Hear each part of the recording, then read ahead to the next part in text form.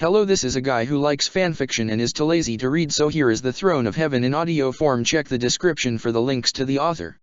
Chapter 91, Gambits. Hiyori sent the message that they're moving now, we need to get ready. Ichigo looked up in surprise toward Rukia. They hadn't expected Aizen's forces to make a move for another week yet. So soon. It seems so. And she let me know there was a change to the plan. Instead of going with her, Tatsuki decided to stay here in Karakura, and she'll be bringing along a different Vizard instead. Ichigo frowned. That was a very sudden change. Rukia noticed his expression and asked, a hint of worry in her tone. Do you think that might be a problem? Before he could answer, Orium spoke up instead, her tone self-assured and certain as she shook her head. I say we should trust Tatsuki to know what she's doing. If she decided to stay back, she probably had a good reason. Ichigo found himself nodding along to that, and saw Rukia do the same. Orium was right, they just needed to trust their friend to have made the best decision. He turned toward Chad, and took notice that the information had brought him back to one of his more traditionally serious expressions, while until now, the conversation Ichigo and Orium had been immersed into had seen him as enthusiastic as Chad ever got, meaning he had been smiling a bit throughout all of it. His friend had been exceptionally interested in the fact that Ichigo had turned his awakened item into a receptacle for Shiro to reside into, and they had been discussing the possibilities that could hold for application of Fullbringer power. Chad had clearly gotten some ideas from it to surpass a block he'd talked about having regarding getting his own awakened item to its full potential, but he'd also suggested Ichigo a few ways that his awakened item hosting his inner hollow could be beneficial. Even Orium had gotten some ideas by thinking about ways she could apply that kind of thing to her fairies, and she was hopeful it might help with her Zanpakuto as well, although Ichigo doubted that. Now that it was time to get ready, however, Ichigo could see the usual seriousness returning to Chad's features. In a sense, Ichigo even appreciated it, considering what task his friend had agreed to take upon himself, but he still felt the need to ask, does that changes anything for you, Chad?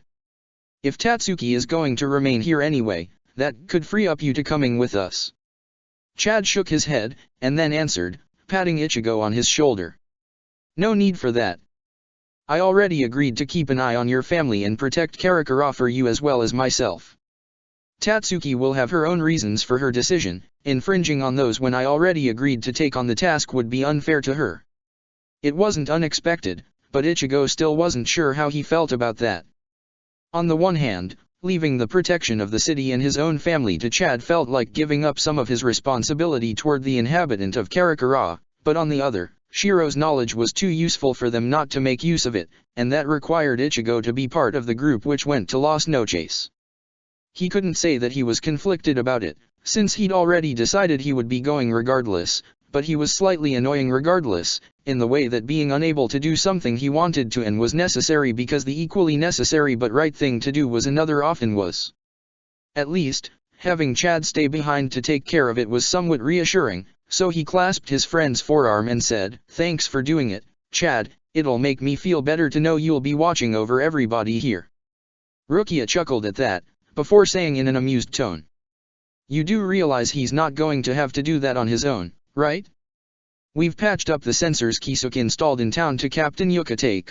The moment Aizen's forces show up, he'll know and move through the portal to bring them here, alongside with Captain Shunsui, Captain Komamura, and the Captain Commander himself. Surely that's enough to put you at ease. Ichigo wasn't that sure he trusted the Godai 13 to be an effective help in the same way Rukia did. While it was undeniable that good people, like Rukia herself, her friends and her captain, were part of the organization, it was just as true that they'd also been ready to have Rukia executed and had to be literally dragged through a fight to the death not to do it. Yes, it had been primarily due to Aizen's manipulations, but the fact remained that he hadn't had the best of the impression with the good intentions of the group as a whole, especially considering how intransigent the old man Yamamoto had proved to be. Overall, his opinion of the group as a whole was pretty dim. He understood, however, why Rukia might not see things that way, and wasn't about to argue with her about it. Especially since she'd only brought them up in an effort to be encouraging and reassure him, and if nothing else, her point about the benefits of having more defenders around was well made. Besides, even if he might have doubts on the integrity of some of the Shinigami, he didn't doubt that they wanted to get rid of the man who'd so blatantly betrayed them, and as long as he could expect them to give their all to the effort of getting rid of Aizen, which he did, the rest didn't really matter too much right now, and they could worry about it later. So he limited himself to answer, in a placating tone. I didn't even consider that, honestly. I'm sure they'll do their best to keep everybody safe, but the Shinigami don't really know my family, you know? Knowing Chad'll be there is reassuring to me because he might notice if they're in danger in a way the Godai would miss simply due to lacking knowledge. Still, thanks for the reminding me about them, it does help a bit in calming me down. Rukia smiled, pleased with that, before nodding and adding. Don't worry, it makes sense your emotional response would be that, emotions don't have to be logical. When you're talking about your family, it's natural you'd want a friend to be the one keeping them safe. Ichigo nodded, then frowned as he was reminded something he'd forgotten. Speaking of that, Chad, would you mind informing Uriah that we've received the call and are about to leave? He told B he'd be at the park we were using for training to test out Karen's skills, you should be able to find him there. I'll take care of it. His friend nodded and offered a thumb up before leaving, which coincided with Urahara, Renji, Ikeku, and Yuki's Hima entering the room, the two members of the 11th and Renji having decided that they'd stay in Karakura until the time for departure came, even though there was technically nothing stopping them from going back to Soul Society and activate their negation devices from there. Still, they were there, and looking around at the group, Rukia nodded with a certain satisfaction before asking rhetorically. Everybody remembers the plan, right? I don't need to explain everything again. Nods all around came from the group, Orium included, and in truth, it wasn't a complicated plan at all. Tatsuki, or, Ichigo supposed, Hiyori now, only had the normal negation devices, 7 of them, which would connect to each of the 7 of them in this room. Since they only had 4 of the large-scale negation devices that would allow for teleporting an entire division, they would divide in 4 groups, with each having 1, so that, when Hiyori scattered the negation devices to summon them in different spots of Aizen's bade so they could surround his forces, they could actually pull off the maneuver correctly. And, since the large-scale devices needed to be charged up for a few minutes before they could be activated, that meant each team needed somebody that would stand guard while the other person was calling a Godai 13 division to their location. Given their uneven numbers, they'd decided that Renji would be the one who'd have to manage on his own, since his Bankai gave him the best chance of keeping up a defensive fight while hiding to activate the device. Ikeku with Yumi Chika would be the first team, since they each worked best together, while Rukia would be accompanied by Urahara, with their sheer breadth of ability being the best bet for being able to adapt to whatever circumstances they would end up appearing into. Ichigo would be watching over Orium while she activated their group's device, between the ability of her fairies to act on their own and the fact that, as a Vizard, he had the most durability out of everybody else, it just made sense to handle things like this. Seeing that nobody needed to get a new explanation of all that, Rukia smiled to the group and said, clapping her hands together. Good. I hope you are all ready. Ikeku scoffed at that, crossing his arms as he replied, please, when is the last time I wasn't ready to go when a fight was about to happen? If anything, I'm a little annoyed at the long wait, while Orium grinned, slapping her hand on the table and saying, of course. We're going to be facing the big bad, and that's the whole point of being heroes. Most people chuckled at Orium's enthusiasm, and then Urahara added, patting the small bag at his side. And I've prepared a whole lot of surprises for Aizen, it won't be the same as facing him on prepared ground would be, but I think I've done a good enough job of setting things up so I'll able to make the battlefield my own no matter where the fight takes place. He paused, then continued to say in fact, as he reached inside the bag and handed over a small pouch to Rukia, I have a few things that should match to stuff you were testing before, in case you need them. Rukia nodded, taking the pouch, which then disappeared into her hand. Ichigo blinked, before realizing she'd just used the ability to hide something within her soul that she'd shown him when she had given him the Hujiaku to hide. He knew she could use the ability quickly and easily, but seeing her do it so casually suddenly made him realize the utility the ability could have in the right circumstances. Before he could ask Rukia if she'd ever considered using it in combat, however, their devices started to suddenly glow with red light, and Rukia said, suddenly serious.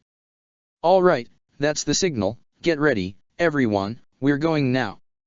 Ichigo nodded, placing a hand on Orium's shoulder, and then the two of them were enveloped by a pillar of golden light. Looking around, he could see all of the others had been as well, and then the room started to slowly get fuzzier, as if hot vapor was saturating the air and making it harder to see properly. Eventually, as the effect progressed, everything started to be reduced to smudged silhouettes with hazy features and contours, followed by unidentifiable blotches of color. Then, the blotches shifted, and slowly, the world around them began to return into focus, and as he did, Ichigo saw that he and Orium had been transported to a completely different place. At first glance, they were in a courtyard of some sort, with a floor of soft white sand under their feet. He could see a number of large, cylindrical towers behind him. He could see three, and part of a fourth, in what looked from his position like a semicircular pattern. A tall wall was visible behind the towers, curving around them in a matching pattern, which suggested to Ichigo that the structure as a whole was a large circle. This was confirmed by the large building right in front of him being also circular, although it was incredibly large, a veritable palace unlike any Ichigo had seen before in person. It brought to mind some of the largest cathedrals he'd only seen image of, extending to such height that, from his position at his base, Ichigo couldn't see the top. He could, however, see the titanic double doors in front of him, which appeared to be at least 30 meters tall and 10 meters large, so big that several trucks could pass through them side by side with ease. Above them, the sky was a stunningly bright blue, with the sun a glowing golden circle spreading light, which was the moment Ichigo realized something was off. In the spiritual realm, as he'd discovered during his attack to the Soul Society, there was no sun. As he took a better glance of his surroundings, he realized that the curve of the sky was much greater than usual, and looking at the walls in the distance, realized that they were standing under a dome connected to those very same walls, which had been painted and had some form of lamp appended to the middle of it. The sound of approaching footsteps drew Ichigo from his study of the area, and he quickly poked Orium, who had been similarly distracted, to get her to focus. Immediately, she pulled out the negation device and started to focus on it, while Ichigo narrowed his eyes as he tried to get a sense for how many enemies were closing in. They were still far enough away he couldn't see them clearly, but from the way they moved, and the clouds of dust raising from them, it was clear they were probably at least 100, possibly more. He glanced toward the large door, and went to see if he could open it. Having a narrow passage to guard would make things a lot easier, but the moment his hand touched it, suddenly both doors swung open, and a massive figure emerged from it. Ichigo took a step back, taking in the man in front of him. He was at least 3 meters tall, and wearing only white hakama pants and a sleeveless jacket open at the front, revealing a muscular chest with a hollow hole in the middle, and thick, bulging arms. His head was crested by bone ridges, with his hair limited to a long ponytail and massive sideburns, while his chin was covered by a jawbone complete with teeth that ran just under his mouth, and looked disquieting when he grinned. "Ah. So you're the Shinigami we were waiting for? The one who came to slay the Espada." Even though she was mostly feeding her Ryotsu into the device in her hands, Orium was still able to glower up at the Arrancar and shout, in a combative tone. "Of course we are."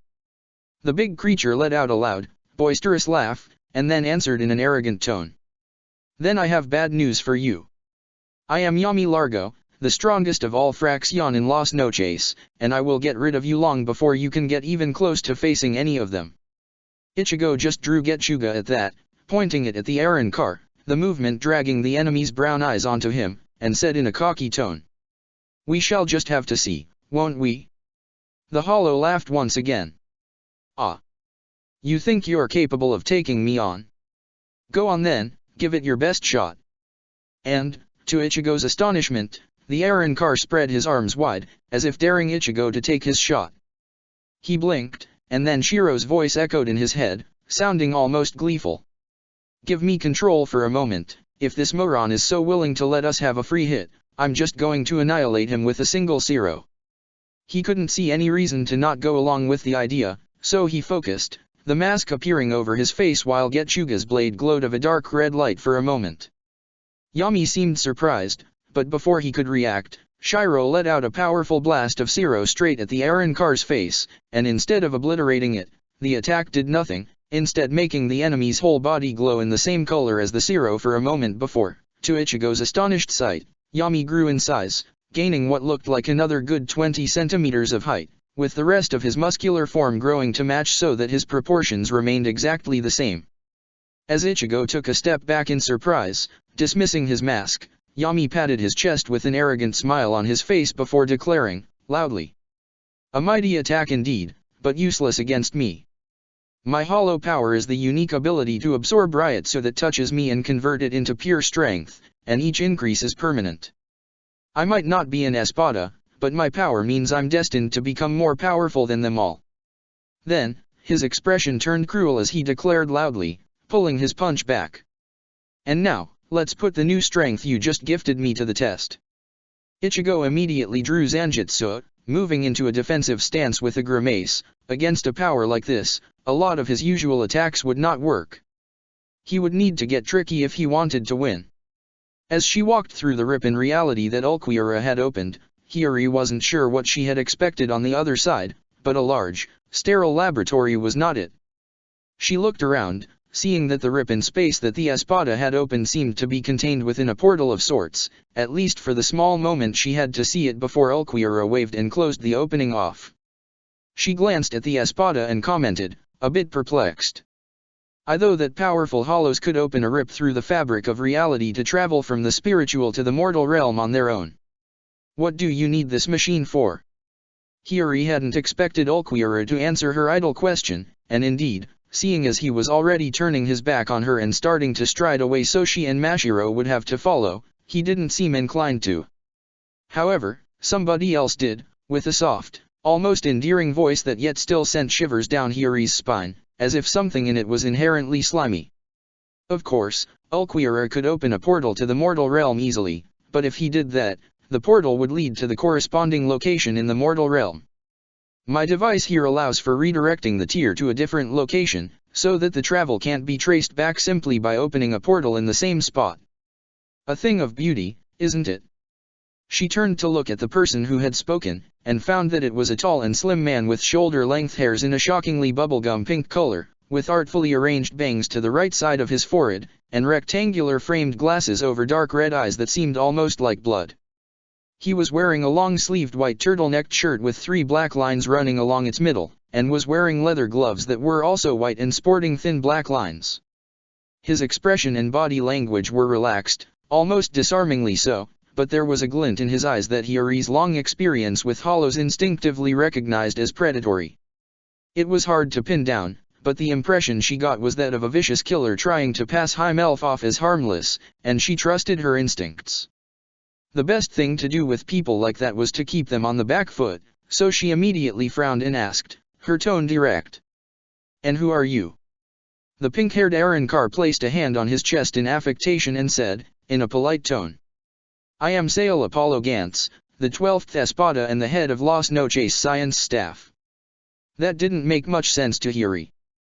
Although Aizen was a scientist himself, why would he not be the leader of his own scientific staff? The glint in the hollow's eyes grew more excited as he explained, in a smug tone. "Ah, but you see, Master Aizen had to spend so much time in Soul Society, he couldn't take direct charge of how things were run here in Las Noches, so he left me to do that for him. He is a great and capable teacher, and I have learned much under his tutelage, but I like to think that, thanks to all my hand-on experience, he and I are now equal." He glanced at Ulquiorra, who had turned and was staring at him in that impassive manner of his, then went on to add, "I mean, of course, purely in matters of scientific knowledge and skill, I'd never contest the master's power. Indeed, the fact he found one as smart as me to run his experiments here, an intellect so sharp as to match or maybe even exceed his own, is just further proof of our leader's greatness, don't you agree?" Hiyori looked at the arrogant Arrancar, unsure what to think of his spiel, but then shrugged and waved a hand, apparently to dismiss what he'd said, but in truth, using the motion to hide her throwing a pair of the negation devices into a corner of the room where they would be out of sight of the 12th Espada or the few people in lab coats that she could see were puttering about on the far end of the area. Then, for good measure, she added, in a careless tone, "Whatever, I'm not here to hear hollows brag about their accomplishments, I'm here to see Shinji and ensure that he's fine." She turned toward Ulquiorra as she said that, but out of the corner of her eye, she could see that her dismissal had left Sail seething. Still, her guide didn't seem to care, as the black-haired Espada motioned for her to follow him as he said, "Come along then," and continued to lead them forward.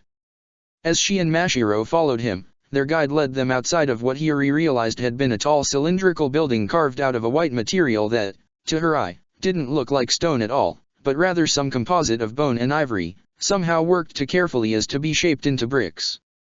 It almost boggled the mind that somebody would spend the almost certainly enormous amount of time required to create something like that when cheaper building materials should be much more accessible, and she was pretty sure it was a bad idea from a defensive standpoint as well. The only conceivable reason to do something like this was as an ostentatious excess, a declaration of security in one's own power, and she had to admit that did seem to match to Aizen's arrogance, but something still felt off about it.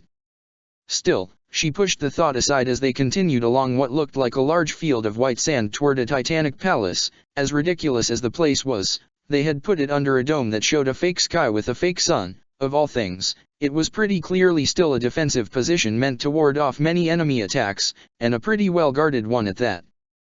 Hiyori had never met a Shinigami who could match her when it came to the sheer range she was capable of covering with her spiritual perception or the level of detail she was able to collect. It was what allowed her to be such a good hollow hunter, and to so easily notice and dodge pursuit in her years as a fugitive from the law, and she could tell that well over 2,000 of hollows were scattered across the nearby area, even if careful to hit out of sight. She couldn't be sure she'd gotten them all. Arrancar left behind next to no Ryotsu signature behind, and while none was as perfect as Ulquiorra at keeping it so fully suppressed as to escape any detection, she glared in annoyance at the Espada's back as she remembered how humiliatingly he was able to beat her in her own specialty. Many of them were still very well hidden, only the occasional lapse in control leaving out tiny amounts of Ryotsu that, she was sure, a lesser sensor would not have been able to perceive. As it was, she could still tell that they were being observed and tailed by a veritable army, so even if their surroundings seemed peaceful, she kept her guard up, and while Mashiro wasn't able to match Hiyori's sensory skills, she could see the tension in Hiyori's body and remained vigilant to match. The fact that Ulquiorra remained silent throughout helped with keeping up their focus, both because he didn't disturb it, and because his mere silent presence was a constant threat all by itself. However, as they reached the titanic doors of the main palace, which, from their size, Hiyori suspected had been built with the possibility of having to let a Minos Grande walk through them in mind, the silence was broken as they found another Arrancar lounging against it, who raised an arm and waved lazily. "Ulquiorra. Giving our visitors the tour? I imagine they're riveted by your brilliant conversation." Hiyori took in the newcomer. He had spiky blue hairs and a patch of bone attached to the left side of his face, which made his mocking grin all the more noticeable. Another thing that Hiyori noticed, thanks to the fact he was wearing an open jacket, leaving his chest and abdomen visible, was that he had a small tattoo with the number 6 on his side, which meant this guy too was one of Aizen's Espada.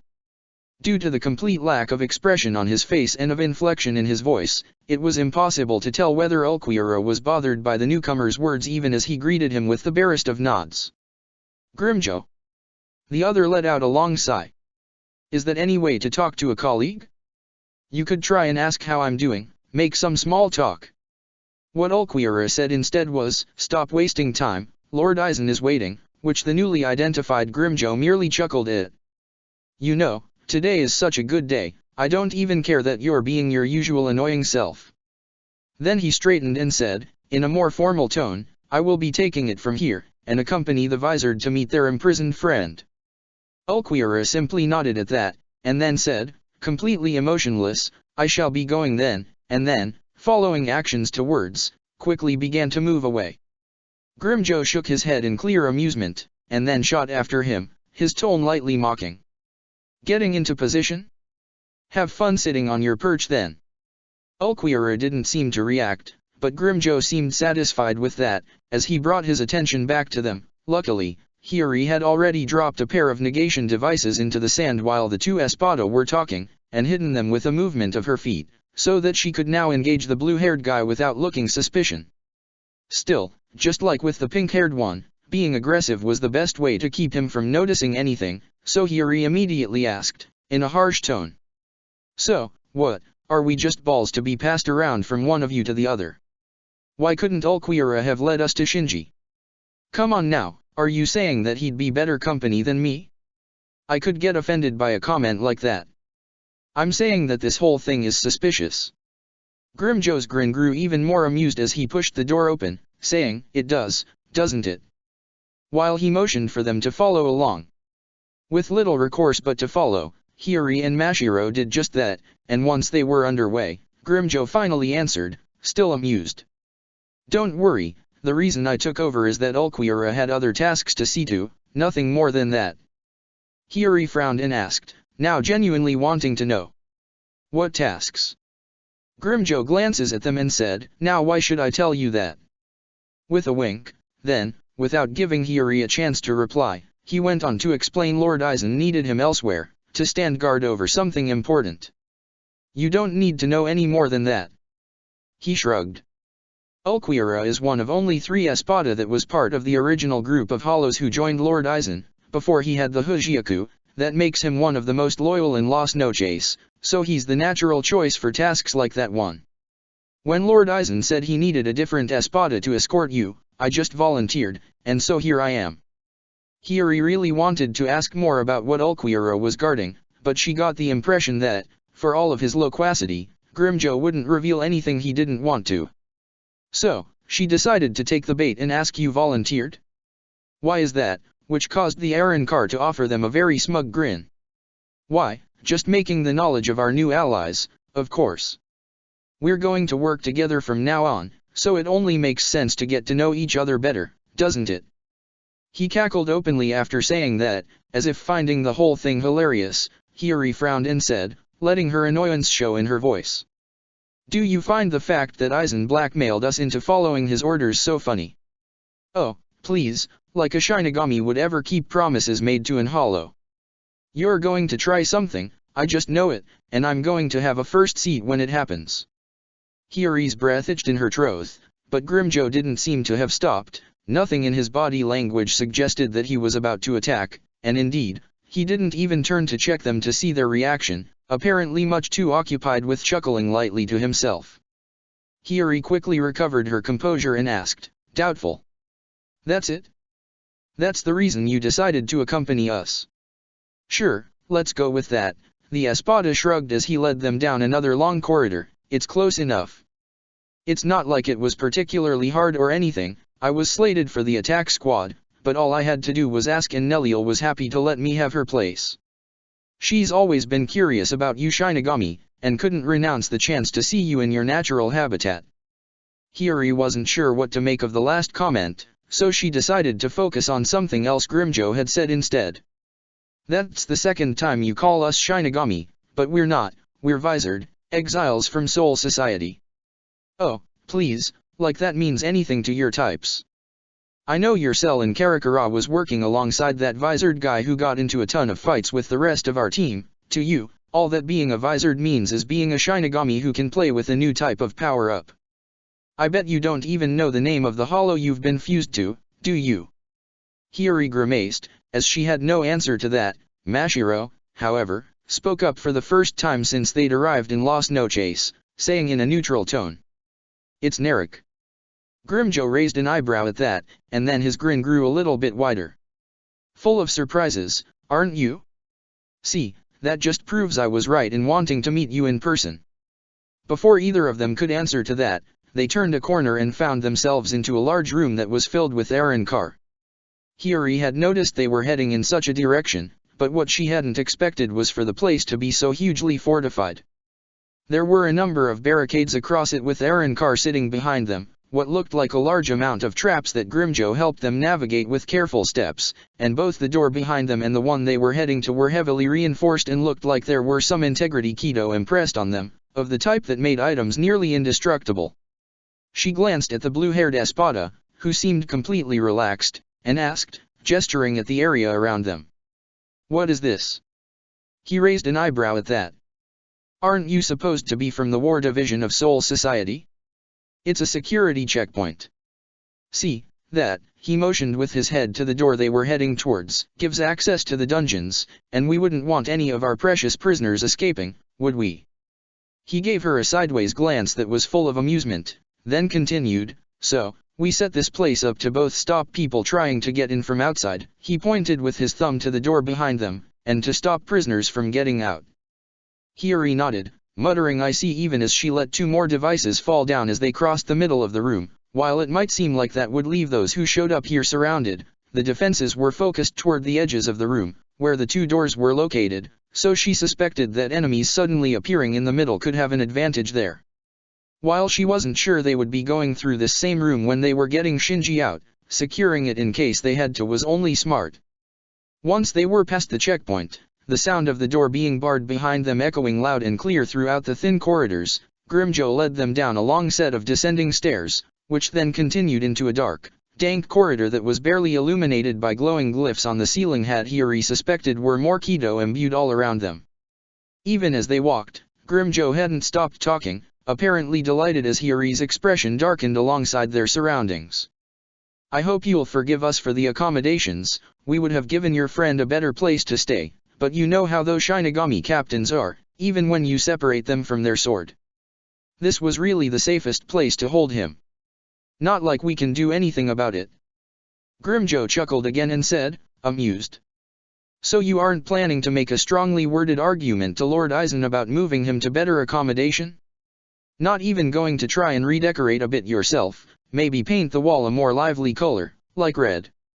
Hiyori stared at the Espada as he winked and then cackled again. She really had no idea what sort of game the creature was playing, but it was pretty clear he was enjoying himself by continuing to suggest they might try to free Shinji, despite apparently not considering it something worth getting ready to fight for.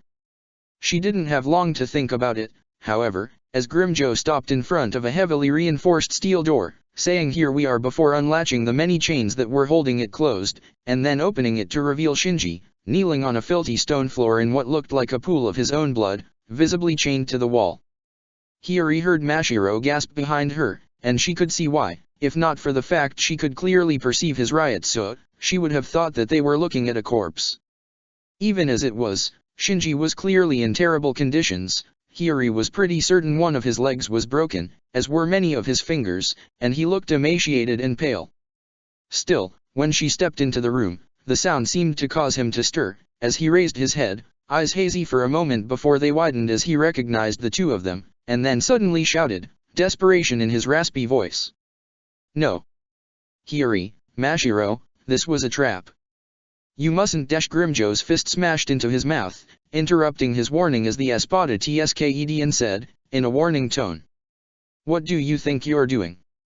Hiyori didn't wait for anything more. Immediately, she activated the last negation device, a pillar of golden light erupting next to her, while she charged forward, swinging her sword toward Grimmjow, who easily dodged back, a big grin on his face as, instead of watching Hiyori, he focused his eyes on the negation. When the pillar resolved itself into the figure of Renji, Grimmjow let out a loud cackle as he shouted, sounding quite eager. Ah! I knew it would be you, Abarai Renji. I was looking forward to this. I can't wait to settle things between us and show you who is the strongest. Renji grimaced, sword already in hand as he shouted, throwing something at Hiyori. This guy is bad news. Get out of here and then use that, just fill it with Ryotsu until it activates. Then, he swung while shouting, roar, Zabumaru, his Shikai swinging at Grimmjow to push him away from them. Hiyori didn't wait to see how that fight would go, instead handing over the device to Mashiro with a curt, you heard the man, get to it, while she darted toward Shinji, murmuring, chop away, Kyubikuri Orakai, as she swung, her sword disintegrating the chains holding Shinji's to the wall before she slammed it into the ground, causing it to crumble underneath them even as she caught Shinji with her other arm, supporting him as they fell. She glanced at Mashiro as the girl took Shinji's other shoulder and asked what now, to which Hiyori was ready to point in the direction they'd come from. Kyubikuri Orakai would cut open a path for them, before Shinji, struggling a bit to do so, pointed with his head in the opposite direction and said, his voice a rasp, Sakanade is that way. Bring me to it, if you can. Hiyori nodded, and they started heading in that direction, although with Mashiro still channeling Ryotsu in the device they'd been given. The area they were in seemed to be made up of a set of enormous yet empty rooms connected by tiny corridors, making navigating by sight very difficult. Hiyori wasn't sure how much distance they had covered, only that they were in one of the big rooms when, suddenly, the device started to glow, before they were surrounded by a multitude of glowing golden pillars. When the light finally disappeared, Hiyori had to hold back a whistle. Intellectually, She had known, from Tatsuki and Rukia's words, that she was going to summon an entire division as reinforcements, but it was another thing entirely to see 3,000 Shinigami suddenly show up out of nowhere. Still, it was reassuring, especially because of the closest figure. She'd never met the man before, but the white Haori identified him as a captain, and the white hair ornament over the long black hairs and grey eyes made him a member of one of the 46 great noble families, and only one of those was currently a captain of Soul Society. Thus, Hiyori smiled at Rukia's brother and said, trying to let her confidence show through and hide her relief. "It's nice to have you around, Captain Kukiki. We were heading to recover Shinji's Zanpakuto in that direction, but Renji was fighting one of the Espada back there to give us time to call you forth. And if you want to know where the big target is, I can sense Aizen and 2 other Shinigami in that direction." She pointed as she spoke, and while he didn't seem to have much of an emotional range, Rukia's brother nodded in acknowledgement of her words, a tiny hint of appreciation perceivable in his Ryutsu even if it didn't show on his face. However, before he could speak, Hiyori suddenly felt a shiver go through her as a titanic Kido, a barrier of some sort, was activated, and then a voice echoed through the air, one that was at once familiar and loathed to Hiyori's ears. "Welcome, my fellow captains and their respective subordinates, to the Palace of Las Noches.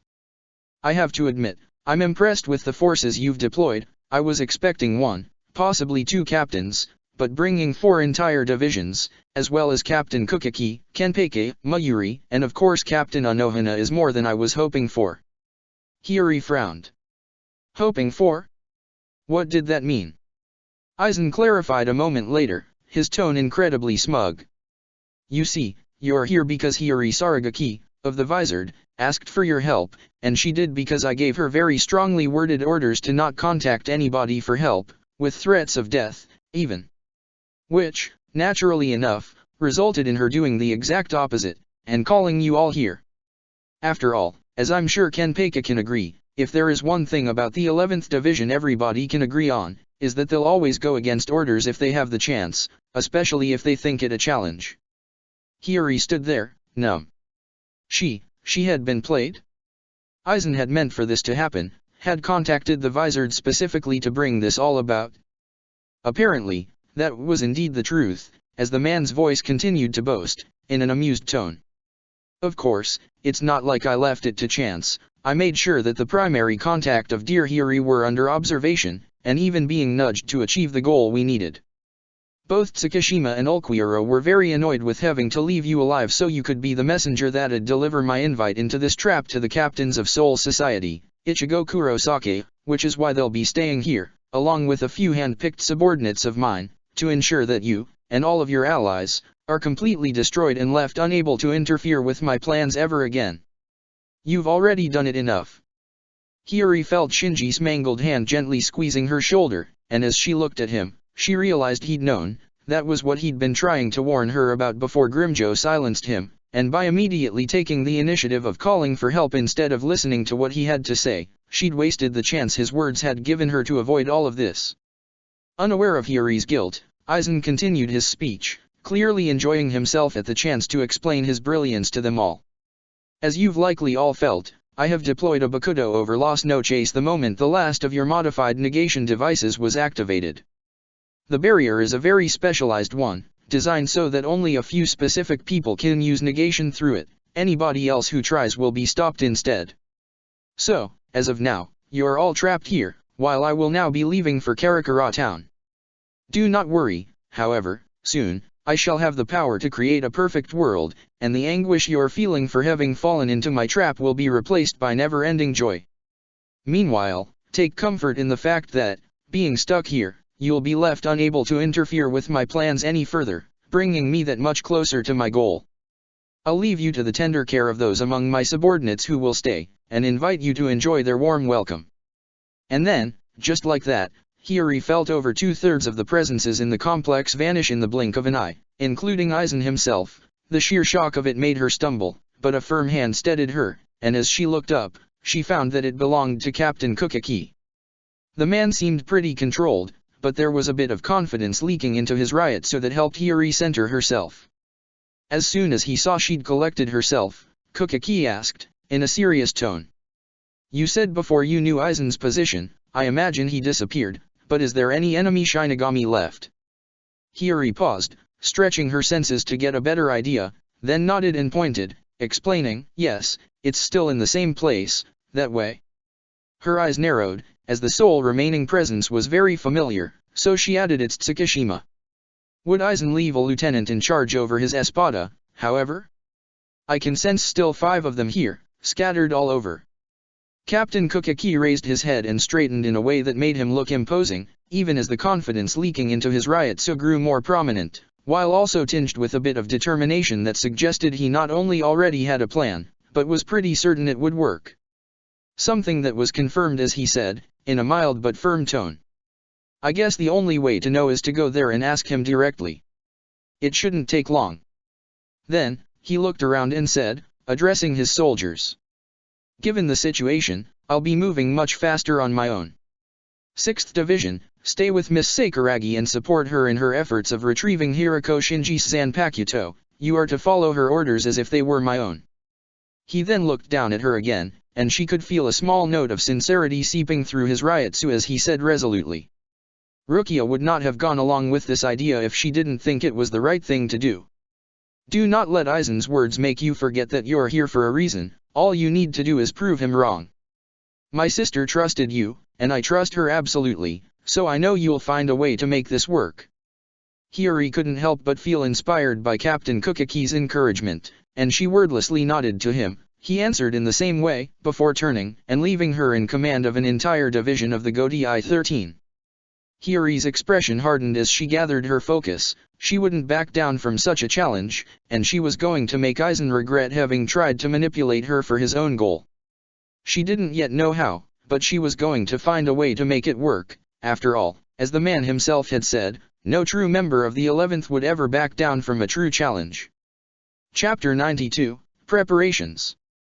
Karen was shaking a little as she held the glowing knife in her hand up for inspection to Urayu, who was observing it in silence, while moving slowly around her. The shaking wasn't due to the effort of maintaining the weapon despite having next to no practice with it, but rather a mix of worry and excitement at the idea of being tested for the potential possibility of being taught. Urayu didn't let it show on his face, but he was approving of the attitude. Eagerness to learn, mixed with uncertainty of being ready for the lessons, was the best possible way to approach training in anything, and especially something like the Quincy Arts, which required a lot of focus and determination to gain true proficiency in them. So, he offered a nod, earning a smile from Kurosaka's sister, and said in a neutral tone.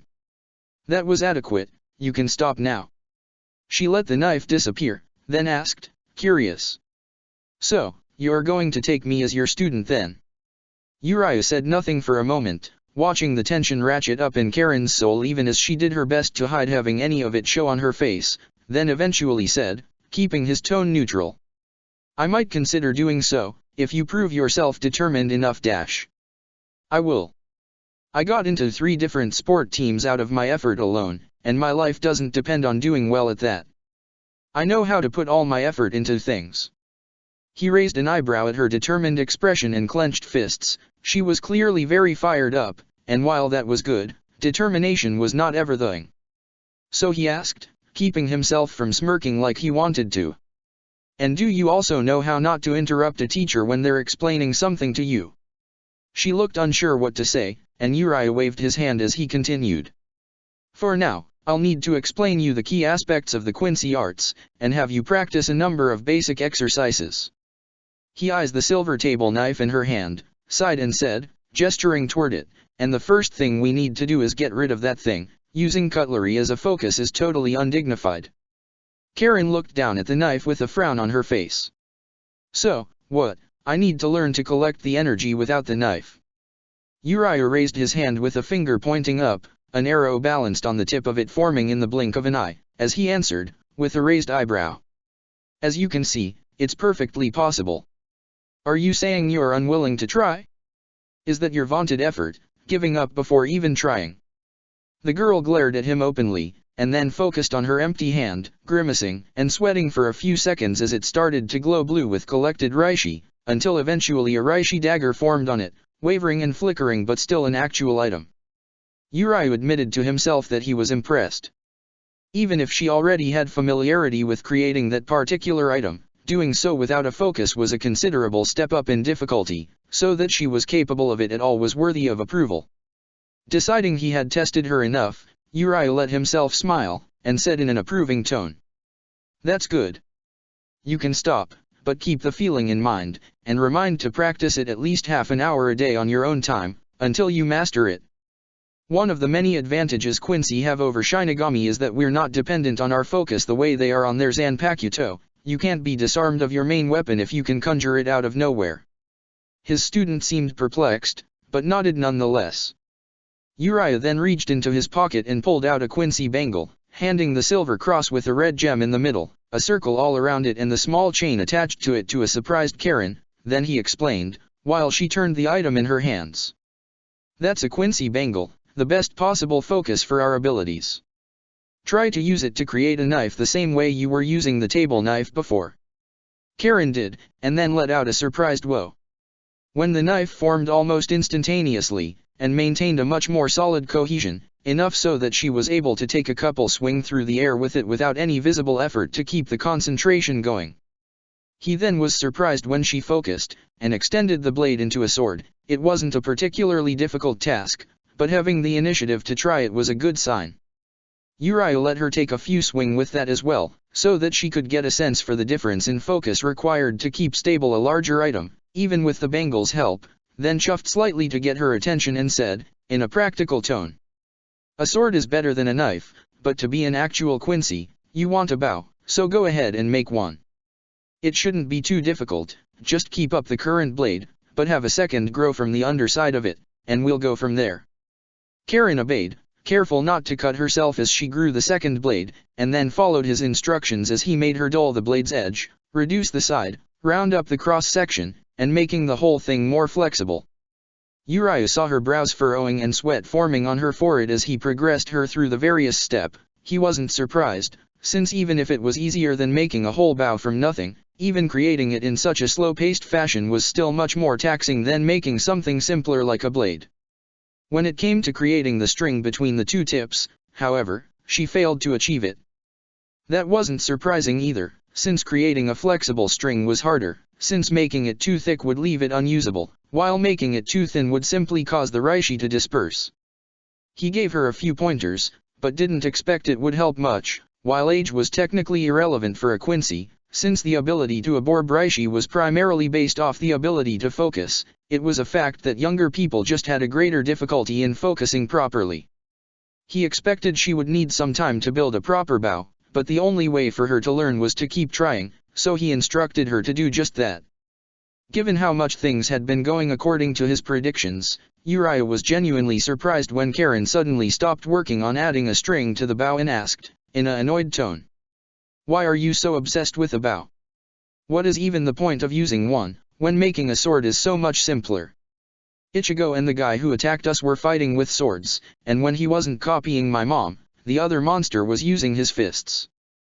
Uriah was surprised, and for a moment, considered remarking on the lack of dedication after her declaration she'd put her effort in. That was certainly what Master Haiwan would have told him if he'd thrown this kind of tantrum. However, he remembered also the way his grandfather had instructed him, always providing him with a lot of explanation and reasons about why things could be done one way. He would not personally say that was better. After a while of Master Haiwan's teachings, Uriah had realized that just by following the man's instruction the reasons behind them became clear, so he could see why the master would consider a long explanation a waste of time better spent training. But, considering Karen's age and the deep scowl on her face, he decided it might be better to just hand her over the answer, instead of forcing her to figure it out through training. Still, that didn't mean he couldn't include a little demonstration with it, just to better drive the point home, so he asked, letting disp pointment color his tone.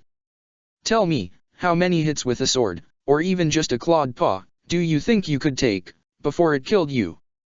Karen frowned and answered, clearly wary of a trap but still stubbornly wanting to win the argument. Ichigo and Dad were able to get hit a lot of time in their fight with the monsters. He raised an eyebrow at that. Why in the world would she compare herself to Kurosaki of all people in durability, when her brother's powers came from the inner hollow he had and she did not?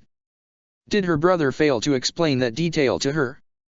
Regardless, it didn't really matter, as he created a sword in the blink of an eye, pointing it at her as he escalated, with a raised eyebrow. So, you're saying that if I now stabbed you once, you'd be able to survive it? She looked at the sword with wariness. Uriah wasn't keeping it so close that she could get hurt by it, just aimed in her general direction so that she realized this wasn't a game. It was clear that she was seeing the point, but then she glared up at him and said, annoyance in her voice. No, of course I didn't mean that, but once I know the techniques to defend myself. It won't matter, Uriah cut her off with seriousness, because you'd still be far more fragile than your opposition. Ignore your brother for a moment here. His ability to take hits is stupid because he got his hands on a power-up that neither I nor you can replicate. While there are ways for a Quincy to survive taking some damage, but they all are risky gambles, and far from a perfect defense. If you get hit by a lethal strike at the wrong time, even if you're very strong, you're still just human, and will die. So fighting is dangerous, I get it, but the other guy has to worry about getting hurt too. Uriah raised an eyebrow at that encountered, in an amused tone. Does he? From what I understand, you've seen both Hollow and Shinigami be on the receiving end of some very high damage attacks. Did that let them dead, in your observation? She went pale at that, which Uriah could understand. He'd seen the condition Kurosaka's house had been into after the fight with Tsukishima, and if the girl had seen her brother and father fight off an Espada, he was pretty sure she'd know of their regenerative capabilities as well. Once it was clear Karen wouldn't answer, Uriah went ahead, dispersing the sword he had previously summoned. So, as I hope you now understand, our opponents are much lower than us, and we need to react accordingly if we want to win. All of the Quincy arts were developed with this principle in mind. Karen frowned, clearly unhappy to hear that, but then she asked, gesturing at the stringless bow in her hand. And what has any of that to do with you insisting that I need to create a bow? Isn't it obvious? The bow lets you strike at an opponent from a distance, far enough away, hopefully, for you to see an attack coming and activate your defenses, or dodge out of the way. But bow are ancient weapons, and difficult to use, aren't they? If you need to fight for afar, why not go directly for making a gun? Uriah raised an eyebrow at that, then gestured at Karen with one hand and said, amused. Well, why not, indeed? Go ahead, make yourself one. He expected her to ask him how, but she surprised him by taking a very serious expression and getting right to it, dismissing her incomplete bow as she focused very hardly, almost immediately forming a handle with a trigger before her determined frown turned into a more confused one, as she started to struggle before suddenly, with a widening of eyes, realizing what the problem was. She managed to get her creation to be gun-shaped, but a mere exertion of his senses told Uriah that she had just stumbled on the answer to her own question. But not wanting to drag this one more than necessary, he voiced it for her. You're having problem with the internal parts of it, I imagine. Karen let out an annoyed huff, then nodded and answered yeah. I thought it was easy, but I realized I'm not sure exactly how the mechanism to move the pieces work, or how to go about creating gunpowder, and... She trailed off, so Uriah finished, and then you realized that the focus required to create a mechanical system that resets itself, even if you know every little details of how it works, would be that much more difficult than forming a bow. She nodded, looking defeated, so Uriah added, in a lecturing tone. You might want to consider the matter of ammunition as well, both how it gets loaded into the gun, which creates a second system to keep track of, and how to split your focus on having multiple pieces at once, which is actually even more difficult. He shrugged. Don't get me wrong, once your focus is good enough, you'll be able to create one, I can. But by the time you are able to do that, you'd be able to do much more with the bow, because you don't need to worry about any mechanical part taking up your focus, and instead of splitting your focus 12 times to have enough bullets, you can use your ability to split focus on other things that are more important to surviving the battle. And whereas trying to create bullets inside a gun without making it misfire is dangerous and risks you exploding your own hands by accident, you can create arrows without such worry, with much less focus since they've a simpler structure, but at an almost equal rate of fire, since unlike with real ones, you don't need to draw and can create them already cocked and ready to fly. Karen had listened attentively, and commented, clearly thinking the matter over. So, the bow is sort of a compromise? Since melee weapons are simple but lacks the range, while guns are better but more complicated.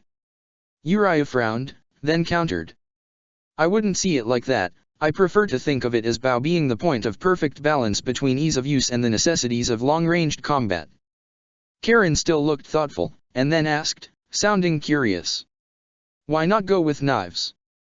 The idea was so ridiculous that Uriah couldn't stop himself from asking, puzzled, knives, to which Karen nodded, the explanation flowing out of her in a rush. Yes.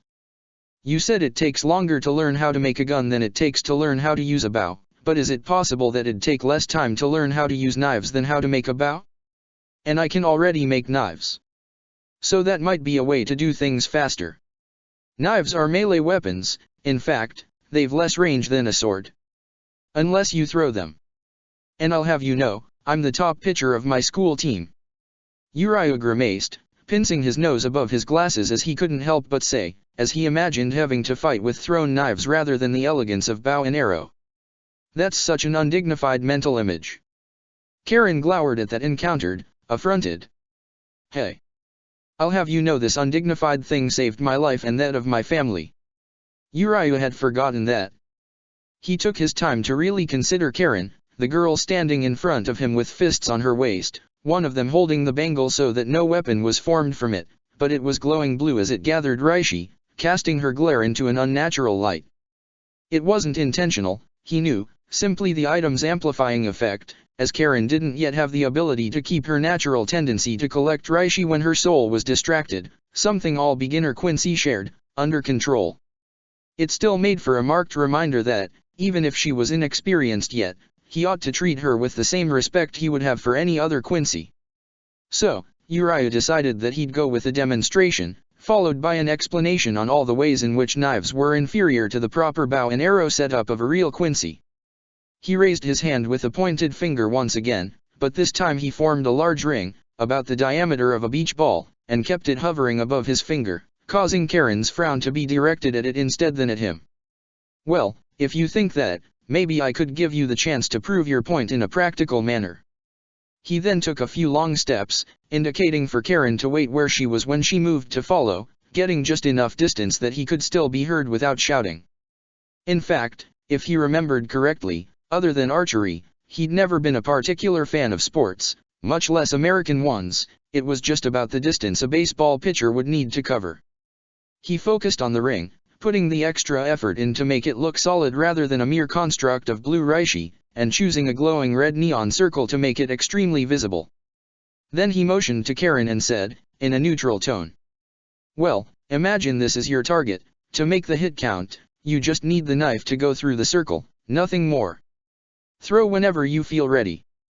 She threw immediately, much as Uriah had expected, but even with all of her strength behind the throw and their skill at it, she was outclassed here.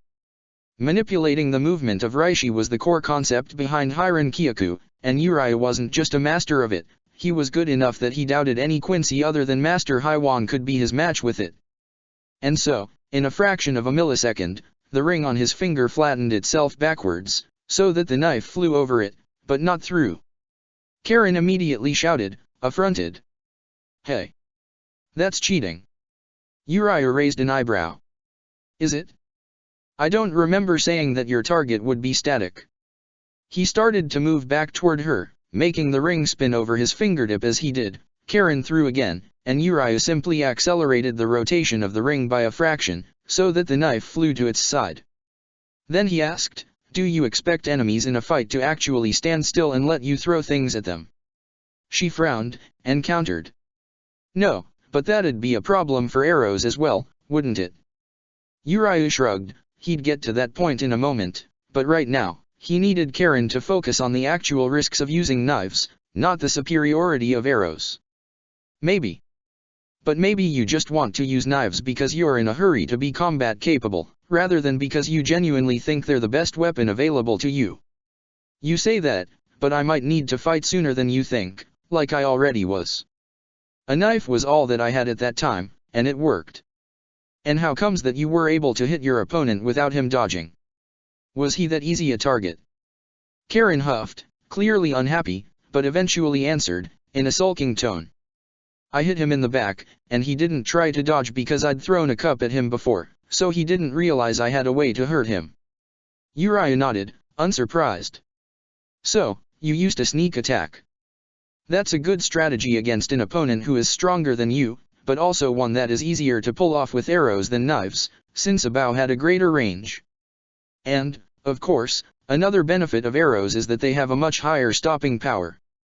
The difference is less marked than with material weapons, since in spiritual combat, mass counts far more than speed, but an arrow and a knife are roughly the same size, so the extra acceleration a bow can give an arrow matters a lot here. He paused, then added, as an afterthought, and of course, this is another reason why going for guns isn't really worth it, even the larger caliber bullets are much smaller than an arrow. The greater speed bullets does still matter, but only in making them impossible to dodge. It doesn't magnify the damage they can inflict. Once again, the bow is the ideal compromise. Karen didn't seem to want to concede the argument, but Uriah could sense her emotion, and he got the impression that she was starting to enjoy herself. Apparently, arguing for its own sake was something she did for fun. Something Uriah might be able to use to stimulate her interest, hopefully. But surely there are some ways to make a knife go faster, and travel longer distances? Right. Of course. I imagine you're about to argue that learning how to use those would be easier than learning to use the bow. Wouldn't it? If the effect is the same, shouldn't it only be a matter of preference? What if I told you that the same techniques could be applied to the bow and arrow, so that they retain their advantage? That just makes it smarter to learn them first. That way, I could start fighting using knives immediately, and then learn how to upgrade to a bow later on. Uriah paused, because she had a point about that. He offered a nod and said, in a respectful tone, "That's not entirely wrong. However, that doesn't take Heiligfeel into account." Karen frowned, clearly confused by the new term. Heiligfeel. It's one of the 6 Quincy arts, one that focuses on manipulating the reishi an item is composed of to give the item some type of effects. It's similar to Hakuda in concept, although very different in execution and results. He paused, but it was clear from the expression on his student's face that she had no idea what that meant. With a sigh, he reached into one of the hidden pockets he'd sewn into his clothes and pulled out a Seal Schneider, activating it to Karen's awe. Then, waving the item in front of his face, he explained. "This is one of the easier examples, it just makes the edge of a reishi item vibrate at high frequency to give it the best cutting edge possible. You have a lightsaber. You had me practicing how to make knives while you had a lightsaber in your pocket. Why would anybody need a knife if they can pull out something like that?" Uriah sighed, deactivating the Seal Schneider and then throwing it at Karen, who caught it with shock. Hopeful that would catch her attention, he said, in a lecturing tone. "That's not a sword. If you look at the attach of the handle, there's a place to hook your fingers when drawing a bow. It's a type of arrow, although one with some flexibility if a Quincy is caught in melee combat. So, you actually shoot lightsabers out of your bow? Alright, I'll give it to you, that might just be awesome enough to justify learning how to make one of the things." Uriah sighed, ignoring the comment as he explained the actual reason he'd pulled out the weapon. "As you've seen, by manipulating the reishi of an item, it's possible to give it special properties. However, different items require different exercises and practice to achieve the desired effect, not to mention that a modification that works on a type of item might just mess up things if used on a different one.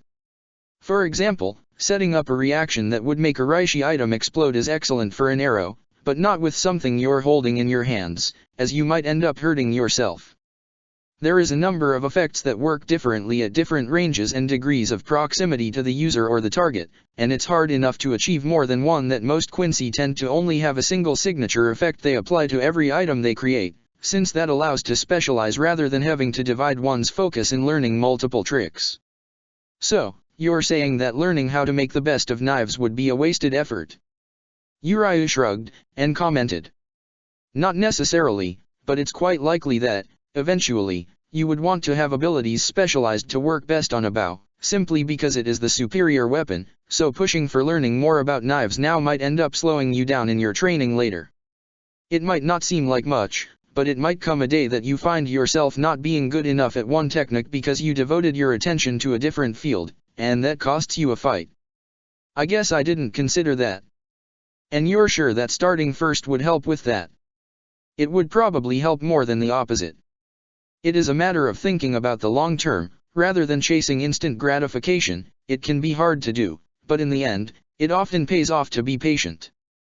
Karen seemed to take that in, then nodded and said, in a more serious tone, "Well, I guess you're the teacher, so I'd best follow your advice, right?" That made him feel proud, and he was about to answer when a familiar voice intruded in the discussion, speaking up with a polite tone Uriah was well used for. "I had no idea you had found yourself a student, Uriah. Have you been teaching her long?" Turning toward Hashwal, Uriah shook his head and explained easily. "In truth, today was more of a test to decide if I would take her as an apprentice than anything." The other Quincy raised an eyebrow and said, "Oh? And what did you decide?" which caused Karen to tense up, clearly worried he might change his opinion at the last minute. Uriah had no intention of doing so, of course, so he placed a hand on the girl's shoulder to reassure her, and even if she immediately pushed it away with a huff, he could sense in her soul how satisfied she was for his help. He also added out loud, because the girl needed the encouragement, "I would be glad to teach her, she has more potential than I have seen in a beginner in a long while." Hashwal seemed to consider that, then nodded and commented, his tone light. "Fair enough, I imagine you would know what you were doing. I was just a bit surprised that my grandfather didn't tell me you were considering taking in an apprentice. Did you ask him to keep it private for some reason?" Uriah hadn't, in fact, he'd not asked permission at all, mostly because, with the current situation with the visiting Quincy groups as it was, he didn't want people like Quiljopi discovering it and trying to interfere for their own motives. Still, he couldn't lie to Hashwal about it, since his fellow student would likely ask Master Haiwan at the first occasion, so Uriah answered, with a grimace. "I haven't informed the master yet." Hashwal's expression turned dark at that. "You know that, even if you meet the qualifications to teach, taking a pupil of your own if your master didn't allow it would be the height of foolishness, Uriah. In fact, some might consider it an insult that you would decide to do so without consulting him on the matter, as if you knew better." Uriah knew that Hashwal was right, so he offered the only defense he had by saying, "Today was just a test, so that I could make the decision. Now that I have, I would have obviously informed Master Haiwan before offering any actual lessons." Luckily, Karen didn't contradict him to say that he actually had already offered her instruction, but even without that, Hashwal looked at him suspiciously, before his features relaxed into a polite smile, although there was still some hardness to his voice. "Then you won't mind going to speak with grandfather right now, will you?" "Of course not. Lead the way, we will follow." As they started to walk in silence, Uriah decided he might as well take advantage of the walk to ask a few questions of Hashwal. The man had said that he would help with getting some other Quincy to support working with the Shinigami against Aizen, but he hadn't get back to Uriah about that, and with the threat of the Espada's invasion looming, Uriah really wanted to have an answer before the attack started. Besides, this might be an opportunity to discuss what Ichigo had brought up about the Oswal. Uriah decided that he might as well start soft, so he asked with a bit of curiosity. "I was wondering, did you sought me out for something specific? I know that the park we were training at isn't anywhere near the area of town you tend to frequent." His fellow students shook his head. "Master Haiwan just requested that I bring him to you, so I searched until I found you." "I see. Is this about the political matter we spoke of in the past?" Hashwal seemed to hesitate before answering, and when he did, saying only maybe, Uriah got the distinct impression that he hadn't expected the question at all. That meant he didn't think the matter would be on Master Haiwan's mind, and considering the situation, Uriah openly frowned as he said, in a slightly annoyed tone. "You haven't even spoken to him about the matter, I think. Why is that?" Hashwal's voice was tinted by some annoyance of its own as he answered. "Because it's a complicated issue that requires consideration. I was hoping to have some of the other leaders willingly supporting me, and even after reaching out to them, which I already have, it takes time for them to give back an answer. Just be patient, and when I have news, I'll tell you myself." That almost made sense, except for a detail that struck Uriah as extremely unlikely and very much unlike his fellow student. Enough so, in fact, to make him suddenly quite suspicious, so he asked, pointedly. So, you mean me to believe that you went behind your grandfather back by talking to other Quincy leaders without his permission? The same person that just reprimanded me for not consulting him on the much smaller issue of taking a student. Hashwal stopped at that, and Uriah immediately did the same, his body tensing as he extended his perception, almost sure that he would discover that the person in front of him was the shape-shifting Espada that Ichigo had warned them about. Because of this, he was left unsure when he instead detected the man in front of them as a full Quincy and, in fact, the very familiar presence of Hashwal himself. However, as he took in everything that his senses were telling him, his suspicions become of a very different type, as about 2/3 through his perception range, he sensed two more Quincy, hidden behind some of the buildings parallel to the street, who had very obviously been shadowing them from a distance. In fact, they were waiting well outside the range of perception of most Quincy, even masters. The only reason they were well within Uriah's own range was that, after his experience in Soul Society, where he'd spent almost an entire week continuously on high alert in the middle of lethally dangerous enemy territory. The experience had worked as a form of stress test training for his perception, to the point Uriah would bet he outclassed nearly any Quincy at sensing. But it also meant that, as far as the two tails were concerned, they were hiding outside of Uriah's range, so that they could observe him while he was unaware of their presence, and that was not the action of an ally.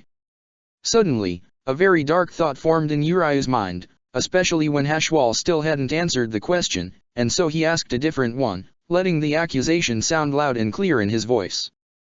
You know, at the time I didn't give it much thought, but you did insist quite a lot on having Ichigo give you that demonstration of his powers.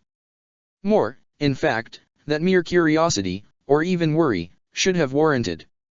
And now I'm wondering, were you looking for a Quincy who was able to also use Shinigami powers, or for a demonstration of the power of the Oswal to absorb the power of a Zanpakuto? In front of him, Hashwal sighed, and then turned around, saying in a very neutral tone. You always were too smart for your own good, Uriah. Why couldn't you have just followed me in silence, like would have been proper, instead of having to start asking questions? Uriah ignored the attempted rebuke, instead narrowing his eyes at his fellow student. So I was right then, you wanted the Oswal all along. Is that why you supported neutrality, back when Master Haiwan asked us what we should do, because you wanted to have free ground to steal the Oswal from the losers afterwards? Hashwal shook his head, then raised an hand and called, loudly, come out, before refocusing on Uriah and saying, a bit of arrogance in his tone. You're so smart, and yet, you can be so short-sighted. We aren't going to wait to steal the Oswal later, we're going to get them as payment from Aizen for siding with him. Uriah was left shocked by that, even as he registered that two other Quincy had stepped onto the street, his focus completely on his fellow student as he asked, aghast. You've been planning to work with Aizen this whole time? What? Why?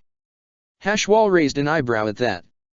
You just said it yourself, for the Oswalan, and more so, for what they will allow us to do, exterminate the Shinigami, and replace them in ruling over the souls of the dead. And you would sacrifice everybody who is living in Karakura for that. Hashwal cocked his head to the side, and asked, sounding curious. Now where did you hear something that absurd? Rukia was. Uriah trailed off, as he realized that the only reason they knew this was because Ulquiorra, Aizen's servants, had told Rukia that they were, essentially, trusting Aizen, of all people, to have honestly revealed his true plans to them, even if only by making the mistake of sending a subordinate incapable of keeping his mouth shut. Something which, really, they had no reason to actually believe. Hashwal smiled smugly upon seeing the realization dawn on Uriah's face and commented, idly. It seems to me that you were tricked. Which, of course, means you know nothing about what is really going to happen next, Uriah. He gritted his teeth and countered, in anger. That doesn't change anything, you'd still be working with Aizen, the man responsible for my grandfather's death. Ah, yes, the Project 4U517413NQ. Uriah went cold, he'd never mentioned that name to anybody when he'd explained what he'd learned about Aizen's guilt. Hashwal merely shrugged, and explained, sounding almost bored, the Oswalan could not be created without sacrifice and study of how our powers work, when your grandfather started to interfere with the efforts made by mine to give our ally the materials needed to complete the project, sacrificing him as well was the only option. Uriah was left trembling, unable to speak or even articulate his feelings over the reveal of such a betrayal. His muscles seemed as heavy as lead, his blood moving so slowly through his veins it felt like mud, his lungs twisting as he missed breath after breath as he failed to process the emotions. Hashwal didn't seem to care, however, as he merely turned his back, waving his hand as he absent-mindedly said, "I have troops to lead and no time to waste, I'm leaving it up to you to take care of him and his little pet," before heading away. And still, it was all Uriah could do to watch his back grow smaller as he left, switching between boiling hot rage and deadly cold dismay in a cycle that left him almost unresponsive. It was Karen who saved his life, her scream of, "Uriah, help!" causing something instinctive to push him into action, diving for the girl and using a Hiran Kyaku platform to slide them away just in time, as barely half a second later a large plume of fire enveloped the R where they'd been, something that would have killed them without a doubt if they'd still been standing there. As he regained control of himself, Uriah finally took the time to look at his opponents. The one who'd struck at him was a tall man, taller than Chad even, and with similarly colored skin. He had a small goatee and a big, poofy afro that had clearly been dyed orange, rather than being the color naturally like Ichigo's or Orium's hair would be. His eyes were hidden by sunglasses with star-shaped lenses, and over his shoulders, neck, and arms was a massive dome-shaped armor plating, with each sleeve ending in the shape of a dragon mouth.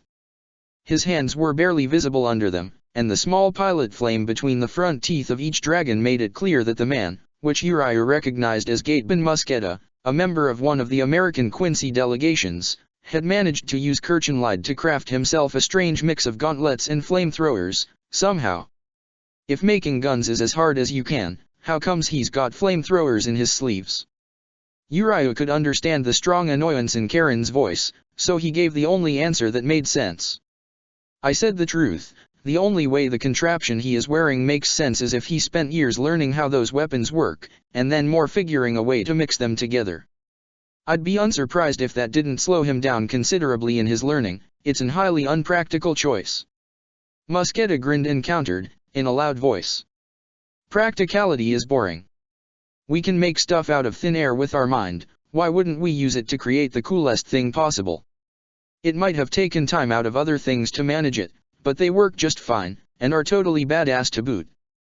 And, as if to prove his point, he jumped at Uriah, who used Hiran Kyaku to immediately slide backwards, well outside the blast zone of the flamethrowers, as he created a simple bow in his hand, saying, "There are advantages to practicality, letting an arrow fly straight at his opponent, like range. Range is overrated." The comment came just as a thrown knife intercepted Uriah's arrow, the blade cutting through the arrow's shaft, sending the tip spiraling away from its intended trajectory. To launch it had been the other Quincy of the pair that had been tailing them, this one from OP's German delegation, with the tattoo shaped as leopard spot around his left eye and the thin square glasses. Shizdomino was very much unmistakable. He had a set of 6 or 7 knives in his left hand, and was spinning a 7th along the fingers of his right hand. Karen glowered at Uriah and muttered, pointing at the other Quincy, "He's using knives," to which Uriah replied, using a tone with no inflection to it, "Yes, I can see that." Domino smirked, in a threatening manner, and said, stopping from twirling his knife to point its tip at Uriah, "I'm here on behalf of Master Opie, Uriah Ishida, as he couldn't be here, since he has to lead our forces against the Shinigami. He said that, if you refused to join us, I was to test you, to see if your talent, at least, would make you worthy of surviving in the new world order we'll bring about, or if your betrayal of the Quincy cause is backed by arrogance rather than skill, in which case, you're to be cut down where you stand. Now prove your worth and that of your clan, Ishida." As he shouted the last words, Domino swung his left hand in an underhanded throw that sent the 6 knives flying in a parabolic arc, giving them much greater range than a straight throw would, but at the cost of speed and making their path totally predictable. Uriah went to use Hiran Kyaku to dodge, but as he did, he immediately saw Musketa en route to intercept, pointing one hand behind himself to use the recoil of one flamethrower to give himself a push of sudden acceleration, immediately firing the other one just as he landed. Uriah grimaced, correcting his trajectory just in time to avoid the flames. This, however, exposed him to attack from Domino, as the German Quincy had repositioned and thrown his next knife in a much faster straight throw. Uriah shot instantly, the resulting arrow too low-powered to destroy the knife and punch through but fast enough to deflect the attack away in a clash of projectiles. He then took a moment to charge up a more powerful one, to which Domino answered by sending two knives, one from each hand, in another parabolic arc, one that Uriah ignored as even from the beginning he could see that the weapons would miss him and fall behind him. At least, it was so until Mosqueda jumped up and punched the knives down, giving them an incredible acceleration as they were re-aimed straight at his back. Uriah had to shot his arrow before it was ready, even if he knew it wouldn't be strong enough to punch past the knives Domino had created to block it, because he had to accelerate them upwards. This, however, was met by a problem as Karen let out a shout and grabbed his leg. She'd almost fallen, and he realized that she wasn't used to the top speeds he could move his Hiran Kyaku at. He secured her feet to the sled, but that would greatly reduce his options, and having to limit his movement speed was going to make it even harder to avoid their enemy, since that speed was about the only thing he could be sure the other Quincy would be unable to match. Anything else, and things became more chancy. And that was without considering that the two clearly had planned the attack and, if not truly used to work together, they had at least prepared a few combinations that took advantage of their numerical superiority. Such as right then, as Mosqueda, who was still in midair from his previous attack, created a Hiran Kyaku sled and used the flamethrowers to push himself at Uriah at high speed, the sled shaped so that it had a large frontal screen that would stop arrows from Uriah and a long spike right in the middle to impale him with. Normally, that'd have been easily avoided by diving down again, zigzagging between altitudes, but Domino had shifted to creating knives with one hand and throwing them with the other, the rate of fire almost comparable to what Uriah himself could achieve with his bow, and thus the sky underneath him was filled with flying projectiles, meaning that he would be forced to take Mosqueda's attack head-on. Even though he was sure his accuracy was good enough to take down the orange-haired Quincy with a single arrow, he was not so sure he'd have the time to charge up an arrow powerful enough to pierce the windshield Mosqueda had set up before he was impaled. So, he reached for his pocket instead and threw an explosive Jinto straight at the windscreen instead, the shockwave from the impact sending the sled careening out of course. Still, thing couldn't continue like this. He took a moment to consider the situation, and a plan was just forming into his mind as Mosqueda corrected his course and turned toward him again, before suddenly, a beam of powerful Ryotsu smashed straight into the sled, sending the Quincy falling to the ground. Karen would have been jumping at his side if her feet hadn't been secured, and even with that she was still shouting as she pointed down, in an excited tone. "Look, it's Chad." Uriah's tall friend raised a thumb up to Kurosaka's sister, then turned his attention to Uriah himself and said, in a neutral tone, "Ichigo sent me to warn you that the attack has begun." Uriah nodded and answered, in a matching deadpan. "In that case, you ought to know, and let the others know when you can, that the Quincy have sided with Aizen, and there's several very high-profile clans that have come here to Karakura to join his army." He then moved his eyes to the ground, where Domino was eyeing Chad with what looked like a mix or annoyance and disgust, while Mosqueda was slowly getting back to his feet, apparently having managed to survive his fall.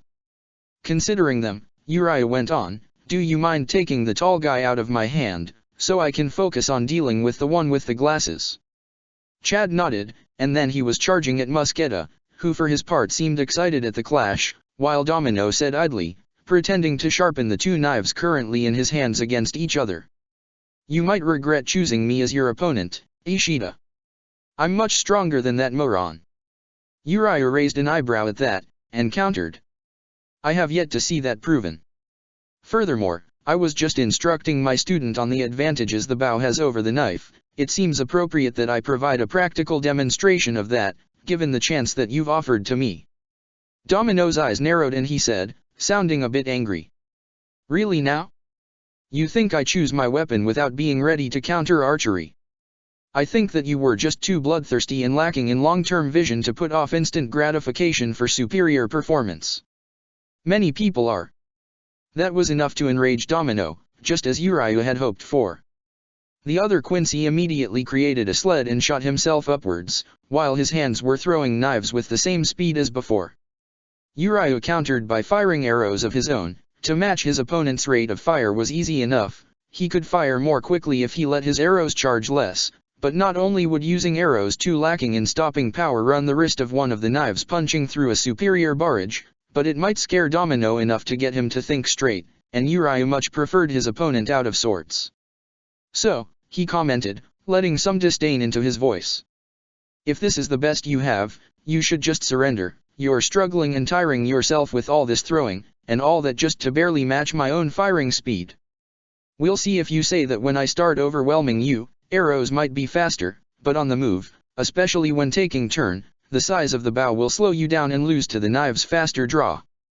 And, to demonstrate the point he was making, Dominon immediately started what was meant to be a large circle around Uriah, something that would normally force him to turn on himself while Domino used the circling maneuver, strafing, Uriah thought it was called, to sneak hits in. Or, at least, that was the plan, and Uriah had to admit, against most archer Quincy, that would be a very good strategy. Circling around a static target was a very effective strategy, and one of the best way to neutralize an archer. In fact, it was so good, that his grandfather had specifically mentioned it as something Uriah had to be wary about, and Uriah had been. Countering this type of attack was the reason he'd focused so much on training up his Hirenkyaku. Normally, he could have moved so fast as to be himself the one circling around Domino, rather than the other way around, with Karen strapped to himself. That just wasn't feasible, but Uriah could still easily keep up a speed more than sufficient to move along and in parallel to Domino, so that, instead of the other man being able to circle around Uriah, they kept facing each other while moving along the same straight line, completely frustrating Domino's attempted strategy. Uriah raised an eyebrow at his enemy and commented, idly. Well, I'll allow your idea was good, but you, yourself, just weren't good enough to pull it out. I wonder, is this the best you can do? You're honestly not doing a great work of demonstrating that knives are superior to arrows yet. Domino grit his teeth audibly, and then shouted, furious. Fine. You want a demonstration, then let's see you matching this. And then, suddenly, dozens upon dozens of knives formed in front of Domino, making Karen gasp. As to her, they probably appeared suspended in midair. Uriah, however, could use his senses to detect that each was laying over a slide not unlike the ones that Uriah and Domino both were using, and with that knowledge, Uriah could easily guess what his opponent was about to do. He immediately began to charge a single powerful arrow, even as Domino gloated, in a triumphant tone. Let's see you match this now. Creating many things at once is just a matter of focus, but even if you could do it, you can only fire one arrow at a time. While using knives, I can unleash them all at once. And, indeed, Domino did just that. Each knife he'd created accelerated in a Hirenkyaku maneuver of sorts. Uriah let out his single arrow, and then triggered the effect he'd imbued into it with a whispered regionlicht, causing it to split and split and split, the single arrow becoming a multitude that dwarfed the knives, shredding them with ease and enough power that a good half of them continued toward Domino himself. The man's eyes widened at that, but he already had knives out and, after clashing with the multitude of knives, the arrows were slow and weakened enough he easily deflected them all. Uriah could have pressed the attack, but that was too chancy when a single mistake could result in a stray knife hitting Karen at his side, so instead he just lowered his bow somewhat to the side and commented, letting himself sound bored. That was very disappointing. I hope you didn't think such a pathetic attack would be enough to somehow prove this ridiculous notion you have that knives are better than bow and arrow. And that, finally, was enough to make Domino charge madly at him, knives ready to stab. In truth, it was an excellent attack. Domino's acceleration was surprising, and Uriah was impressed by the way he maximized his chance to strike by creating multiple knives in his hands, some sprouting from between his fingers, some held in reverse grip, some held so that he could throw them at point-blank range so he could strike from a number of different angles. As a surprise attack, delivered after a grueling duel and in a moment where Uriah's guard was down, it might even have managed to get the best of him. That, however, was not the attack Uriah was on the receiving end of. Ultimately, the only real advantage of a knife over the bow, no matter how much one might try to pretend otherwise, was that the knife was superior at stabbing range, and thus, the ultimate way for a knife wielder to defeat an archer was to get in close and deliver that fatal stab. So, Uriah had prepared himself to counter just that type of attack, and then enraged his opponent to ensure it was delivered in such a way that he would have the half a second he needed to see it coming. Because, No matter how good the Quincy, the speed of item creation and the speed of movement, while varying across different Quincy in terms of which was superior, were both ultimately inferior to the speed of reshaping an already existing Reishi item. And so, when Domino went for his stab, all of his knives smacked into Uriu's latest iteration of his combined shield bow combo, and then, when Domino realized and went to retreat, each intersection point in the web-shaped bow turned into a meter-long, needle-thin spike, impaling the man in dozens of different spots all across his body and killing him instantly. Uriu waited just a moment before dismissing his bow, causing Domino's body to fall to the ground, before letting out a long tired breath, and directing his sled to start moving away. It took a few moments for Karen to finally ask, sounding somewhat shocked. What happens now? Are you going to help Chad, maybe? Uriu shook his head. He would have to trust his friend to be able to take care of himself, which, considering Chad, wasn't that big a risk to take. First thing, I'm bringing you to your father, and you'll stay with him. And then, I need to go talk with some people about what betrayal actually means. His knuckles went white as he clenched his fist around the bow that he was still holding in his hand. If Haiwan was responsible for the death of Uriu's grandfather as Hashwal had implied, that meant his father had been right all along, and in letting himself be taught by Haiwan, he'd been dishonoring the memory of his grandfather the whole time. And Uriu could think of only one way to wash away such a shame, and that was with the blood of the man who had betrayed him so. Revenge was what he was owed, and he would have it, even if he had to die for it. Chapter 93, Evolve. As the Arrancar pulled his fist back to deliver a punch, Ichigo moved Zanjutsu in front of him, reversing his hold on Getsuga so he could get a more solid two-handed grip on the Zanpakuto. He was ready to sharpen the blade the moment the giant fist was about to hit. He was confident that, if he timed it right, he could get his enemy to simply slice his own hand on the blade by pushing into the edge, turning his own strength against him. Thus, he was caught off guard when, at the last second, the punch suddenly swerved downwards, smashing the ground in front of him and raising a titanic cloud of sand rather than hitting him directly. The moment of surprise slowed down Ichigo's reactions just enough for him to be hit by a giant foot as Yami delivered a devastating kick from behind the cover of the sand, the hit so powerful Ichigo was sent flying by it. He immediately called out on Shiro's power, the hollow focusing his Ryutsu so the regeneration started acting quicker. That repaired enough of his abdomen that, as he rolled over upon landing, Ichigo was able to regain his footing. Before he could stand up, however, Yami grinned maliciously and made a slight hop, and as he landed, the sheer power of his impact caused the ground to shake, almost like a small, localized earthquake had taken place. Ichigo had to hold himself on one knee and one hand to avoid stumbling, and then a small shout had him glance in Orium's direction to find that his friend had fallen to the ground, although she was still focusing on fueling Ryutsu to the negation device. However, her stumble made Yami turn toward Orium with a suddenly evil grin as he said, gleeful. Oh, what's this, an easy target? I always enjoyed those. And then, the Arrancar reared back his punch and took a long step forward, clearly about to start charge at Orium, so Ichigo immediately used his hollow enhanced strength to jump toward Yami, who stopped halfway through his own movement, his cocked fist suddenly becoming stock still so that, pushed forward by his own momentum, Ichigo clotheslined himself against it. He fell to the ground, glancing upwards to where Yami had raised his fists while saying, "But I enjoy using you stupid mortals' emotions against you even more." Before bringing them down in a massive hammer blow, which was stopped by a triangular pane of glowing light just millimeters from Ichigo's face, to Arrancar's surprise. Ichigo rolled out from under the shield, noticing the fairies that were holding up the corners nodding at him, and the other three hovering around Orium, clearly unsure what to do. His expression hardening, he got back to his own feet and shouted, as loudly as he could. "Shun Shunrika, cut him to pieces."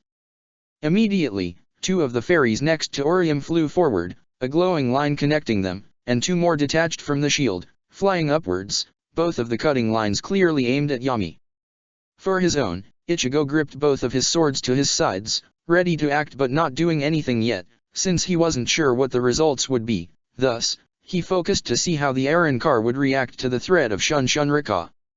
And he grinned when, instead of trying to take the attack head-on, Yami used Sonido to push himself backwards, the sheer acceleration creating a shockwave of winds and sending sand flying away in every direction. Ichigo noticed that, for the amount of Ryotsu he had to have release, Yami had moved a very small amount, and Shiro was quite disdainful of the display, declaring that the Arrancar control was so bad, he'd wasted over 2/3 of the Ryotsu he'd released to accelerate himself away from danger. That might be just a side effect of having as much Ryotsu as the giant clearly had, but Ichigo was willing to bet he could find some way to exploit it. He went to charge in, but once again, Yami proved himself more capable than he'd expected, as he suddenly reached forward, his fists closing around two of the fairies that were at the two cutting lines that had charged at him and he'd avoided. The fairies' attempts to move were stopped, the Arrancar strength clearly so great that the tiny creatures weren't able to counter it, and instead, as he waved his hand, they were dragged along, like rigid whips slashing right in front of him. Ichigo had to stab his swords in the ground to stop himself from rushing into them and being slashed apart by the all-cutting lines of light. After a moment, the two fairies that weren't caught in Yami's fist disengaged the connection from the two that were, stopping the creature from taking any more advantage of them, but the little trick had been enough to break Ichigo's momentum, and now Yami was already about to deliver another of his punches, this time aimed straight at Ichigo's head and moving so fast he wouldn't be able to put his blade in the way and force the enemy to cut himself, as he had planned to do before. In fact, with his swords stabbed into the ground, even a relatively yielding one like the sands around them, even bringing them around for a block or parry would, due to the need to pull them out of the earth, be impossible. Or, at least, that would be the case for anybody else. Luckily, Ichigo had options that other swordsmen lacked. He'd already used his ability to expand the size of Zanjutsu to extend the length of the wrapping around it in the past. It was not that different to pour the Ryotsu into the handle itself, making it almost as long as the blade, so that it covered his face. Of course, even if he noticed, the change was so fast that Ichigo wasn't sure he had. Yami would likely think that his fist could smash straight through, but what happened instead was that, in the moment the fist struck, the power of Zanjutsu's Shikai activated, immediately absorbing all of the power from the fist and leaving Yami standing there, staring dumbly at his enormous fist having been stopped by a tiny metal stick without any blowback whatsoever.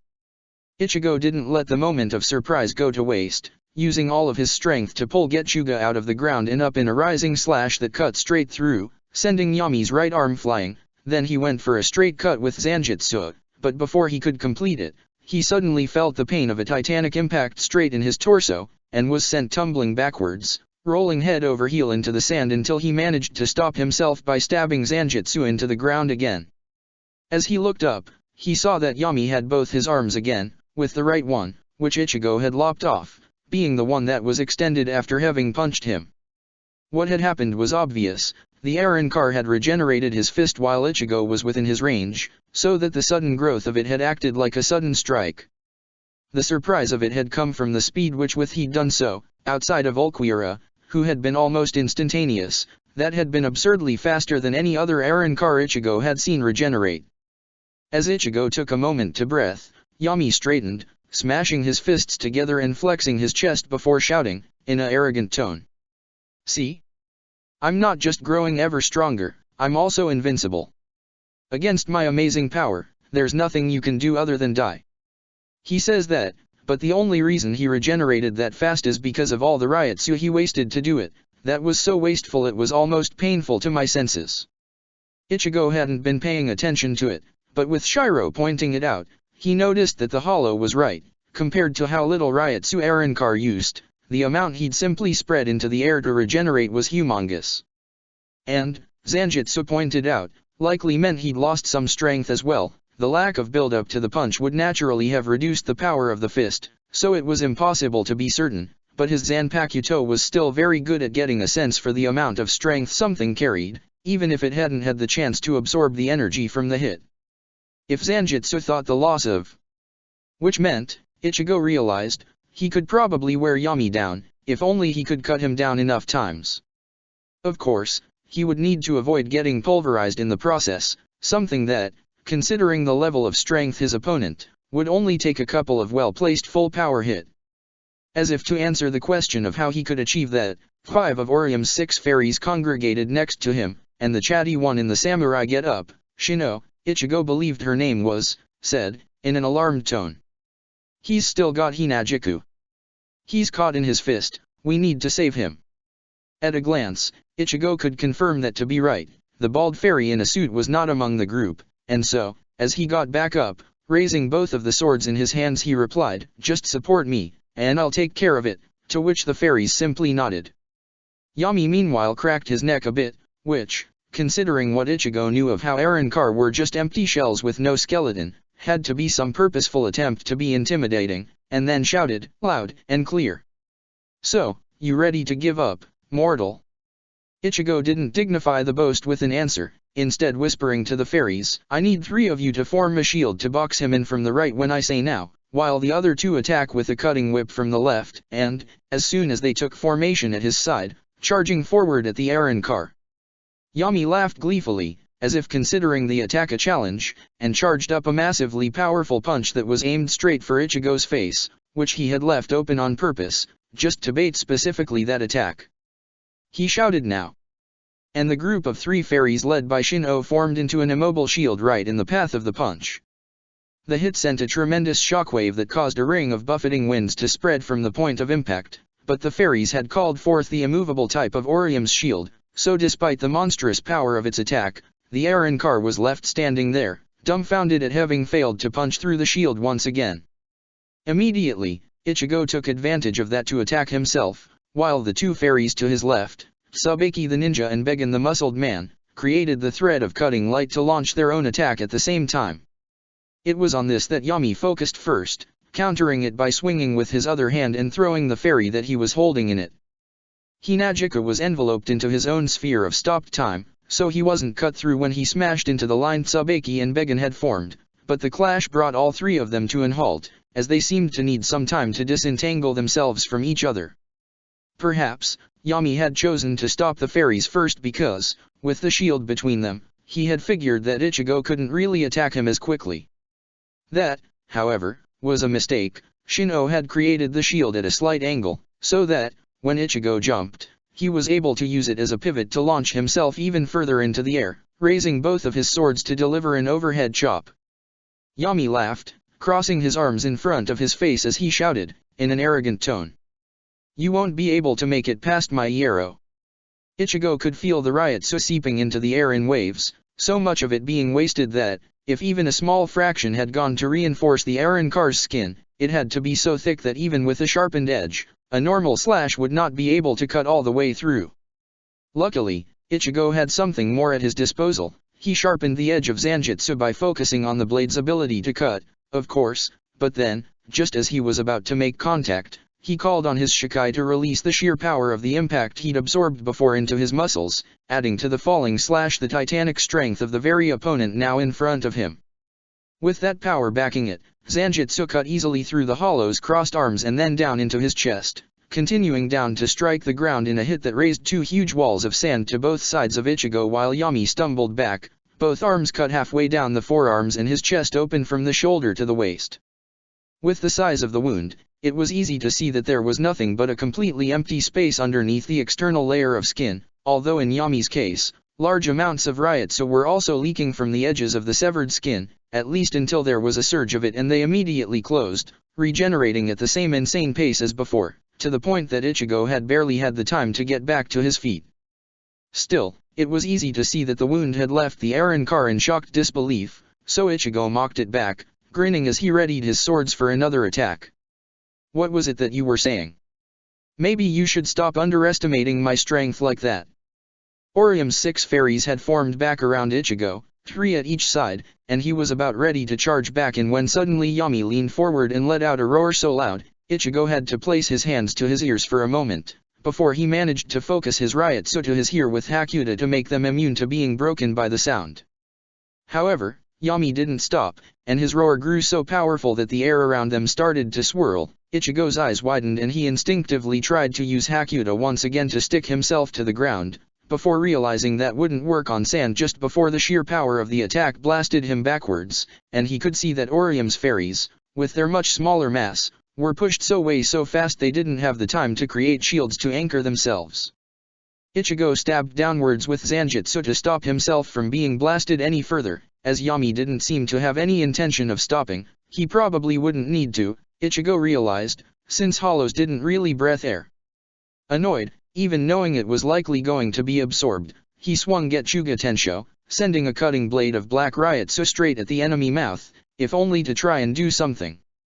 He was surprised when the energy cut into Yami's mouth for a moment, severing a piece of his tongue and leaving a scar on his cheeks, before being absorbed into the Arrancar's body, the wounds dissipating immediately thereafter. Still, the attack served its purpose, in that it had caused Yami to stop roaring. It also showed that the Arrancar absorption power wasn't as good as he'd initially boasted, since the slicing effect, while far from its usual cutting power, had still had a few seconds to act.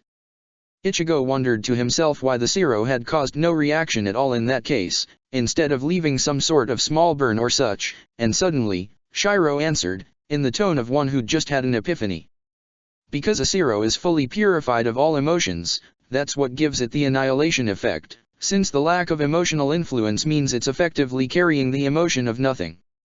However, these slicing strikes from your sword carry the feeling of cutting to them, and while they needed the Ryotsu to carry them, so they dispersed when the Ryotsu was absorbed, they still had their normal effect as long as the Ryotsu lingered. I bet that his power isn't really instantaneous, just like his wasteful self. The power, too, is inefficient and thus takes some fractions of a second to take effect. That seemed interesting, but Ichigo wasn't sure how that could be useful, at least until Shiro explained, sounding gleeful. Remember how I told you my power is to efficiently change the emotional charge of my own Ryotsu?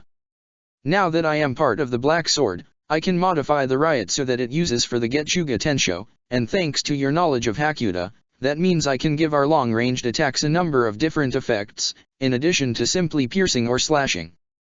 They might only work for a moment, but if we work at it together, I'm sure that'll be more than enough to put this creature in his place. Ichigo grinned at that. He knew exactly how to use that. He saw that Yami seemed to be preparing himself to shout again, so he immediately went at the attack, charging forward even as he stabbed with Getchuga repeatedly, each piercing dart of black Ryotsu charged with a tiny ember of rage thanks to Shiro's help, and all of them aimed at the monster's mouth. The attacks hit clustered together, and for a moment, Yami's mouth was on fire. The Arrancar stumbled backwards, coughing smoke as he did, and Ichigo shouted, in a triumphant tone. You should think twice before opening your mouth, you never know when something might fly in.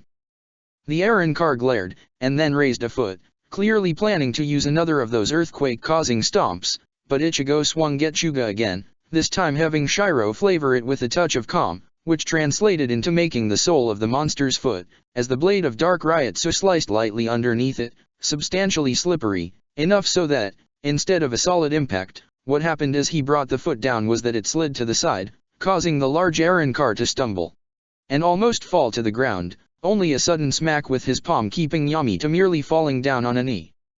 It was still enough to cause a small shook, but Ichigo had already jumped, his sword raised for a strike at Yami's head. The Arrancar panicked as it saw this, and tried to use his other hand to smack Ichigo out of the air, but he sent another Getchuga Tensho flying. The black Ryotsu only made a little dent on the inside of Yami's elbow, but charged as it was with affection, that made the articulation just a little bit sticky for a small moment, enough that the smack failed to hit Ichigo, instead just one of the nails lightly clipping the tip of Zanjutsu, which Ichigo had made grow of half a centimeter just to achieve that minimum contact, enough to completely absorb the enormous power of the slap, both so that no sudden wind from it interfered with the trajectory of his jump, and so that, as he stabbed down with Getchuga, he could charge the black blade with that humongous strength to ensure that it went straight through Yami's thick skin. The Arrancar watched in confusion the spot over his chest where Ichigo had landed and was now standing. He merely grinned back, before asking, in a mocking tone. So, you said there was nothing I could do to beat you, right?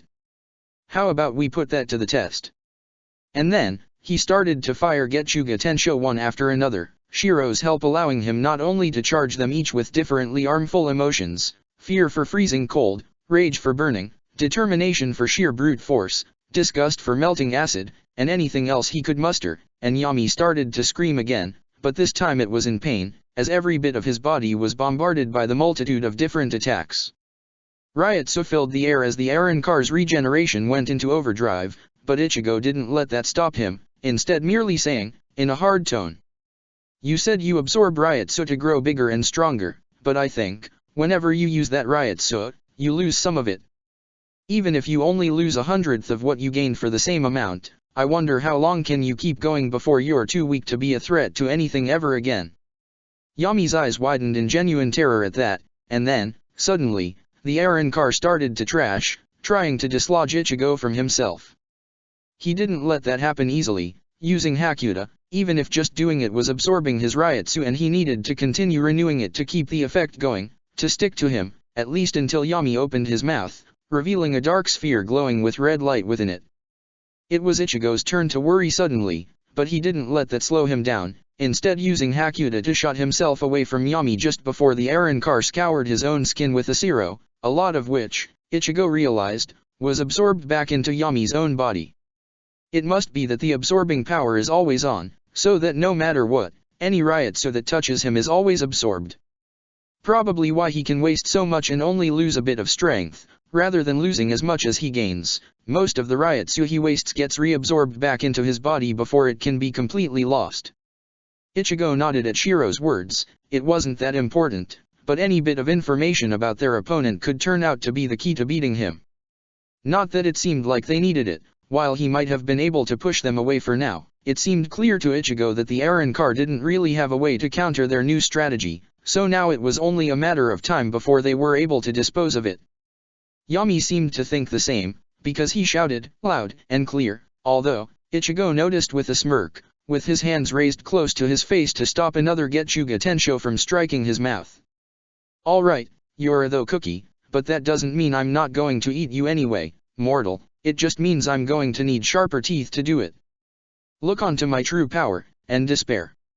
Ichigo's eyes widened at that. He'd heard of the Arrancar having a second form that greatly enhanced their powers, but he'd not faced any who had seen fit to use it against him. He immediately went to swing with Getsuga, but as Yami's Ryutsu surged to ridiculous levels, the Arrancar's body transformed so fast, it had already changed before the attack could hit.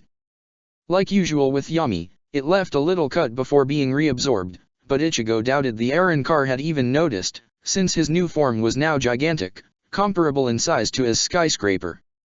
In the new form, he looked quite more monstrous, the skull ridges over his head growing to fuse together and form a sort of half-helmet, while the bones of the jaw over his chin had grown to cover his cheeks and attack themselves to the same helmet, the humanoid face underneath completely disappearing, replaced by a hollow hole right where his nose should be. He'd grown 6 more legs, so that he now had 8 in total, each shaped like those of an elephant, and at the bottom of his spine was now a large tail that ended on a bony club. Each of his massive arms now also sported 6 black nodules along its length, each one pulsating purple at a different rhythm.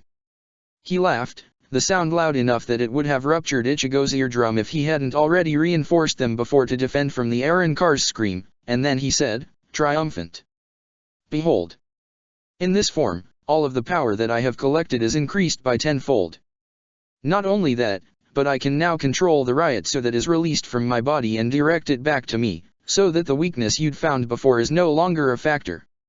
Ichigo narrowed his eyes at that, and then thrust Getsuga as fast as he could, which, with Shiro lending him hollow strength, meant he sent over 24 darts of black Ryutsu in the span of a single second. All of which, he saw with some satisfaction, landed straight onto the monster face, each charged with acidic disgust. Yami screeched, bringing his hands to his face even though the effect of the acid had likely already passed, and Ichigo commented, in a neutral tone. "Seems to me that, by growing so big, you've just made yourself an easier target. And now, I only need to break apart your mask to win." He pointed Getsuga straight at the monster. "Which means, you're done for?" Yami glared down at him, but then seemed to regain his confidence as he shouted, while raising his arm high into the air. "That's what you think, but you've seen nothing yet. Armies of Las Noches, to me." Ichigo immediately tensed, looking around himself, but he could see that, while they'd been moving closer throughout the fight, the many Arrancar in the courtyard were still far enough away that they wouldn't be able to contribute to the fight. Or at least, that was what he thought, until he perceived a sudden build-up of Ryutsu, and then saw a multitude of blasts of black energy glowing with red light headed straight for their position. His eyes widening, Ichigo tried to think of a way to stop so many Zero, but then, suddenly, 2 triangular walls of golden light appeared to his sides, each one bigger than he'd ever seen Orium use them before. Even as he braced for impact, Ichigo realized he'd never seen the fairies try to stop a Zero before, and he wondered what he would do if they failed. Then, the black beams slammed into the golden shields, and, luckily, the shields held. However, Ichigo realized after a moment, the Zero didn't simply disperse upon hitting the barriers. Instead, they stopped there, and soon enough, Ichigo was staring at two large black masses standing straight against the shields, immobile and unable to punch through, but also very much still there. And, he realized suddenly, that was the reason why the Zero had been stopped. Orium's power didn't create a Ryotsu construct that could be destroyed by the Zero, and instead merely created a targeted area within which time was stopped. For most things, the stopped air within, being completely immovable, would create an impact that'd cause the attack to destroy itself against it, but that didn't apply to the Zero. Instead, the beams were now stopped in time as well, and Ichigo had the sense that, the moment the fairies dropped their shields, the Zero would resume their paths. Which meant that, until he moved out of the area, Orium's fairies would be completely unable to help him anymore. Yami, meanwhile, was laughing, and as Ichigo turned to see why, he felt himself shiver as he realized that, while a few of the Zero had been aimed at him, the majority had actually been aimed at Yami himself, who had absorbed them all. The result was that the Arrancar had tripled in size, to the point Ichigo had trouble even seeing his face, which might make targeting his mask difficult. On the other hand, he could still hear him quite well, and in fact, Ichigo had to reinforce the protection to his ears, as even with what he already had, they were already ringing. You see? You can nothing against me. And that's not all. Let me show you how greater I am than all other fractions, and how hopeless your fight truly is. Then, Yami raised both of his hands above his head, and a huge black sphere formed over his head, the red light it was emitting making it easy to see even if it was only the size of a big truck, and thus insanely small compared to the Arrancar himself, despite being of a size large enough that Ichigo was already backing off while thinking how he could stop a Zero so big. However, Yami didn't seem about to use it, as he instead went on to explain, in a gloating tone. You see, the thing that qualifies an Arrancar to enter the ranks of the Espada is the ability to create the Gran Rey Zero. Only those who can do that are granted that title. And to create a Gran Rey Zero, you need to find a way to add a little bit of your will and hunger inside it after the Ryotsu has been purified, so that it knows to devour the target when it is instead of moving through. That's naturally difficult, since the Zero would eat that sliver of will if allowed, but thanks to my power to control my own Ryotsu in my fully transformed form, I can do it. As if to prove it, the giant black globe stopped glowing red and starting glowing green. As Yami went on, I can't yet do it in my unreleased form, so Aizen didn't let me into the Espada proper, but he said that, due to my partial achievement, he would allow me to call myself the secret Espada. And with this power, I shall now destroy you. And then, the Arrancar moved, throwing the giant ball straight at him, so Ichigo did the only thing he could think of, fully releasing Shiro and transforming into his own full hollow form so that he could use his Sonido at the maximum power he was capable of. He sent himself away like a bullet, his body breaking and regenerating repeatedly under the strain, but allowing him to avoid Yami's Gran Rey Zero, which left a huge crater where Ichigo had been standing, the annihilated sand soon starting to fall in and creating a vortex that looked like it would be a lethal quicksand for anybody stepping into it. Or, at least, anybody who wasn't the size of Yami, as the enormous Arrancar took a step forward without fear, traversing all of the distance that had took Ichigo his best Sonido to cover with barely any effort at all. And Ichigo could see that he was already gathering the Ryotsu for another Gran Rey Zero. He had no idea how to tackle that, but then Shiro suddenly spoke into his head, tone urgent. Quick, ask the fairies to drop their wall and then give me control. I can do this. Ichigo didn't even hesitate. In the past, he would have known that this was a perfect opportunity for his inner hollow to take control, possibly even change sides or do something else, but now, Ichigo trusted Shiro, so he shouted, Shun Shunrika, disengage. Before letting his ally take control of his body. The moment the triangular walls of glowing light disappeared, the Zero continued along their previous path, slamming straight into Yami and causing him to grow larger still, so large, in fact, that its feet smacked into Ichigo's face in the process of growing, and it would likely have pulverized him, if Zanjutsu hadn't been there to absorb the impact. Due to this, instead, What happened was that Ichigo found himself gripping the monster's leg, and then, using the strength he'd just collected, Shiro smashed his hand straight inside the flesh of that leg, although, given that the hollow body, as usual for them, was made mostly of Ryotsu, the result was that Shiro's and Yami's Ryotsu were now one and the same, at least for a few seconds. And in those few seconds, Shiro's hand glowed of a dark red light, then shifted to a glow of a similar tone, only green, and that sickly green light started to spread all over Yami's body, even as Shiro let go and used Sonido to push them away. The Arrancar stumbled, for a moment, and asked, its loud voice shaken by a tremor. What's happening? Shiro spoke through Ichigo's mouth, his tone triumphant, as he answered.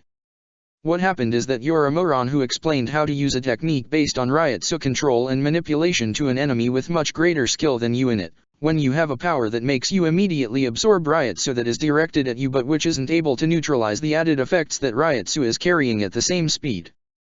What happened is that you told me how to add intelligence to my Ryotsu so that it could intelligently take advantage of your weaknesses to keep the effect of my Gran Ray Zero from dissipating until after you'd absorbed it, enough so to activate only once it was spread enough to destroy your body at once. What happened, in sum, is that you're a moron, and I am not. Shiro took a pause to smirk maliciously with Ichigo's mouth, as Yami's titanic body finished disintegrating into nothing in a flash of dark green light, and concluded, that is what happened. Ichigo felt Shiro willingly relinquishing control, and then returned to his human form with a shiver. Even if he was on his side now, Ichigo wasn't sure the hollow had become any less terrifying. Then, he heard clapping, and that made him realize he could feel a multitude of new presences around him. As he turned, he saw that thousands of Shinigami were amassed around them. Clearly, Orium had finished summoning them when Shiro was in control. Most of the assembled Shinigami were staring at Ichigo with undisguised fear, although the closest one, Captain Anohana of the 4th Division, was smiling her reassuring matronly smile as she gently clapped. Then she added, in a tone that sounded very genuine to Ichigo. That was very well done, a clean kill achieved with remarkable cleverness.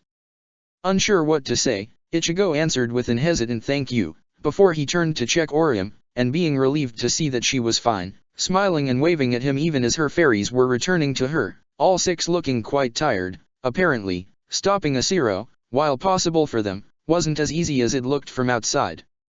He was about to speak when, suddenly, Aizen's voice cut through the air, delivering an announcement that, essentially, boiled down to him saying that now they were trapped here, and taking some joy in making it clear how much of it was Ichigo's own fault. In truth, he should have expected it. He'd known that a lot of the information they'd used to come up with the plan had been handed to him by Tsukishima, but even when he'd been free of the man's manipulation, he hadn't realized that none of the others had known it, and so, because of his idiocy in failing to point it out, Rukia hadn't been able to alter her plan. And now, they were trapped.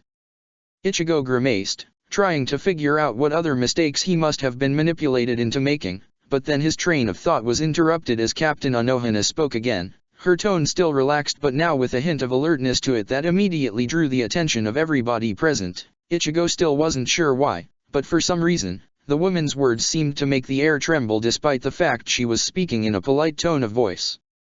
Now is no time to lose morale, that's what Aizen wants. Now is time to act, so let's get to it. Aizen, start organizing the division. We'll be spreading all around the central building, with each platoon organized with a medical tent in the middle housing 4 squads for the most serious treatment, while the other 22 squads in the platoon will be arranged into a spiral around it to take care of triage, minor wounds, and emergency procedures as necessary. I want everybody focused on healing to the exclusion of everything else. The 6th and 11th divisions are both inside the building, which means a lot of hard fighting in close quarters will be going on, so be prepared for that. And the 12th is also along, so make sure those who are doing emergency treatment have strengthened their stomach already. I'll be cross with anybody who pukes on the patients instead of healing them. The silver-haired lieutenant nodded at those orders and went to start organize the rest of the Shinigami, while Anohana turned toward Ichigo and Orium and continued, in the same polite but firm tone. As for you two, the best thing you can do is to find Miss Kukaki. Young Sosuke likes to think that he's smarter than everybody else, but even if that was true, I can still feel that the barrier keeping us trapped here is some sort of exotic Kido I've never seen before, and those are Miss Kukaki's specialty. I expect she will not take long to figure out how to disperse it, but she will likely need help, and between your personal connection to her, your notable fighting prowess, and your esoteric power set, you two are the best suited to provide it. That, Ichigo thought, seemed like a plan, and he was about to agree to it when Orium, who was looking around as the 4th Division spread over the ground, looked torn as she said. But, Captain Anohana, you didn't assign anybody in your division to guard the healers.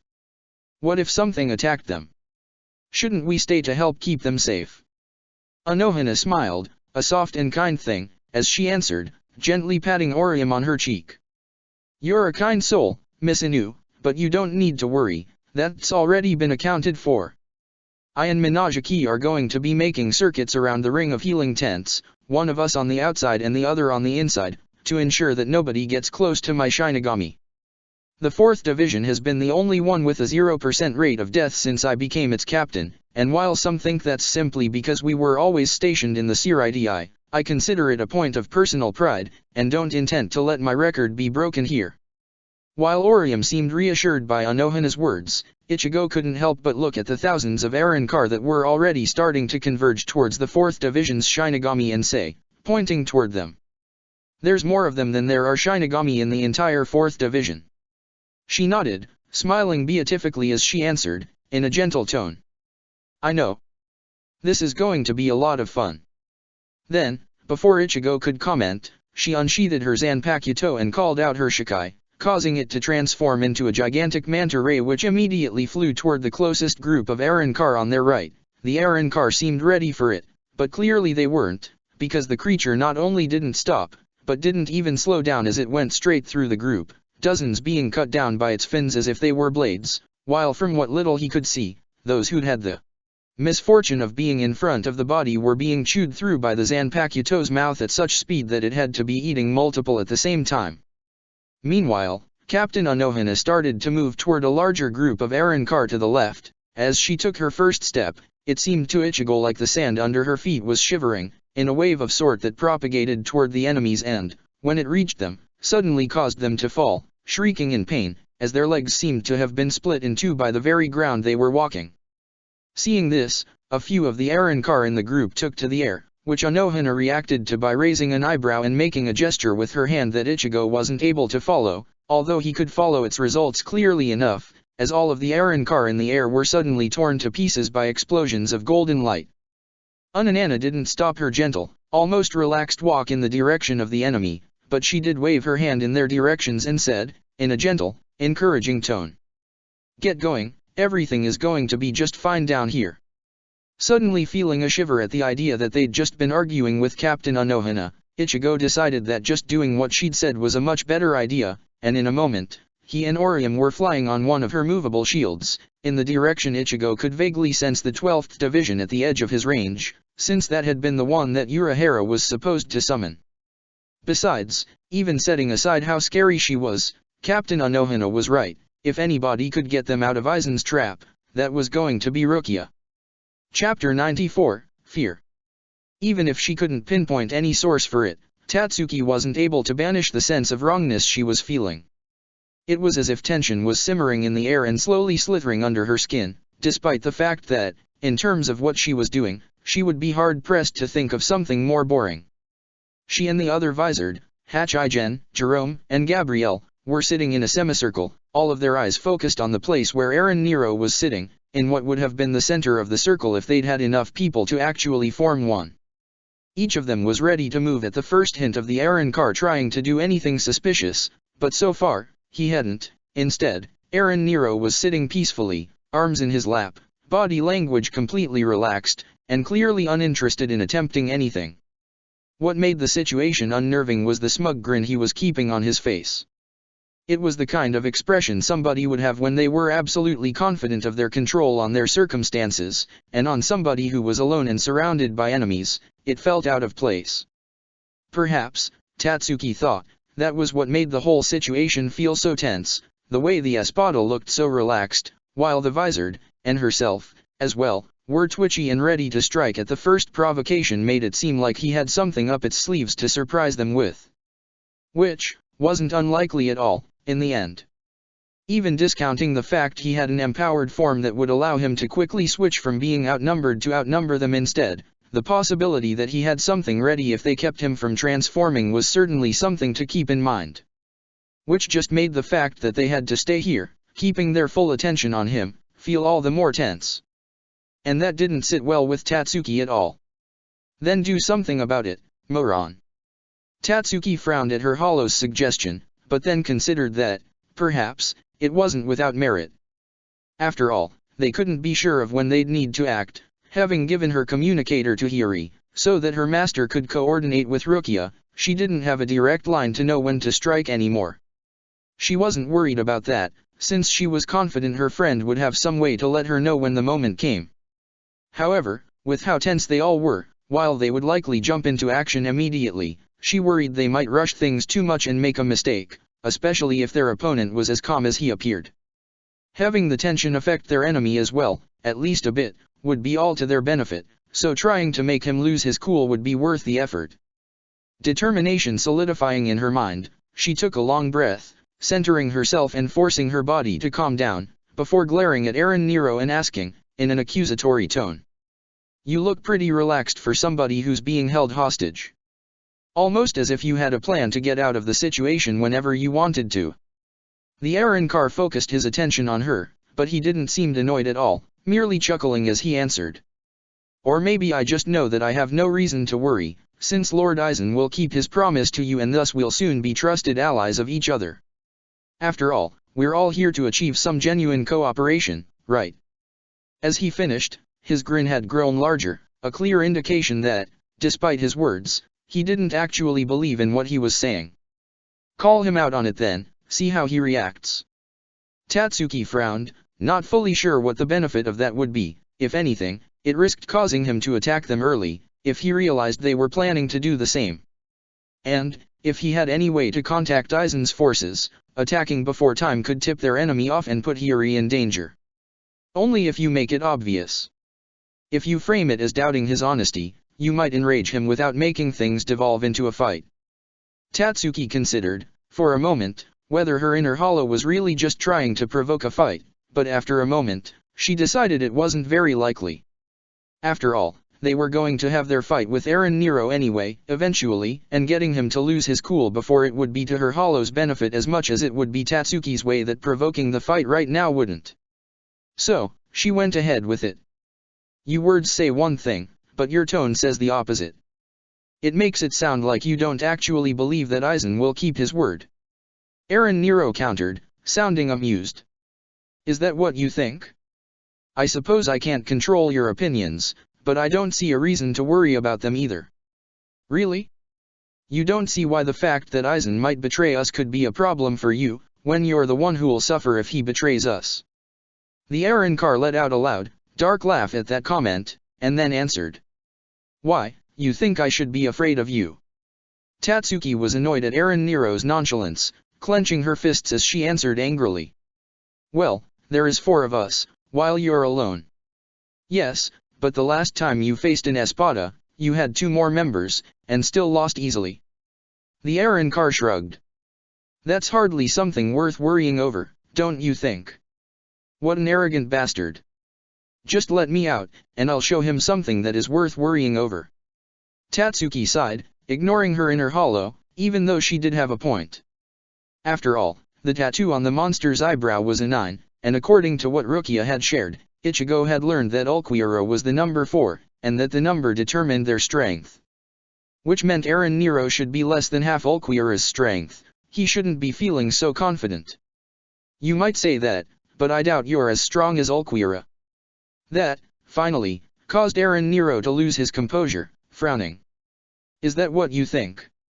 Tatsuki smirked, happy to have finally managed to irritate the Arrancar, and said in a dismissive tone. "Well, you can deny it if you want, but we'd both know it was a lie." The hollow's red eyes glinted menacingly at that.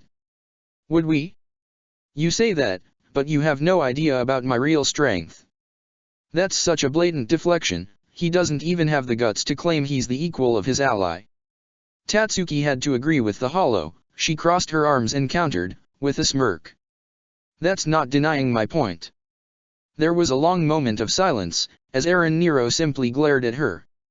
Tatsuki could feel the Eren car letting just a little bit of Ryotsu out, slightly tinged with threat, even as the two red lights that were the Eren car's eyes glowed with higher intensity for a brief moment.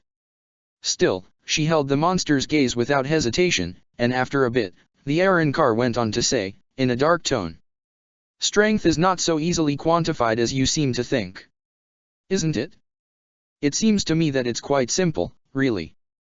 If you have more strength than the one you're facing, you'll win, and if you lack the strength, you'll lose. Tatsuki frowned. Much as she didn't want to agree with the Eren car, she felt like he was far more correct than her inner hollow.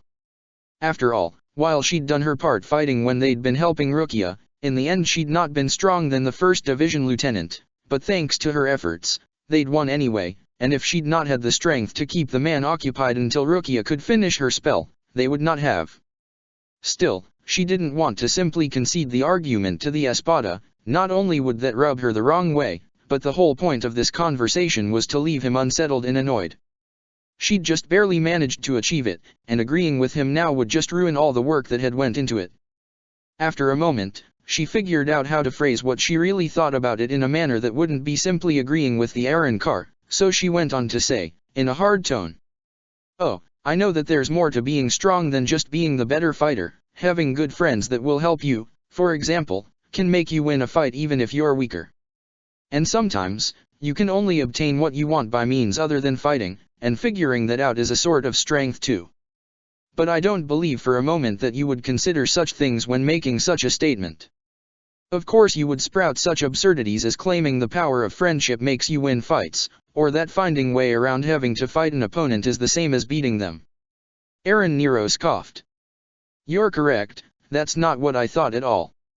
My point was, some opponents can be easy to defeat for somebody, but unbeatable for somebody else, simply because of their abilities or situations. Different strengths can be needed against different opponents. He clenched his fist, and grinned threateningly.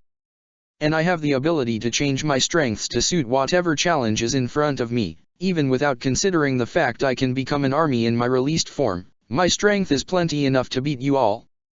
Tatsuki could see that, despite his long boast about his power, he'd been careful not to claim himself stronger than the Espada who had already taken on the Vizard, so she pressed, in a smug tone. Pretty words, it still doesn't make it sound like you consider yourself stronger than Ulquiorra. He growled then, clearly angry. I have far more strength than he does, I simply can't deploy it all at once like him, but the total is far, far higher, and my versatility makes me a much greater asset for Lord Aizen. Really? Aizen considers you important. Of course he. Eren Nero trailed off, then stopped, and Tatsuki had to hide a grimace. She'd hoped to use his flustered state to make him reveal something of their plan, but it seemed the Eren car, even when furious, was still far too careful to let such information slip. When he spoke again, even if there was still anger in his tone, he sounded far more measured, a clear sign that he'd reined himself in somewhat. Lord Aizen named me one of his Espada, and I earn the title. It doesn't matter what you think, any member of the Espada would be more than strong enough to wipe out your little group. We're all, each and every one of us, the equal of a Godi 13 captain in terms of power. That's why I have no reason to feel worried about you lot keeping watch over me. Tatsuki frowned. She doubted that was true. If nothing else, should Aizen really have that much firepower at his service, he would have no real need for the alliance of the Vizard, certainly not for going to the lengths he was to get their cooperation. That's absurd. Aizen wouldn't bother trying to get us on board if you lot were that strong. At that, Eren Nero laughed, and answered in amusement. Is that what you think? That you could believe to divine Lord Aizen's plans is what's absurd. What do you mean, divine his plans? If not for our fighting power, what could Aizen possibly want from us? The Eren car grinned mockingly. Wouldn't you like to know? I'm afraid you'll have to keep wondering, since I've no intention of sharing my master's secret plan. Tatsuki glowered at him, her fist clenched, even as her inner hollow said, in an annoyed tone, you're letting it get back in control. Push back, find a way to put him on the back foot again, remember your priorities. She took a long breath, trying to control herself. After a brief moment, she took a step forward, pointing a finger at the Aaron car, and said, in an accusatory tone. So, you admit that Eisen has things that he wants to hide from us, and this whole attempt to demand our cooperation is just a sham? Then why have you even agreed to be our hostage here? He shook his head, with the same mocking grin as before, and answered. Now, that's deeply unfair, don't you think? After all, Lord Eisen asked for your cooperation, but he never promised he'd tell you everything about his plans. As long as you aren't put in danger, why should you care? Tatsuki was just about to ask him to prove that they wouldn't be in danger, if nothing else to see if it might distract him, but before she could, suddenly a feeling of deadly dread washed over her, as hundreds, possibly even thousands of pillars of golden lights appeared in the sky, clearly visible even through the warehouse. Each of the visored looked at the spectacle in complete shock, but Tatsuki noticed that Eren Nero didn't seem all that surprised, he was just grinning more. So she went and asked, in an angry tone. What's the meaning of this? What's going on? Oh, don't fear, you'll learn soon enough.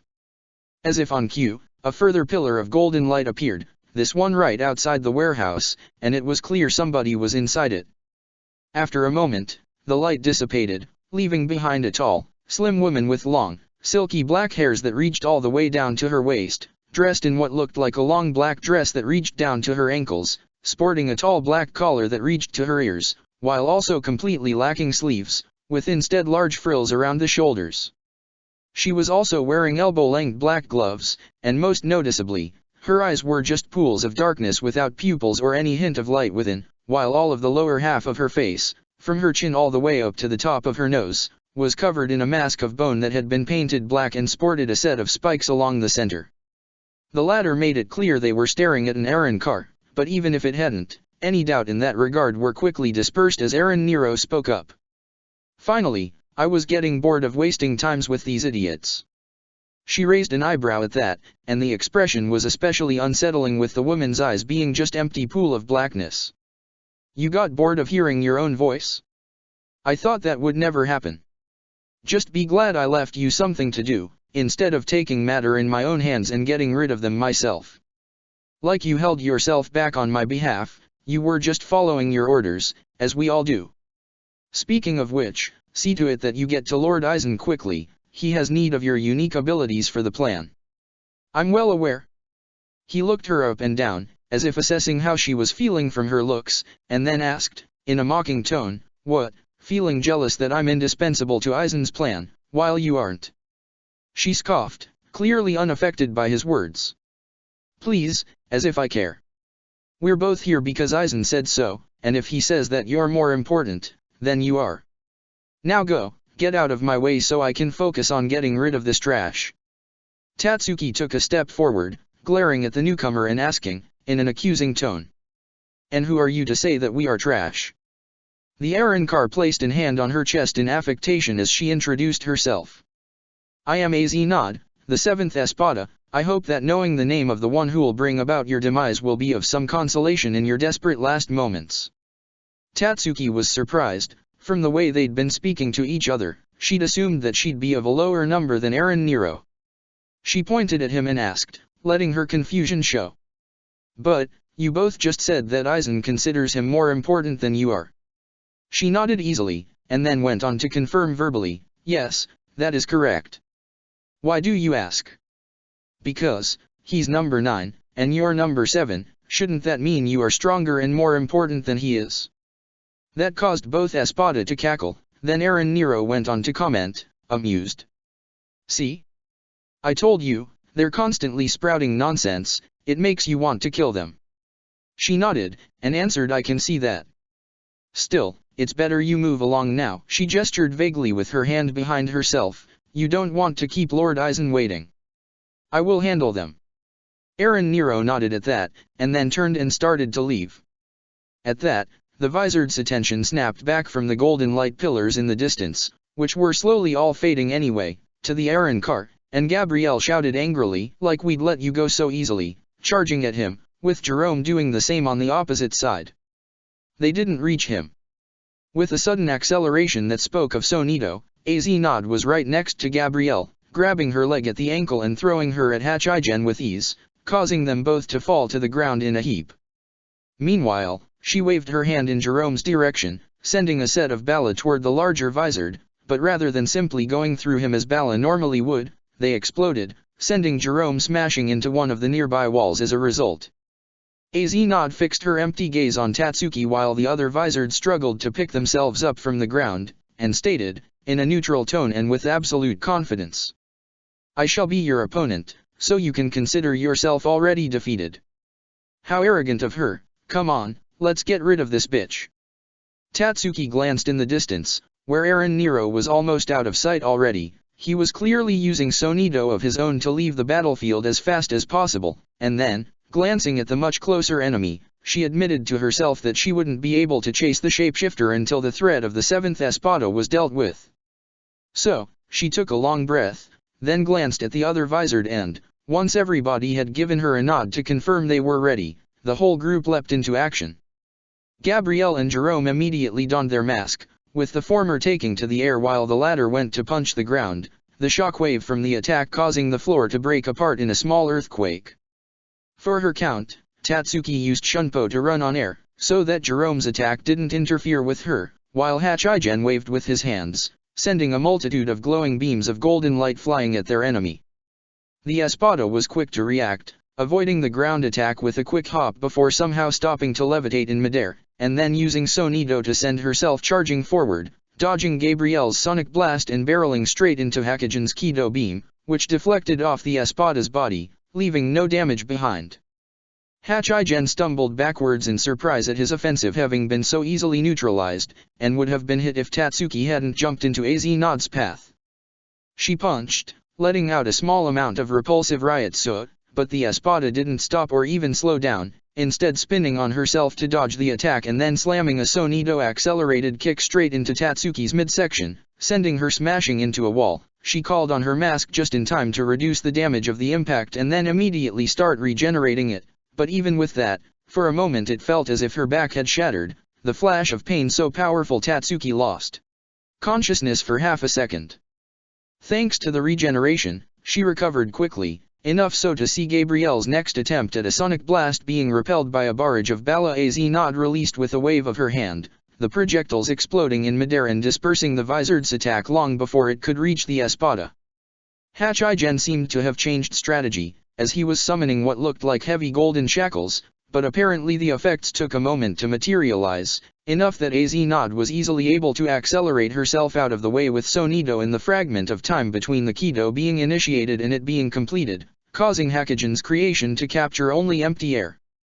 Tatsuki could see that Jerome was already charging in, clearly trying to slow Az Nod down so that Hachigen could capture her, so Tatsuki did the same, closing in from the opposite side. The Espada easily dodged Jerome's shockwave-generating fist, then her fingers closed around his wrist as she spun, slamming the vizard into Tatsuki. Normally, an attack like that would have sent them both flying, but she'd barely managed to touch the ground with the tip of her left hand's fingers, and a quick use of Hakudo to stick to the ground only caused them to only be smashed into the ground instead. As the one underneath, Tatsuki was the one taking the brunt of the damage from that, but she managed to grit her teeth and push through just long enough to fill the Ryotsu over her shoulder with revulsion, pushing Jerome away and toward Az Nod like a cannonball. The Espada whirled on herself, letting the attack pass her by, but in doing so, she'd stayed in one place for just long enough that Hachigen's cuffs of golden light finally closed around her wrist, trapping her in place. Or at least, that's what Tatsuki thought for a moment, as the Espada turned her unsettling black eyes onto Hachigen in what really felt like a glare, and a threatening enough one to send shiver down Tatsuki's spine. Then, Az Nod used Sonido, the release of Ryotsu so large it was like a wave of power rippling through the air, and the cuffs of golden light inexplicably shattered instead of holding her in place, so that she darted forward like a missile, her fist hitting Hachigen's abdomen with enough force to make him fold on himself, throwing up all over the ground from the shock. The Espada was already moving her other arm into what would be a decapitating chop, but Tatsuki called on her own mask, using Sonido to throw herself in the way and Hakuda to make her forearm hard as steel with disdain, intercepting the strike. Even with her defense and the additional hollow strength backing it, she felt the bones in her forearm breaking, and then she and Hachigen both were sent rolling away in a heap from the sheer momentum behind Az Nod's strike. Luckily for them, Gabrielle stopped the Espada from pushing forward by diving from up high while releasing multiple sonic screams at once. It wasn't lucky for Gabrielle, however, as Azenod stood there, tacking the attacks head-on.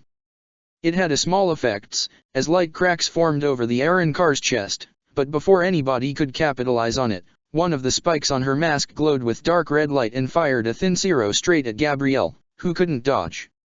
Since it had been fired so quickly, with barely any charging time, the beam was pencil-thin and not especially powerful, but it still pierced straight through the articulation of the visored's batwing, having obviously been aimed there specifically, which made her unable of raising out of her dive and instead had her slam into the ground with a resounding crash and a loud scream of pain.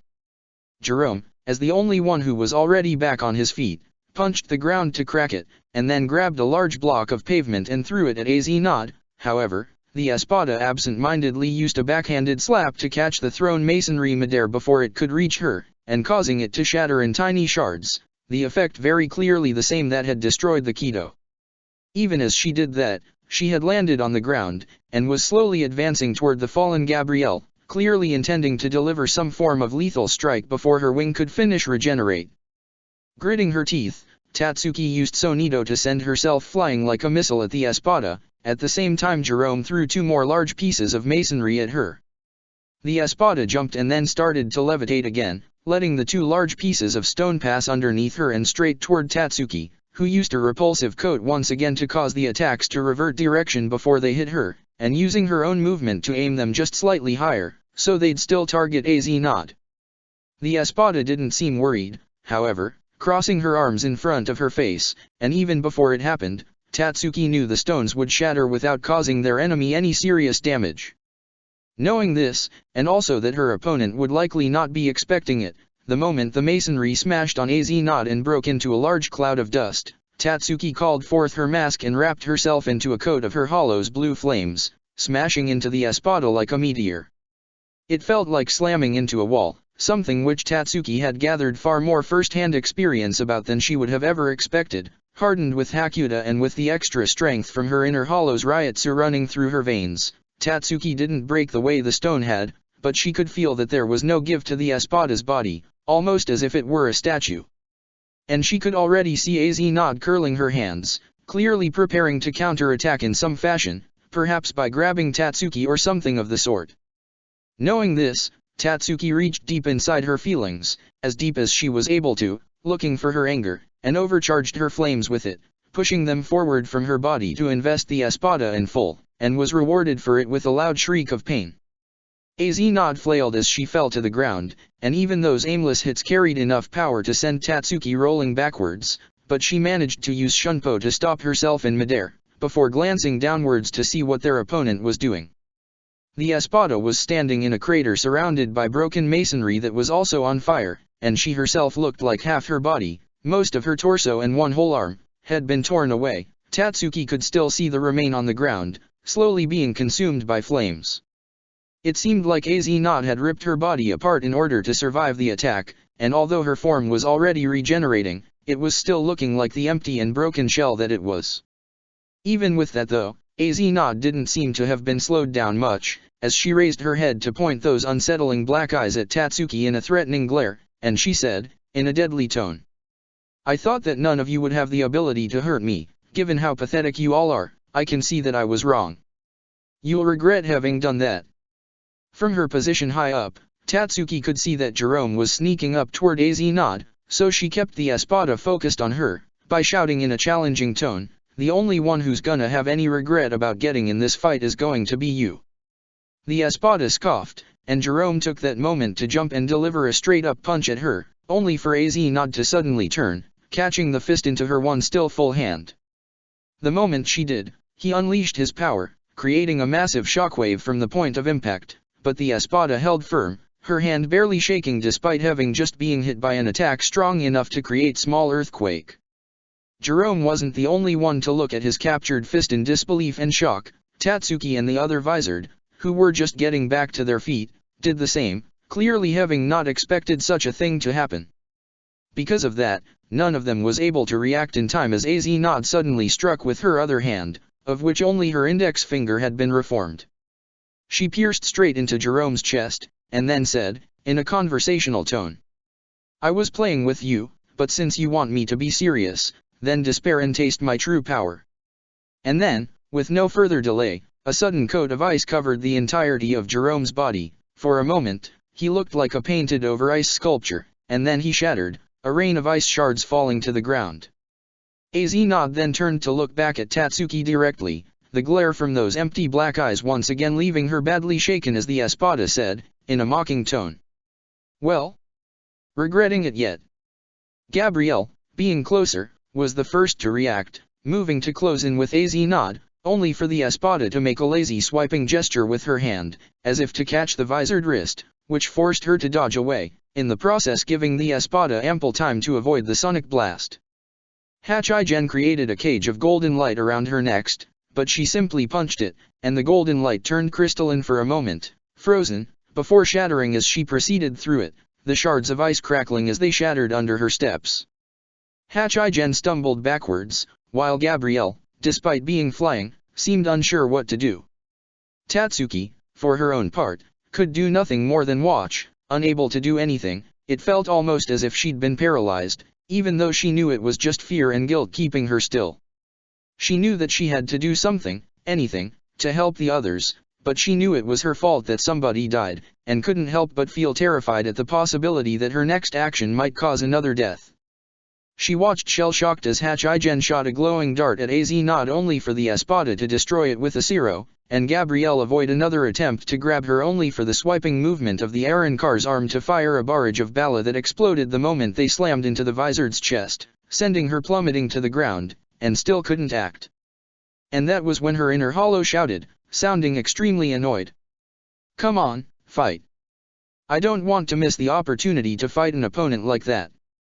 Get to it, or I'm going to usurp control and do it myself.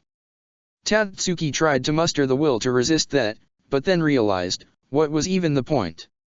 She clearly didn't have the focus to fight anybody right now, but if nothing was done, the rest of Hiyori's friends were going to die, and it'd be because she hadn't done anything to help. So, with a feeling of resignation, she nodded, and then loosed her consciousness grip on herself, letting her inner hollow come to the fore as her body fully transformed into her hollow form, with the long lizard tail, sharp crests along her forearms and spine, and her whole body covered by dark black scales. Her inner hollow was left speechless for a moment, during which, due to the hollow's lack of knowledge in the use of Shinigami techniques, their body fell to the ground. However, the hollow was quick enough on the uptake to manage a landing on 4 legs, the ground cracking from the impact while Tatsuki's body was saved from damage by the surge of extra strength and quickened regeneration granted by the full hollow transformation. The hollow laughed, the sound dark and sinister, and it was loud enough to give Az pause, the Espada having just thrown a piece of the pavement Jerome had broken before at Gabrielle, smashing her into a wall, and caused it to turn at her, with a raised eyebrow that was very unsettling when paired with her empty eyes. I see you've decided to fully enter battle. I hope you're aware, now that I know the danger of your fire, I will not allow you to land another hit on me. Tatsuki's hollow laughed again, then charged forwards on 4 legs, with plumes of flames erupting from the crests on her back and forearms and trailing behind her as she moved. It seemed that she was going to pretend to be a mindless monster once again. Az jumped high and levitated herself, avoiding the explosion of flames as the hollow smashed into the ground, and dodged backwards when the swiping movements of the hollow's arms sent large waves of flames toward the Arrancar. Hachigen went to take advantage of what appeared like Az moment of distraction, but the Arrancar spun on herself and caught it with her hands, shattering it before it could explode, while waving her other hand to send a barrage of bala at him, that exploded right across his face, causing the Visored to collapse to the ground. And that was when Tatsuki's inner hollow attacked, raising on her feet and unleashing torrents of spiraling blue flames from her arms. Once again, Az realized the attack coming at her back despite not having seen it, and spun to let the attacks pass her to both sides, raising her hand to prepare her counter-attack with confidence that she'd avoided the hit. Of course, that was no real obstacle to Tatsuki's inner hollow, as she clenched her hands and the torrents of fire were reshaped into serpents, twisting on themselves to strike at Az back. Whatever sensory trick the Espada was using to notice sneak attack aimed at her back was still in place, as she immediately used Sonido to shot herself higher, but that forced the Arrancar to interrupt her counter-attack, and Tatsuki in her hollow didn't relent, having the two snakes merge into a large dragon as she redirected the fire upwards, jaws open in a clear attempt to swallow AZ Knot whole. The espada dodged backwards, and Tatsuki could feel her own lips twisting into a mocking smile as she gave the fire forming the dragon's body a sudden acceleration, so that it moved faster than the head and through the jaws, making it look as if the dragon had breathed out the cloud of fire that invested the espada. Those flames were charged with anger, although Tatsuki could feel that it was far less than what she'd used before, probably, she guessed, because Tatsuki herself wasn't able to muster any emotion other than a sense of dejection, so the hollow had to provide her own. She wondered if that said something, that she had so much more rage within herself than a soul-devouring monster. Due to the lesser amount of rage imbued in the flames, AZ Knot was only lightly burned by the attack, rather than set on fire. However, Tatsuki, though it unlikely she'd know the reason why, the espada was more likely thinking that the fact she'd already been moving backwards, and thus had only been struck by the very edge of the fireball, was the reason she was less damaged. Still, she was glaring down at Tatsuki's hollow, who for her own side had fully straightened, calling back the flames and once again shaping them into snakes as they circled her body, wrapping themselves around her like a living coat. Tatsuki wondered if it was some other mind game. Maybe her hollow was trying to make the espada believe her power was some form of animating, instead of the manipulation and reshaping power it was. On the other hand, it was entirely possible that her hollow just wanted to showboat and felt that being coated in writhing snakes was more impressive than fashioning a dress of flames like she'd done when fighting Ichigo. Regardless, she still had taken a very regal posture, and when she spoke, there was a clear mocking tone to her words. "Allow? You getting hit didn't have anything to do with you allowing it, it was the unavoidable result of a pretender like you going up against a truly powerful hollow. Now, bow to me and swear eternal loyalty, and maybe I'll take pity on you and not destroy you utterly." AZ Knot scoffed, completely unimpressed as her burns slowly faded away, and shot back. "You think your little fireworks are good enough to beat me? They're slow, and lacking in power. Now that I know what to expect, they'll be easy enough to avoid." Tatsuki felt her own eyes narrow as the inner hollow stared back at the espada, before eventually growling out. "Easy enough to avoid, Let's see you try then." And with that shout, the hollow let loose. Blue flames billowed out of her glowing crests in huge waves, spinning on themselves to form massive twisters of fire, while more formed around her like a cloud, layer upon layer growing around her in a cocoon burning so fiercely, it was almost blinding in its intensity. She jumped, and the fire trawled after her like a giant cowl for a moment, before the hollow willed it into action, striking like a multitude of tentacles, each tipped with a large bear-like paw to better swipe at AZ Knot. The espada ignored the first swipe, having positioned herself so that she'd be in the space between the two claws, but of course, just like the snakes were merely constructs and inanimate, so too were the paws, so that it took but an exertion of will from the hollow to make the fire composing those claws expand, investing AZ Knot from both sides. The espada's sensory ability, whatever its mechanics, gave it just enough forewarning that its reflexes let her get out before the flames could swallow her whole, but it still left her badly burned, especially on her legs, forcing her to put a lot more effort into dodging than before. She had to chain Sonido one after another to keep herself ahead of the ever-multiplying fire structures chasing after her, and even with that, it wasn't perfect. More than once, Tatsuki's inner hollow anticipated the direction of her target, detecting the changes in orientation of her targets by the way the air shifted into her flames whenever the Arrancar started a new Sonido, and placed a wall of fire in her path. At times, AZ Knot was capable of stopping before hitting the flames, other times she barreled through, but either left her with new burns. After reaching the apex of her jump, Tatsuki's body had began to fall, and the espada took advantage of the second of breathing room that caused as the hollow redirected her fire to charge a marble of black riot so that started growing dark red but then switched to emerald, roaring, "Let's see how strong you are when all of your fire is destroyed at once," before unleashing her Gran Ray Zero. Tatsuki's inner hollow laughed at that, and just as the beam was about to hit the flames, she separated a small sphere of it from the rest, so that the Gran Ray Zero smashed straight into it, destroying it completely but leaving the rest of the fire completely unaffected and free to strike back at the espada. AZ Knot dodged by leaning into the thinnest stream of fire, getting out of the area that was almost saturated by blue flames, and to Tatsuki's surprise, this resulted in the espada smashing into a golden barrier that Hachigen had put up. The espada was left winded for a moment, and it seemed like Hachigen had some follow-up planned, but then the ceiling suddenly collapsed on him. In the moment she had to do so before her hollow wrenched control away, Tatsuki realized that all of the flames Az-Not had dodged had smashed into the ceiling, burning enough of it to cause a large portion of the rest to accidentally collapse. Then her hollow was striking again, which ended up forcing Gabrielle, who had been about to also take advantage of Az-Not's moment of hesitation, to back off, as otherwise the flames would have invested her. While Tatsuki's inner hollow hadn't noticed, the espada obviously did, glancing in Gabrielle's direction for a moment before dodging another barrage of attacks from the hollow, but, this time, she moved toward Gabrielle as the flames chased her, clearly intending to turn her in collateral damage. The Vizard, from her own side, had realized the danger, and was trying to get away, but her flight was slower than the hollow's blue flames, and the moment she tried to use Sonido, the espada did as well, clearly intentionally matching her speed. Tatsuki's hollow answered by putting a huge wall of fire in their path that was clearly meant to intercept Az-Not's movement, but would just as clearly hit the Vizard first. In fact, Tatsuki suspected that Az-Not had foreseen the attack, and would stop before it could hit her, while ensuring that Gabrielle took the brunt of it.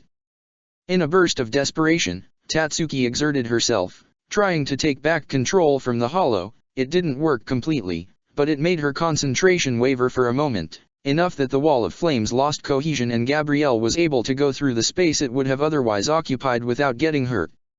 Az-Not, meanwhile, had stopped before it, just as Tatsuki had expected, and immediately took advantage of the opening Tatsuki's interference had unwillingly created to release a barrage of bala that, being in free fall, she was completely unable to dodge. The resulting explosion sent her crashing into the ground, and as she recovered her inner hollow growled, furious. "What are you doing? Don't you dare get in my way when I'm fighting, or you'll suffer far worse from it than I will." Meanwhile, Az-Not hadn't remained idle, and taken advantage of the fact she was levitating near the ceiling to stab her fingers into the concrete, and then suddenly accelerate herself with Sonido. Her finger cut into the concrete as if it was butter, and a large section of the ceiling collapsed, like an avalanche of rubble clearly meant to bury Tatsuki alive. Her inner hollow immediately collected all of the fire into the area around herself, and Tatsuki could feel how she was about to let it erupt into a huge explosion, the flames tinged with rage so that they would burn the falling masonry away. What the hollow was ignoring, but Tatsuki realized with sudden fear, was that the attack would be indiscriminate, filling the entire warehouse, and thus, also burn to death the other two Vizard.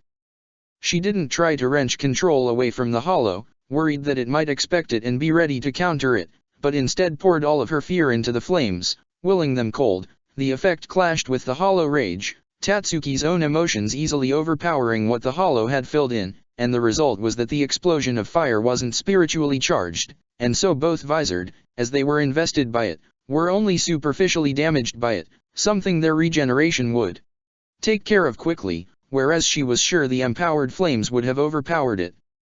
Of course, without the extra power to them, the flames left Az-Not completely unharmed, and more importantly, the falling masonry wasn't stopped by them either, so Tatsuki's inner hollow had to twist her out of the way, and was still scraped and bumped a bit by it. It gritted its teeth, and then its voice echoed in Tatsuki's mind with the power of a gong. "What's wrong with you? You're too coward to fight, but you keep getting in my way when I do. If you want me to find a way to torture you, I promise you, I can get very creative in how I deal with those who oppose me."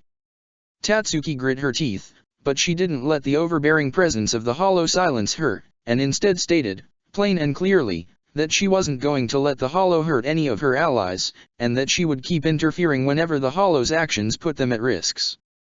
The hollow immediately scoffed, and countered, once again making its voice resonate so strongly that Tatsuki could feel her head aching from the sound. "You think I will let myself be intimidated by a pathetic mortal like you? If you keep interfering, all that'll happen is that we'll both be destroyed, and then your allies will follow.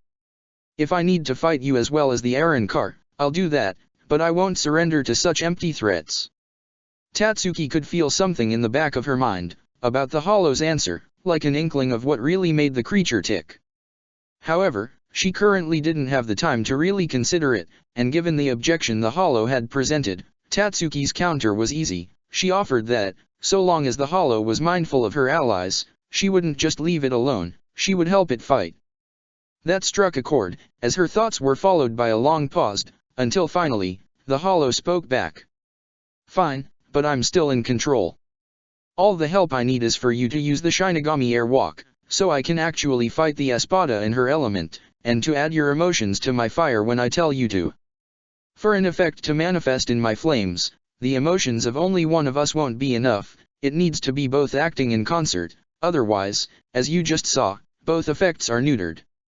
Which, Tatsuki realized, explained why her efforts to apply something to the flames, the hollow had intentionally been interfering.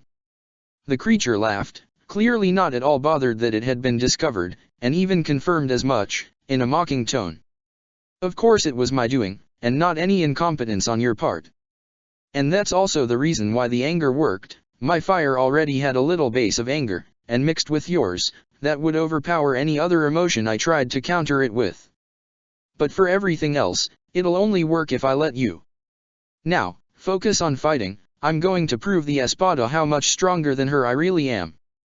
And with that, the hollow jumped upwards, clearly planning to charge upwards at the Espada. Tatsuki obliged, focusing on her body to apply ho-ho to her weight and steps so that she could do just that, and they erupted from the cloud of dirt that had been hiding them, the result from half the ceiling having collapsed on them. They found that, in the brief moments that had gone by, the mental discussion had taken much less than the same exchange would have with spoken words. Gabrielle had tried to use her sonic scream on the Espada, trying to take advantage of the moment of distraction caused by her collapsing the ceiling. However, AZ Nod had clearly withstood the blast without harm, and countered by throwing a chunk of masonry like a spear, pinning the visor to the ceiling through one of her wings. Gabrielle was trying to dislodge it, as simply ripping her wing out would see her fall to the ground, but the Espada was already charging, clearly not intending to give her the chance. Seeing this, Tatsuki's hollow immediately struck, ordering her to add her anger to the fire while she swung her arm, sending a thin, sharpened scythe-like blade of fire up, very clearly aimed to strike between the other two fighters, without harming Gabrielle. AZ Nod could also have easily avoided it by stopping, which was what they were hoping for, but the Arrancar instead pushed forward, perhaps thinking that the flames would just burn her slightly, in exchange for her managing to reach Gabrielle and freezing her to death. What happened instead was that, the moment the flames and the Espada's hand made contact, the latter was incinerated instantaneously, and AZ Nod had to retreat with a scream, and then chop her hand away at the wrist, before the blue flames spread from it to the rest of the Arrancar's body. Tatsuki felt her own lips move into a triumphant smirk as the hollow gloated, in a sing-song tone. It seems like somebody was lulled in a false sense of security, but I grow bored of this fight. Ready to be turned to ashes. The Espada's black eyes meet Tatsuki's, and if the hollow hadn't been holding them there, she doubted she'd have been able to hold a gaze that intense. AZ Nod then said, in a doubtful tone. If you had been able to destroy me that easily, you already would have. I think that there is some conditions you need to achieve, before you can release that all-burning fire, and that dash. Tatsuki's hollow didn't let AZ Nod finish, instead sending torrents of blue flames erupting forward, with a nudge for Tatsuki to charge them with anger. The Espada had to interrupt her monologue to dodge upwards with Sonido, and Tatsuki's hollow took advantage of it to say, warning in her voice. See, I don't care what you think, and I certainly have no time to listen to you explain it. The only thing I want to hear from you is screams of pain, and now that my fire doesn't need to cover so long a distance to reach you, I'm going to get my fill of those very soon. Don't keep me waiting.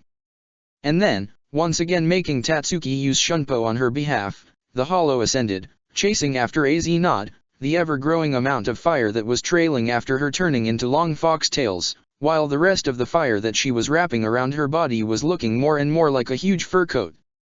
As they ascended past the broken ceiling and into the sky above, Tatsuki saw that her hollow's assessment had been correct. They were getting closer, and whenever the hollow commanded the tails to strike upwards, the anger-charged blue flames managed to scrape the underneath of AZ Nod's solace, setting the Espada's feet on fire each time, repeatedly forcing her to break her feet away to avoid being consumed by it.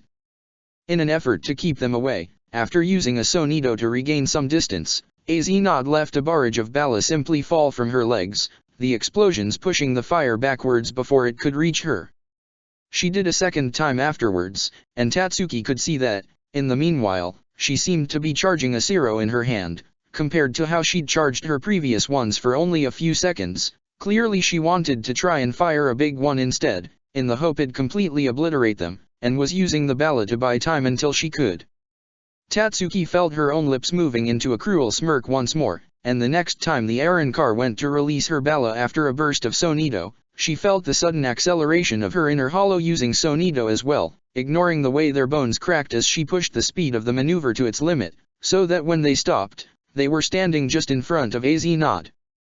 The Espada's black eyes widened in surprise, while Tatsuki's inner hollow gloated. "Did you forget that you Arrancar learned about Sonido from interrogating one of us visored?" Before letting the cloud of fire surrounding her explode, this time fully charged with Tatsuki's anger, while the Espada released the Zero in her hand in a blast aimed blindly, as a desperate effort to counter it.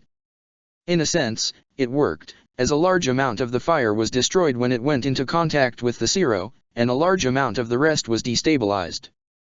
Tatsuki's hollow herself also had to use Sonido as the Sonido nearly hit her, dodging backwards almost reflexively in fear of risking even only a glancing blow from the all-destroying beam, since with the blue of the flames there, she'd been unable to tell if the Zero had been glowing dark red or emerald. Still, as her hollow called back all of the fire that hadn't been dispersed in the explosion, Tatsuki was feeling some hope that their attack might just have done the Arrancar in, until she felt a sudden, titanic surge of Ryotsu for a moment. It was muted immediately, but even before the fire had been dispersed, Tatsuki knew what had happened. The Espada had released her more powerful true form. As soon as it was visible, they found that, indeed, the Espada had changed, although not as much as Tatsuki might have expected. Instead of its previous look of a tall and lithe woman wearing a black dress, the new form showed a patchwork of black satin and white skin woven together, as if somebody had taken long strips of cloth and sewn them to a woman's body. The new body was also much thinner, enough so to bring to mind somebody starving, and that was emphasized by the large wings that sprouted from the Espada's back, looking like they were made of cloth badly sewn together, with many loose threads dangling from their extremities, giving them a frazzled look. There was also a tattoo in black, with the number 7, clearly visible on the side of her neck, where it had before been hidden by the dress. Like usual with hollows, the mask was the most noticeable part. It looked like a human face, but fixed in a single expression, with a mouth wide open in a huge grin, while the eyes were now glowing orbs of white light sunk in dark black sockets, and a set of long spikes were embedded all around the forehead, like a macabre crown. While Tatsuki herself might have been taken aback by the Espada's new look, her hollow wasn't, sending all of her flames forward at it at once, swirling like a giant drill made of fire, charged with their paired anger to be lethal, and so big it would be impossible to dodge. AZ Nod didn't even try. Instead, the Arrancar lazily raised an hand in front of herself, and the drill of fire slammed straight into it, and rather than burning through, it stopped, still, before slowly, to Tatsuki's disbelieving stare and her inner hollow's utter horror, the fire turned to ice, before shattering under its own weight, a rain of ice shards falling to the ground. How? Tatsuki wasn't sure if it was herself or her hollow who had spoken, but for their opponent, there likely was no different, as she stared at them for a long moment. Then the 7th Espada spoke, its voice carrying a cruel undertone. "So you want to hear me now? How charming. But I suppose explaining suits my own goals, so I'll tell you. While you might have thought that my power was merely to freeze things I touch, that wasn't it at all. What my power does is reach for the emotion of fear carried by the Ryotsu I come into contact with, and awaken it within it, causing it to freeze itself. I imagine that might seem meaningless, but the key difference is that, since the effect comes from within, as long as even a sliver of fear can be found into those creatures that come into contact with my Ryotsu, the ability cannot be resisted in any way. Even items have a soul which can prove fear, and as long as that is drawn out, they will fall to me." She gestured toward Tatsuki, a certain disgust making way into her voice. Of course, some things have a Ryotsu so single-mindedly focused on a specific emotion, that fear cannot be found there. Fire is a typical example. That's why I was forced on the defensive by your power, because it was almost pure anger, devoid of any fear. I realized that's why it can burn hotter, and I realize now that you need to sustain the anger to make it burn, so, if you don't have enough anger, and other emotions corrupt the fire, it is weakened. That, Tatsuki realized, was somewhat off base. The reasoning itself was sound, but the conclusion was flawed. Still, Az Not had no way of knowing that, and she went on, cruelty returning to her voice, but this time also filled with glee. But the most important things is that the flames are connected to your psyche. That's how you can direct their movements, but that also means that, so long as you are feeling an emotion, a trace of it, however minimal, will be found into the fire. And as long as that remains true, your powerless will be useless against me. As the Espada spoke, Tatsuki could feel a sense of dread slowly rising inside her inner hollow. However, the creature managed to keep it contained, to the point that even Tatsuki, who was sharing a body with it, could only barely perceive it. When it spoke back, her tone was mocking and brazen, as if she was feeling absolutely no worry after this revelation. Is that all? Everybody would feel a bit of fear at the risk of being hit by a Zero, but that's not something you can bank upon. Even if you Arrancar can fire more of those than a normal hollow, I bet you'll run out of Ryotsu for it pretty quickly, while my flames won't. I'd almost say we'd be even until you run out of shots, since we'll both be using attacks that kill on contact, but since my flames will keep burning after they hit, that'd be a lie. I'll still be the one with the advantage here. The Espada chuckled, moving a finger back and forth in a mocking gesture of denial. Lies do not work against me. See, one of the abilities of Espada is Pesquisa. By minimizing our Ryotsu emission, we keep ourselves open to the drifting Ryotsu surrounding us, making Arrancar capable of tracking a prey in a way no mere hollow can match. It's also very effective in warding off surprise attacks, but most importantly, if somebody master it to the utmost, like I have, even the most minimal variation of emotion into our targets can be perceived. Thanks to that, I perceived your fear, and how the traces of it contaminated your fire, and also thanks to that, I can feel how terrified you truly are. You've already lost, and you know it. Tatsuki could feel the tiny spike of fear in her inner hollow's mind that confirmed she was thinking the same thing, and clearly Az Not noticed as well, as she immediately used Sonido to flung herself forward. Despite Tatsuki being there to allow for her to use Shunpo to dodge, her inner hollow used Sonido instead in a panic, while throwing all of the fire it had been surrounded by at the Espada in a gigantic wave, charged with anger, that swallowed her whole as she plunged straight into the middle of it. The wave of fire turned to ice around Az Not, and as it started to break into chunks around her, the Espada said, in a more conversational tone. Do you know, when we Arrancar release our full powers, our powers are amplified? In my particular case, it allows my power to propagate more easily, as instead of needing to touch something personally to awaken its fear, anything whose fear has been awakened will spread the effect to what it touches, like a plague. As she spoke, Az Not had been idly running her fingers along a shard of ice the size of her arm which she had broken off the slowly falling glacier she was surrounded by, with the screeching sound of something being sharpened. Then, she threw the newly fashioned spear at them. This time, Tatsuki's inner hollow was in control of herself enough to dodge the projectile, which continued its journey downward to hit a building behind them, and they could see the ice spreading from the impact point all across the building's surface, the whole structure slowly but surely turning into ice. Meanwhile, the Espada moved to grab all of the rest of what had been their flames, and her arms moved with the sudden speed of Sonido to throw all of it in the air above Tatsuki. Even as it shattered, it had formed a giant dome made of a myriad of ice shards that were already falling down, and about to invest her and turn her into an ice sculpture. That thought, for some reason, seemed to raise the fear in Tatsuki's inner hollow tenfold, and it immediately dove, aiming to get down in the ruined warehouse, as if to hide there. However, Tatsuki herself noticed that Az Not was also diving, except that, thanks to her wings, she had more control over it, and was angling herself to intercept them in her fall. It had been a trap, Tatsuki realized. The Espada had expected a reaction like this, and planned to take advantage of it to hit them in a moment where they were unable to put up a proper defense.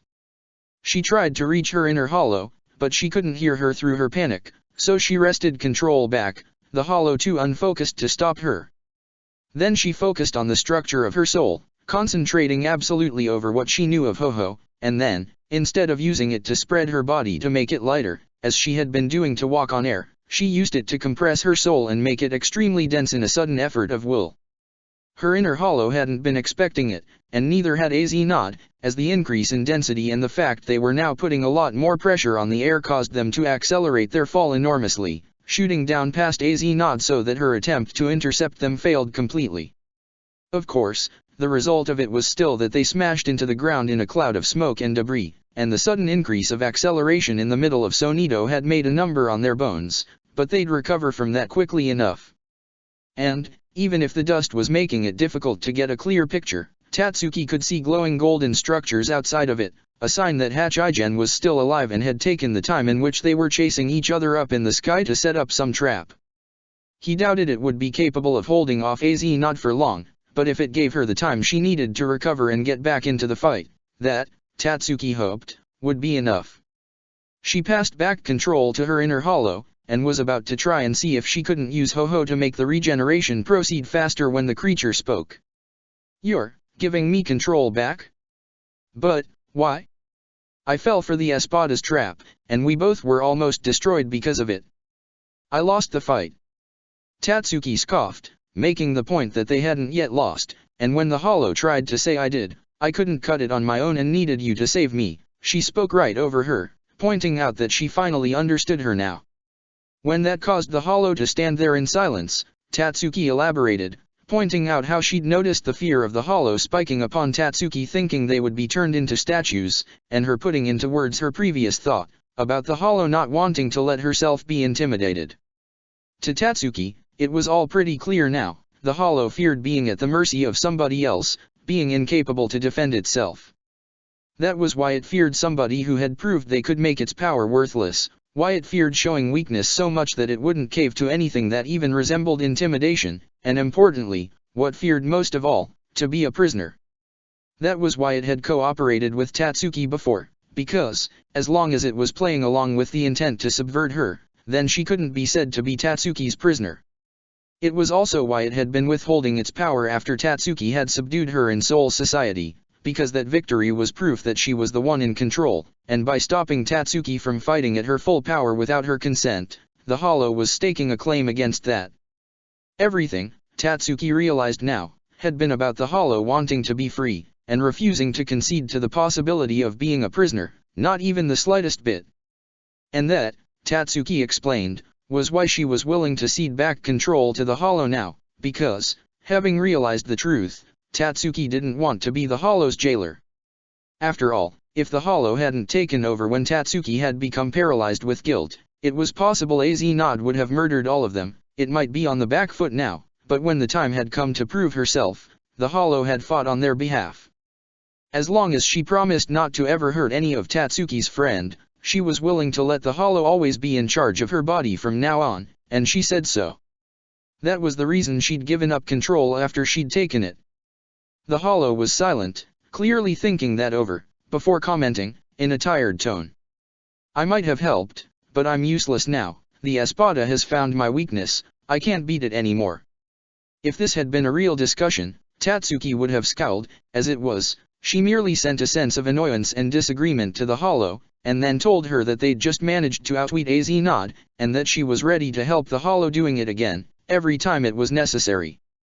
This provoked another long pause, and then the hollow said, its tone suddenly more firm. "Then, I say that it is necessary right now. You should be taking the lead, and I will be the one helping you along. Your approach to combat is different enough from mine that it might throw her off. I'll give you my full support, and in exchange, you will swear that you'll give control of the body back to me once we have won. I'm in command here, and if what I need to do to prove the Espada I'm the better fighter is to make use of you as the pilot of this body, then that's what I'll do." And, with that, Tatsuki suddenly was in control of her body again. She flexed her muscles as she got up, the scales crackling and sizzling with sparks of fire as they slid along her skin, the crests along her forearms heating up as she closed her fists. She also felt the Ryotsu that was running through her body and filling up her veins suddenly growing in amount and power like a rush, her regeneration going into overdrive as the hollow's voice added, smug. "Plus, when I don't need to move the body, I can keep it together at peak efficiency much more easily, so long as you give me full access to it. It will feel like wearing a light coat, a bit ticklish, and I will be able to give light direction to your body, like an instinct you can lean into. Like this. Tatsuki felt a sudden shiver along her spine, like a itch that she had a desperate need to scratch, but she fought that first instinct and, after a moment, she felt the fire that was roiling inside the crests suddenly start to cycle through them.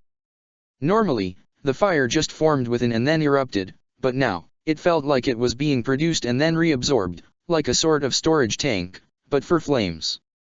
It felt like being enveloped in an ever-growing storm without being ever harmed by it, and Tatsuki couldn't help but smile, as feeling the power at her back and call constantly growing like that was a rush of excitement. She glanced at the quickly disappearing lights visible outside of the dispersing curtain of dirt, and closed her fists as she murmured to herself, gathering her focus. Right, let's see if this will be enough to put that murderess in her place.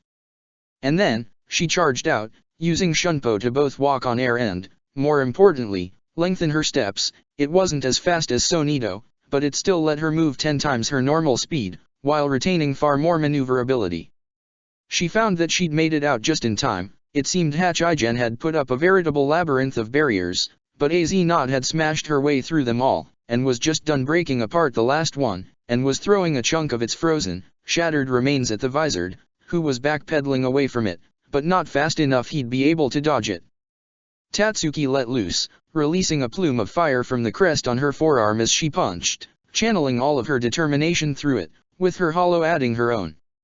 She expected that, even if the shard of ice froze it, the sheer impact behind an avalanche moving at the speed of her flames would put the ice off its course. Thus, she was astounded when instead the fire smashed into the ice with the full might of its power, sending it crashing into a wall before punching straight through said wall, causing it to crumble. AZ Naut turned in surprise at that, and Tatsuki immediately followed up with her other punch, this time sending a wave of anger-charged fire, hoping that whatever the reason the Espada's power hadn't worked there, it wouldn't work this time either. But when AZ Naut swung her arm down in a chopping motion, it turned the fire to ice, parting it along the line of her arm's movement, while the rest fell to the ground, causing it to slowly start to freeze. The Espada was afloat with a single beat of her wings, although she didn't keep beating them afterwards, clearly preferring to keep levitating using low-key Sonido, just as she had been done the whole fight. However, instead of focusing on Tatsuki, AZ Naut had raised her hand to her face and was observing it carefully, as if trying to understand something. Tatsuki was left perplexed by this, and left wondering what had caught the Espada's attention, which then sparked a memory of her training in Hakuda, regarding the effects of curiosity as an emotion. Yuriuki had explained that riot so charged with curiosity simply became clear and somewhat translucent, not really a useful effect in battle, but she'd demonstrated how, by concentrating riot so charged with curiosity in front of one's eye like a lens, it was possible to obtain a magnifying effect that allowed for seeing small details from long distances. She did just that, and it was just in time to see the last remains of light burns being regenerated away from AZ Naut's hand. Which meant, Tatsuki realized with a sudden surge of hope, that even if the Espada's power had neutralized the fire, it had still affected her, very little, not even enough to set her on fire, much less incinerate her, but any effect at all was vastly better than nothing. Apparently, AZ Naut had detected Tatsuki's realization from her emotions, as she fixed her new glowing white eyes, which compared to her old one Tatsuki found weren't scary at all, straight at her. They glowed slightly as the Espada commented, in an annoyed tone. "You've done something to your power, it's like the fear you were feeling has been muted. It's still there, but when my power reach for it, something shields it so that it takes longer to draw it out." Then, the tone turned more gleeful as she went on to add, "However, if it's something I've already affected, finding the path to that sliver of hidden fear is easier. I had no grasp with the hardened fire, but you've used the burning one so much, I can counter it easily. Which means I just need to run you out of tricks, and then you'll lose." Tatsuki smashed her fists together, letting the scales create a small explosion of sparks for effect as they scraped against each other, and then said, in her most confident tone, "And I think you're all talk, and that I'll have cut you down to size long before you see the last of what I have in store." And, following actions to words, she used Sonido to shot herself forward, and was pleased to see the surprise in AZ Naut's eyes at her charge. It made sense, since the Espada knew she could turn her to ice with a touch, and so anybody with sense would fear to close up, but Tatsuki had never feared death, and while she'd learned not to be reckless, she realized now that just meant channeling her lack of fear properly. Plus, she was willing to bet that, since her inner hollow sphere was hidden so deep inside her, it would take more than just one touch for AZ Nod to kill her, and that was worth taking the risk to get close, where she would be able to use her best skills to the fullest. Just before hitting her enemy, who had readied herself by raising an hand in a guard position, Tatsuki unleashed the flames inside her crest, enveloping herself in them like an armor, except for her fist, where she reshaped the fire into long curved claws. She called for disdain from her hollow, and could feel the steel-like hardness in the claws as they slammed into the arrow of the Espada's hand, the clash of steel against steel causing a keen, scraping sound. Tatsuki could feel her fire blades dulling, but then her hollow took charge of it, reshaping the fire with a precision Tatsuki herself wasn't capable of, and the claw's edge became thinner and thinner, suddenly stopping to scrape and then, to the Espada's astonishment, slashing through her hand, sending her fingers flying as they cut through. The whole clash had taken less than a second, so the claws proceeded to AZ Nod's chest too fast for the Arrancar to dodge, but they'd barely punctured the skin when the flames started to freeze. Tatsuki could actually feel as they passed out of her control as they stopped to be fire, almost like losing a limb, and wasn't it weird she knew exactly what that was like, and the sense of impotence and fear from her hollow at the sensation. Tatsuki didn't let that infect her, however, overriding her hollow's emotions and breaking away the bit of frozen fire before it could spread to the rest of her coat. She then went to call upon her determination, which she then spread all over her armor as she spun on herself, trying to use the ridge she'd grown along the edge of her armor to shred the Espada with it. Once again, she had to call on her hollow's skill at reshaping to make it work, but working together, they did what Tatsuki wanted, shredding the surface layer of the Espada's body and causing her to shriek in pain, something which had her inner hollow glow with satisfaction. AZ Nod reacted instinctively, trying to reach with her hands for Tatsuki to strangle her, which was exactly what she'd wanted, as she used a micro-sonido, just enough to move back half a meter, and to leave her shroud of fire in front of her as a decoy, infusing it with fear before leaving it. It had been Tatsuki's hope that the cold fire she'd created would slow AZ Nod down, and set her up for her next move. She'd not expected, however, to see the Espada suddenly retreat even as the cold fire turned to ice and collapsed to the ground immediately. It was apparent that the Espada's power of drawing out fear had been that much more effective on a fire saturated with it, which made some sense in hindsight, but something about the way she'd ran away left Tatsuki perplexed. On a whim, she used the Curiosity Hakuta lens again, just in time to see AZ Nod rip away a piece of her knee and throw it away, a piece of knee that, when Tatsuki focused on it, she could see was covered in ice, an ice which was slowly spreading over it and, when it hit the ground, slowly started to spread to the surrounding debris as well. Tatsuki stared at that for a second, before turning her attention back to the Espada and saying, disbelieving, "No way. You're vulnerable to your own power? But, you were wielding the ice you'd created before." AZ Nod didn't answer, but in the back of Tatsuki's mind, her hollow chuckled and commented, gleeful. "Of course. She said her power draws out the fear within something, anything, and cause it to manifest. As long as she's unafraid, the power has no effect on her, but now, she doesn't know what our empowered fire can do, and yet she knows that it can affect her before her power can save her. And that means she's afraid of what it can do to her. After all, we hollow are formed from negative emotions, it's only natural that each of us has a bit of fear deep within themselves." Tatsuki grinned at that, and then said, addressing her inner hollow and the Espada at the same time, "Well, then it's time I show you what it's like to be afraid. I wonder which effects it'd be best to add to my fire to destroy you with." Then, she let the fire she'd been storing erupt from her body, shaping it into hundreds of thin strings, each coated with affection, while mixing her confidence to harden them. It wasn't quite rock-hard like determination would make them, more of a wood-like consistence that was still good enough for her purpose, and also had the benefit of being something else that the power had not yet faced. The combination let her use the fire to reach for the multitude of ice shards that AZ Nod's power had left on the ground, and throw all of them at the Espada, alongside a fusillade of fire projectiles that weren't charged at all, but which their enemy had to fear might be. Which really, was all that Tatsuki needed. As she'd expected, AZ Nod didn't wait to see what would happen if she took the attack head-on, too afraid to do it, instead using her flight to escape upwards, and, just like the Espada had tried to intercept them before, Tatsuki did it now, using Sonito to flung herself forward while reshaping the fire armor around herself into an aerodynamic shape that tripled her speed, while she used Ho-Oh to make herself weightless, minimizing the effects of gravity and attrition. The result of it was that she smashed straight into the espada, her hand grabbing at her chest, and then, before her enemy could escape, she poured fire out of it, charged with the incredible excitement she'd felt at having so much power at her disposal, while she infused the rest of her armor with loneliness, calling upon her hollow to get it right, as the creature had experienced it in a way Tatsuki wasn't sure she would ever manage. It wasn't perfect, not the way Yuriyuki would do it, but nevertheless, it worked, in that, while her hand went completely numb, she didn't fry herself, while the discharge of electricity invested AZ not in full, the espada screaming in terror at experiencing a kind of pain unlike any it had ever felt before, one so total and all-encompassing as its body was left both completely paralyzed and burning from within, which, Tatsuki suspected, would make their enemy quite terrified that she'd somehow found a way to use her ever-burning fire on him. And that fear was enough, and really all that she was after.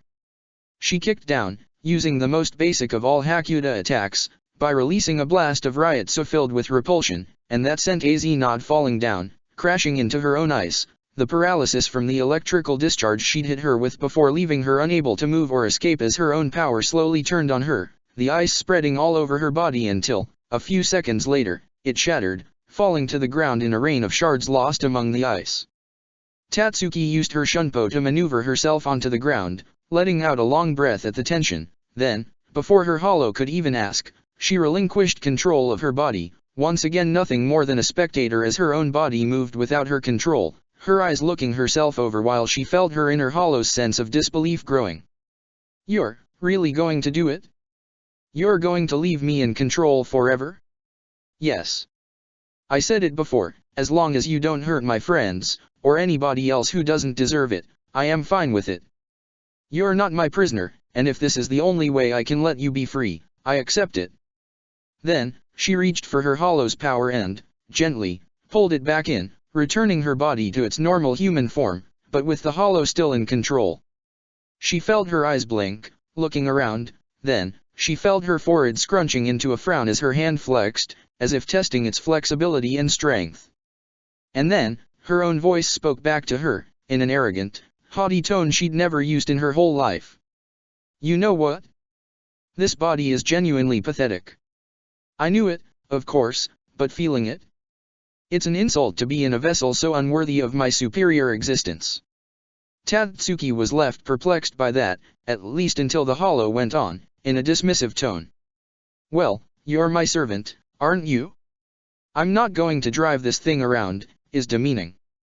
"Now, take over and drive this thing for me, as the ruler of this body. It only makes sense that I only show myself when required, and have you deal with the boring parts of being a human the rest of the time. I'll let you know when I next want to take command, but I think it highly unlikely that I'll do so when you're in this weak, pathetic form." Bemused, Tatsuki took back control of the body, and then said, a smile tugging at her lips, "Thank you for this boon, Your Majesty."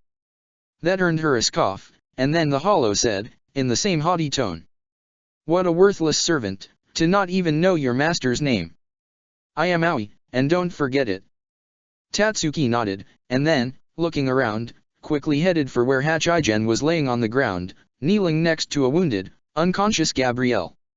She went to ask how she could help, but before she could even open her mouth, the Vizard raised her hand and said, in a reassuring tone, "You don't need to worry about this, Miss Arisawa. I am a Kaido specialist. I know enough healing to help Gabrielle's regeneration along." Then, he pointed toward the hole in the roof, and went on to add, "Instead, you should chase after the shapeshifter. I imagine that Aizen brought here more servants than just this one, and you might be one of the few who actually stand a chance against his elite. Those who are out there fighting them need your help more than I do. Go, and help protect your city." She nodded, squeezing the old man's shoulder before straightening up and saying to Aoi, in a teasing tone, "What do you say? Would it be fine if I were to drive this body of ours into another desperate battle for the life of a lot of people?" There was a sense of anticipation in the hollow's voice as it answered, "Of course, we need to show everybody what we're capable of when wielding our full power together. I can't wait." Needing no further encouragement than that, Tatsuki used Ho-Ho to take to the sky, and head toward the area where she'd seen the pillars of light appear. She had a city to save and a villain to defeat, and with her new ally in tow, she was ready to take on any challenge ahead. Chapter 95, Steps. Chad watched carefully as the guy with the orange afro got back on his feet from having had the sled he was riding plummet to the ground, and had to hold back a frown as he realized that, outside of being a bit out of sort, he looked completely unharmed. With how Uriah tended to emphasize the lower resilience of Quincy compared to Hollow and Visored, and the usual results of hitting something with a charged-up beam, Chad had hit the man with a quickly fired, low-powered one, not wanting to kill him. However, it seemed that the power had been too low, as the man was already looking at Chad with a grin and saying, in an amused tone, "Hey, that was a though one. Is it the best you got?" Uriah spoke up at that point, asking in a serious tone, "Do you mind taking the tall guy out of my hand, so I can focus on dealing with the one with the glasses," while his full focus already was more on the latter man.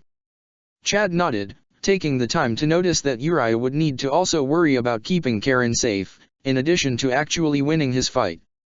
The best way to make that easier was to lead the other Quincy away from the current place, said Quincy was meanwhile slamming his fists together and saying, excited. "You heard that? If we're gonna have a one-on-one duel, I can't say I'm disappointed. You look strong, and I've been wanting to try this thing against a good opponent for a while." Once again, Chad didn't answer directly. Instead, he used full bring to make the ground elastic under his feet and flung himself forward, with the shoulder guard at the top of his gauntlet aimed straight at the Quincy's chest, in a clear attempt at a shoulder check against him. The man's grin widened, and he raised his fist, clearly aiming to unleash a blast of fire, but Chad reached forward with his power and drew away all air from just in front of the dragon-shaped mouth of the weapon, and so the fire shot through immediately died as it tried to cross the air of vacuum. The moment of surprise that engendered in the Quincy was enough for Chad to hit him right in the sternum, and then, for good measure, Chad released an instantaneous blast from his shoulder. With no time at all to charge up, not to mention being fired from a point other than his fist or feet, the beam barely had any power at all. With practice, Chad had realized over time that the red stripes that run down his black gauntlet and converged over his knuckles, much like the similar stripes on his boots ran down to converge on the foot tip, weren't merely decorative, but rather were canals that directed and amplified the Ryotsu as he collected it along the limbs. He didn't need to do it, and could fire from different points along it, but that made the attacks much less powerful, while by pushing more Ryotsu into the canals and holding it there, charging up, as he'd thought of it before, the power grew exponentially.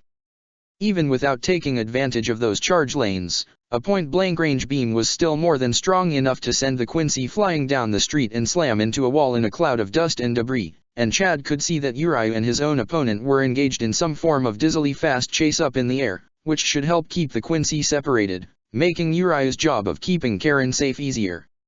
As for his own opponent, Chad moved toward him with a careful step, as he was suspicious of the lack of movement, and his suspicion was confirmed as, when the cloud of dust dispersed, he saw that the Quincy had been waiting to one side of where he'd left a bad crack in the wall, with his flamethrower poised for a surprise attack. He chuckled upon seeing that Chad hadn't taken the bait, and slowly straightened, which gave Chad the chance to see that, as he'd expected, despite being slammed at high speed into a wall, the man was unharmed, although, interestingly, his skin seemed to be glowing with a slight bluish light, that contrasted badly with his orange afro and dark skin. Perhaps misunderstanding Chad's intense gaze as he tried to figure out the source of the guy, the man grinned, pointing a thumb at his chest, not an easy thing with the contraption across his shoulder, as he said, "Name's Gateban Musketa. What about you, man?" "Yasutara Sato." Gateban clapped his hands together, as if glad he'd answered, and stated, "It's nice to meet you then. I love a good fight, so let's have some fun together, yeah. I do not consider fighting to be fun." That caused the Quincy to scoff, and although he didn't let it show on his face, Sato was quite ticked off at having his opinion dismissed in such a fashion. Fighting was, by its definition, something that hurt people. He was willing to do it when it was to protect others, a belief that he'd forged out of his abuelo's words and Ichigo's encouragement, but to take joy in it, do it for sport, was something he'd consider a betrayal of his beliefs. Of course, his opponent had no way to know that, so instead he said, in a mocking tone, afraid of a bit of rough play. Come on big boy, you look like you could take it. That, Chad decided, was as good a segue as any to try and find out about whatever was giving the Quincy his unexpected durability. I'm just surprised at your own toughness. I believed Quincy to be less durable. Gateben's grin widened and he puffed out his chest at that, before answering smugly. Only the unskilled ones. One of the 6 Quincy arts, blood, allows us to collect the Reishi from the air inside our body, giving us the equivalent of subdermal armor.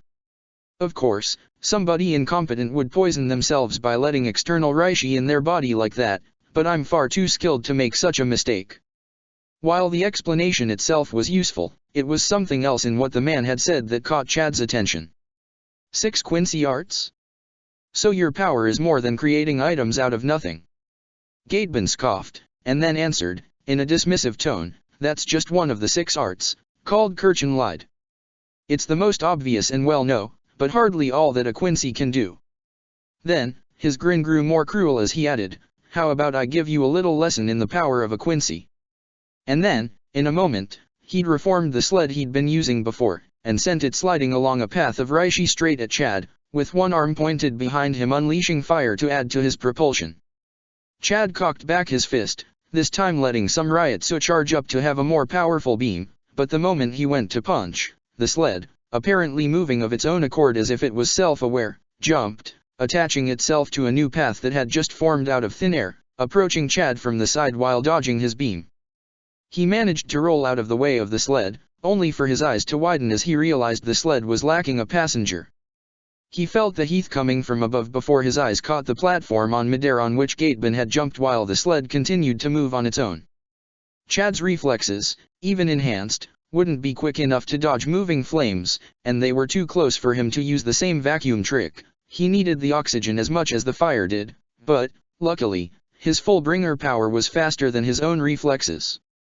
So, between a combination of turning the ground under his feet into a slide, the air in front of him self-elastic, and reducing the air resistance from behind him, he was sent skidding away, just in time to avoid the avalanche of flames that rained down on the spot he'd been occupying. And then, the platform Gateben was standing on formed rails, become another sled, and then a new path formed underneath it, allowing the Quincy to start sliding along after Chad. And he was gaining quickly. The sled had a sustained speed that was soon going to overtake him, since his own acceleration had been given by the initial push and was thus bleeding out. Before his enemy could reach him, Chad slammed his hand down on the ground, using his powers to multiply the attrition it gave all at once so his grip was enough to bring him to a sudden stop, and then kicked upwards. Ryatsu charged to both of his boots, delivering a double blast to the underneath of the sled just as it reached him, the first beam destroying the sled itself so that the second was able to hit Gateben directly and sending him flying up and backwards in a large arc that sent him collapsing to the ground, raising another huge cloud of debris.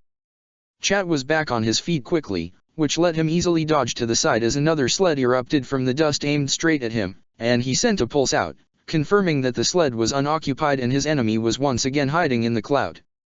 When the trick didn't work, Gateben came out of the cloud of dust clapping his hands as he said, smiling.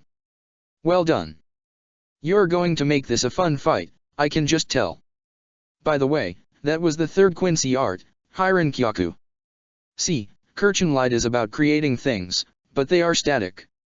Moving them around, and really, manipulating anything made of Reishi, that's what Hyrenkyaku is about. Chad was left confused by that, and raised an eyebrow as he pointed out, in a reasonable tone. It seems like they are both about the same thing, manipulating Reishi. Gateben shook his head. Not at all. See, to construct an item out of Reishi, you need to call the Reishi to a set of focal points. For easy items, you only use one, but for complex one, you need multiple focal points. So, Kirchenlied is about managing the level of pull required, and the position of the various focal points in relation to each other.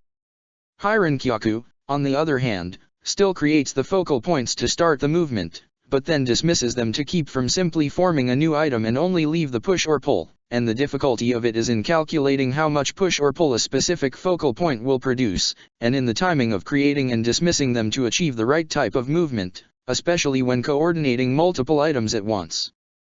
They are similar, since they're both ultimately geometry-based, but Kerchelid is all about structural integrity, while Hyrankyaku is vectorial. Trust me, they're quite different. Chad had no trouble trusting the man on the matter, and was also starting to see why Uriah would find himself drawn to this style of fighting. In any case, even overcomplicated as it was, he suspected that he'd gotten more out of the explanation than Gateban had expected. He hadn't failed to notice that, unlike Uriah's complex pathways, all of Gateban's charges had moved along straight lines. Which was why Chad immediately jumped, combining making the ground eliciting with enhancing his jump with just the tiniest beams from the solace of his feet to reach a truly ridiculous height. That let the two sleds that were charging at him from behind pass underneath him with plenty space to spare, and he nodded to himself as he saw that, even if coming from different directions, the two were moving in a straight line toward the same spot. As he'd imagined, Gateban's long speech had been meant as a distraction to allow the sneak attack, but as Chad himself had surmised from it, the Quincy wasn't good enough to move the sleds along different paths, which would have made avoiding them with just a single jump considerably harder. The sleds stopped in front of the tall Quincy, just bare millimeters from touching each other, and he patted them both, almost affectionately, before looking up at where Chad was standing on the air he'd made almost solid, and letting out a chuckle. "You have a lot of tricks up your sleeve, Yasutara Sato, don't you? But you don't seem to want to actually bring the fight to me. Well then, I guess I'll need to bring the fight to you." And with that, he jumped, landing on a newly formed sled sitting on a path aimed straight at Chad. Seeing this, Chad steadied himself, and focused on maximizing the amount of power he could call from his pendant.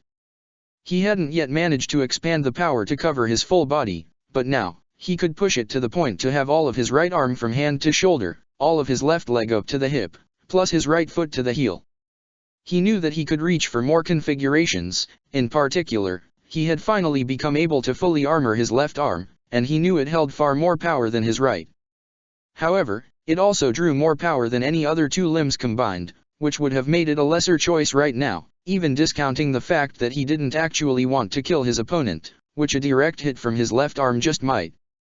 Thus, he anchored himself instead. It wasn't easy. Making the air hard enough to be unyielding was far harder than simply making it elastic, but he managed, even as he placed his fully armored leg in front, while charging Ryotsu to both his right fist and his left knee. Seeing that he wasn't going to try and dodge this time, Gateban laughed, shouting, "That's it, take it like a man, head on," before pointing both of his gauntlets forward, ready to release his flamethrowers.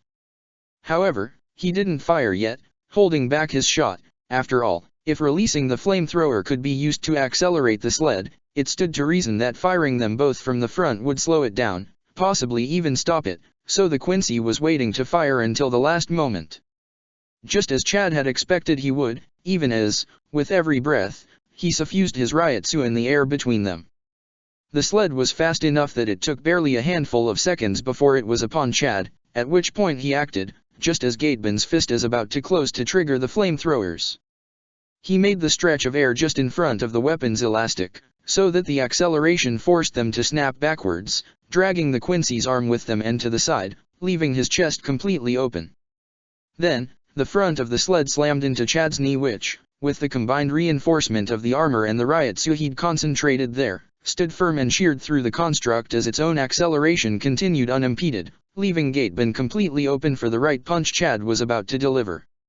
Gateban went to dodge to the left in a roll, but Chad had been prepared for that. It was why he'd held back on his punch, so he was already turning to follow the Quincy before he realized that something was trailing behind him, the other two sleds he'd created before.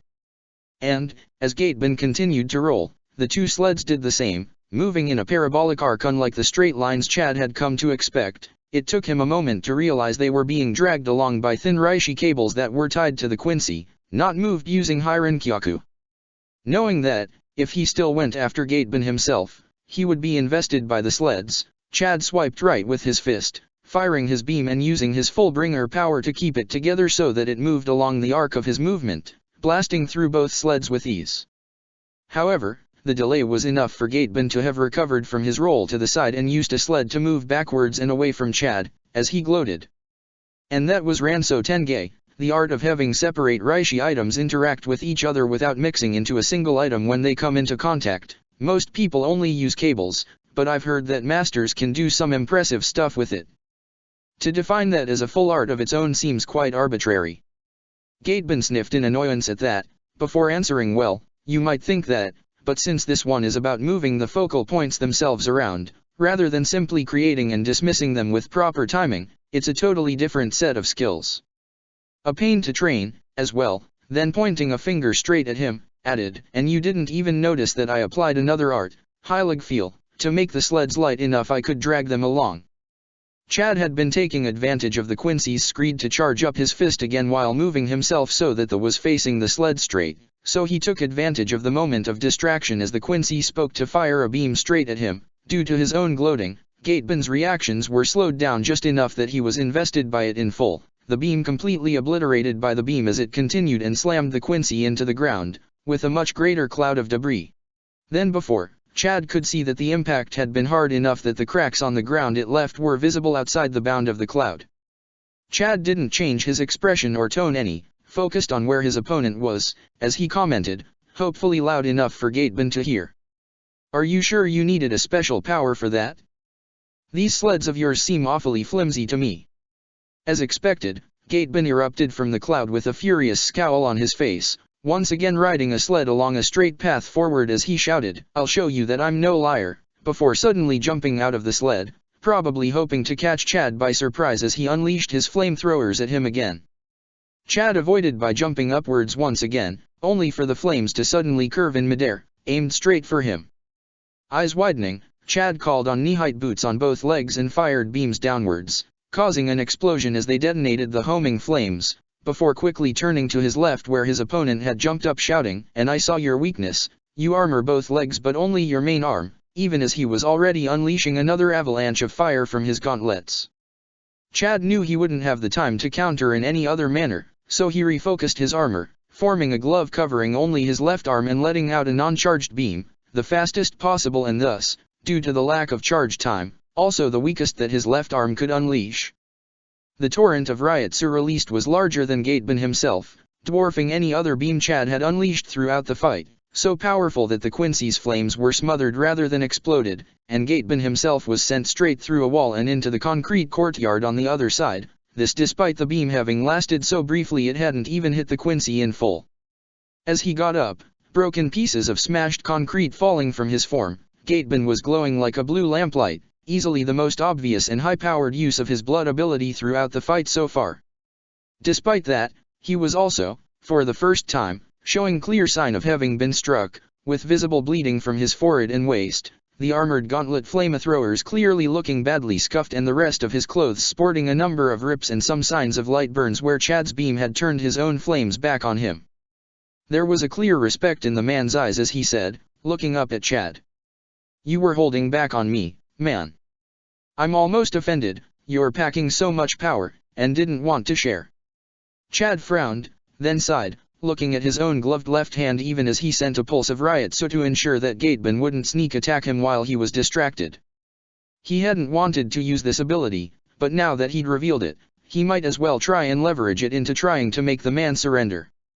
So, he raised his fist, showing that the armor only covered his hand, and explained. The amount of armor indicates the power of the blast that I'm firing. What I hit you with was only the power of my hand.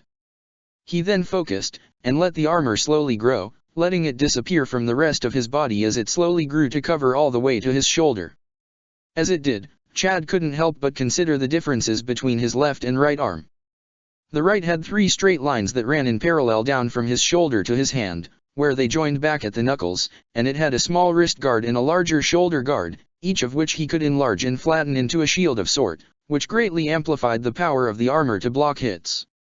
It was, quite obviously, meant for defense.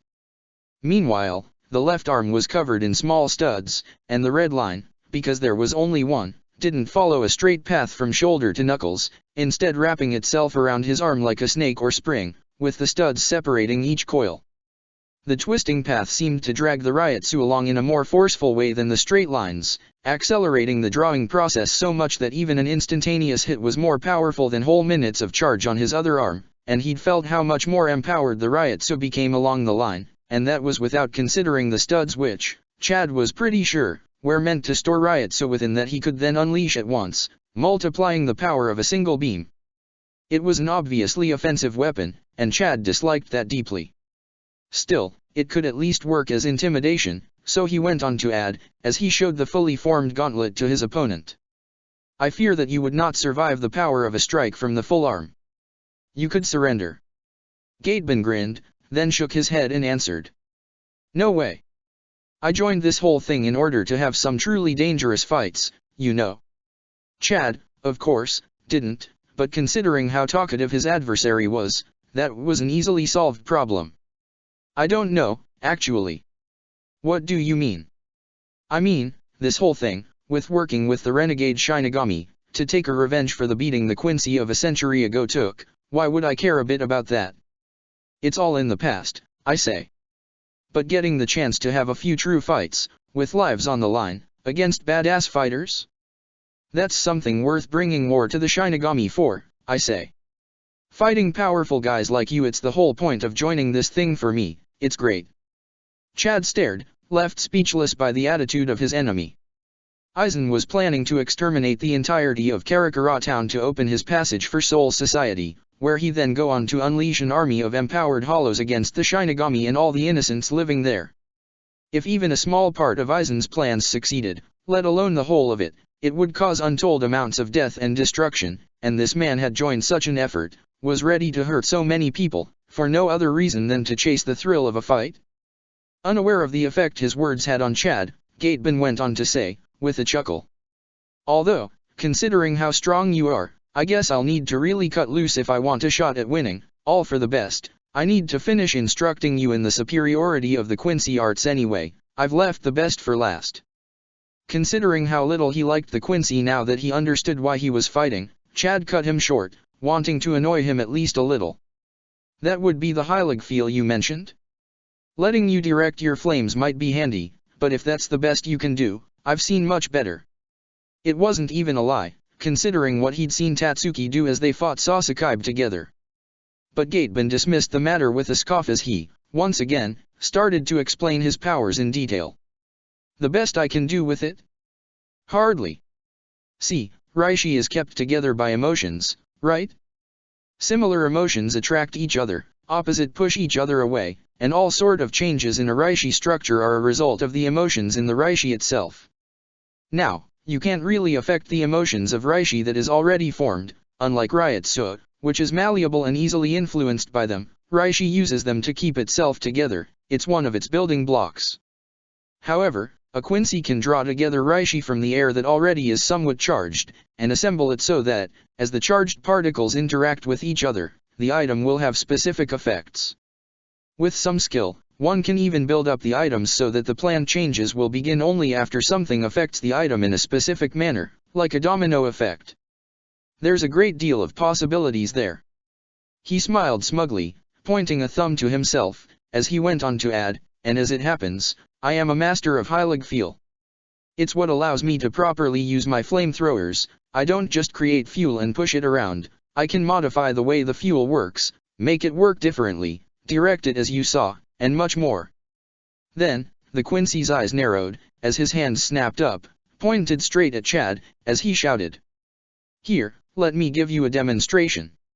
And then, he released blasts of fire from each, except that the one from the left gauntlet, instead of a normal flamethrower effect, shot up thin like a pencil and fast as an arrow, extending its range so much that Chad had to dodge it, even as far in the air as he was, and when the fire hit the concrete of the wall behind him, the concrete started to burn from the sheer heat applied to it.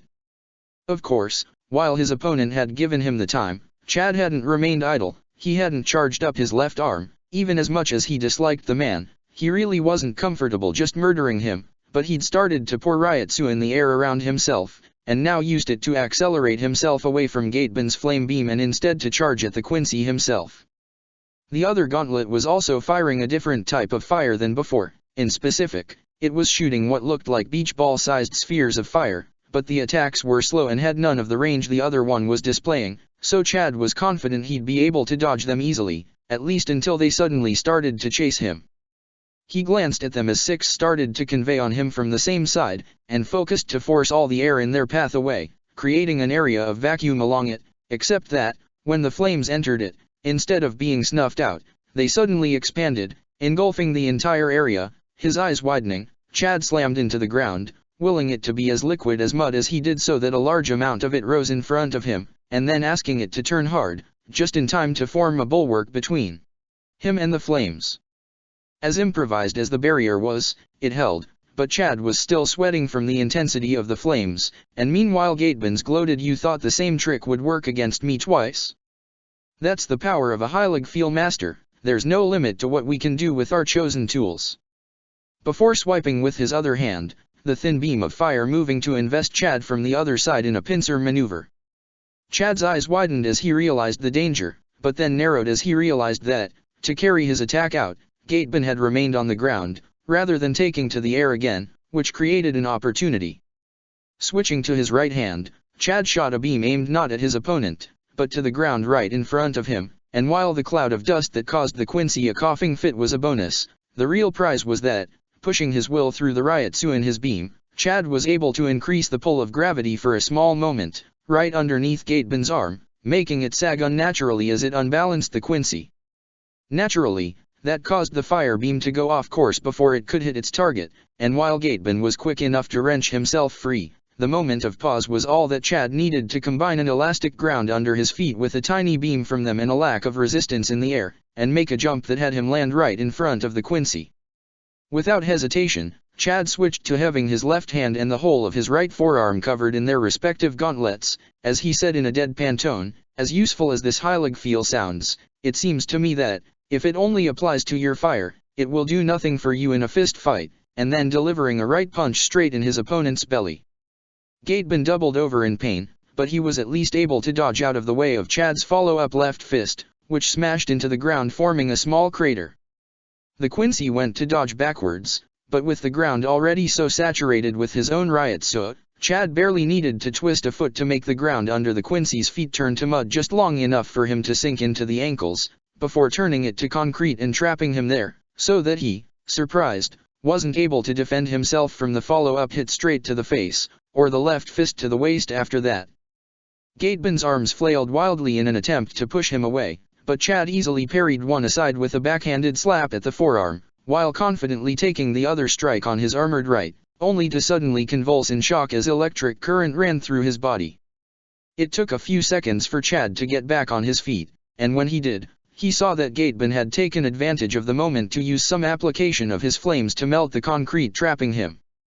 The Quincy grinned, raising one of his hands to show that the fangs of the dragon mouth could snap to a different position, protruding forward instead of inward, and when they did, instead of the pilot fire for his flamethrower, a small current of electrical sparks ran between them.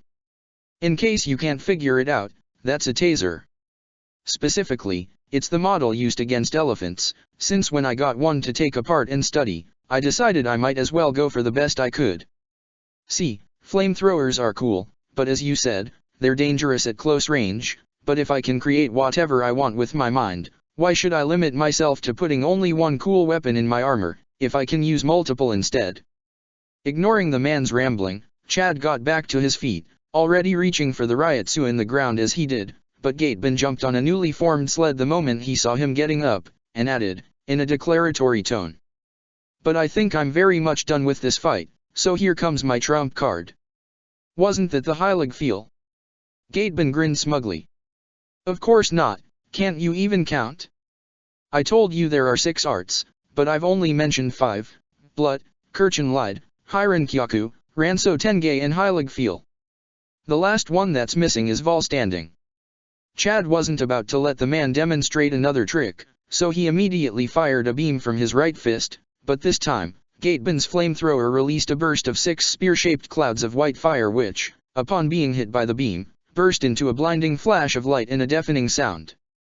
Gritting his teeth, Chad sent a pulse of Ryotsu to orient himself, finding out Gatebin was rising on an ascending path, but he shouldn't have bothered, as the Quincy made his position quite clear as he continued his explanation, although without stopping from unleashing another barrage of fireballs. "As I told you, absorbing Reishi with blood physically hurts a Quincy's body. Similarly, the very process of collecting Reishi strains the Quincy's mind, which is why it takes effort and concentration. However, Quincy's senses also work by drawing in reishi, and they can be kept active indefinitely. That's because the brain naturally limits itself to the minimum amount it can sense without hurting itself, building tolerance over time, which is how Quincy's sensory range increase in time. Which means, with enough training and determination, a Quincy can learn to lower these limiters in their brain, and as a result, he starts absorbing reishi automatically, without focus, and in enormous quantities. As Gateban spoke, Chad had been continuing to dodge his fireballs, which had proved harder than expected, as each one seemed to have a different esoteric effect. Some seemed to explode when faced with strong enough hair resistance, other answered to increased gravity by accelerating upwards, a few smashed into the ground only to turn into liquid flames that kept homing, others still kept bouncing on even ground that had been turned muddy, and that was just the weirdest ones. His beams had still mostly been able to destroy them, and now that his sight was coming back, he had little doubt he would be able to ignore them and focus on his opponent, but he was still somewhat focused on dodging the more obnoxious ones, when he suddenly felt a sudden surge of power, so big that, even if he hadn't recovered his sight, he would have been able to pinpoint it without hesitation.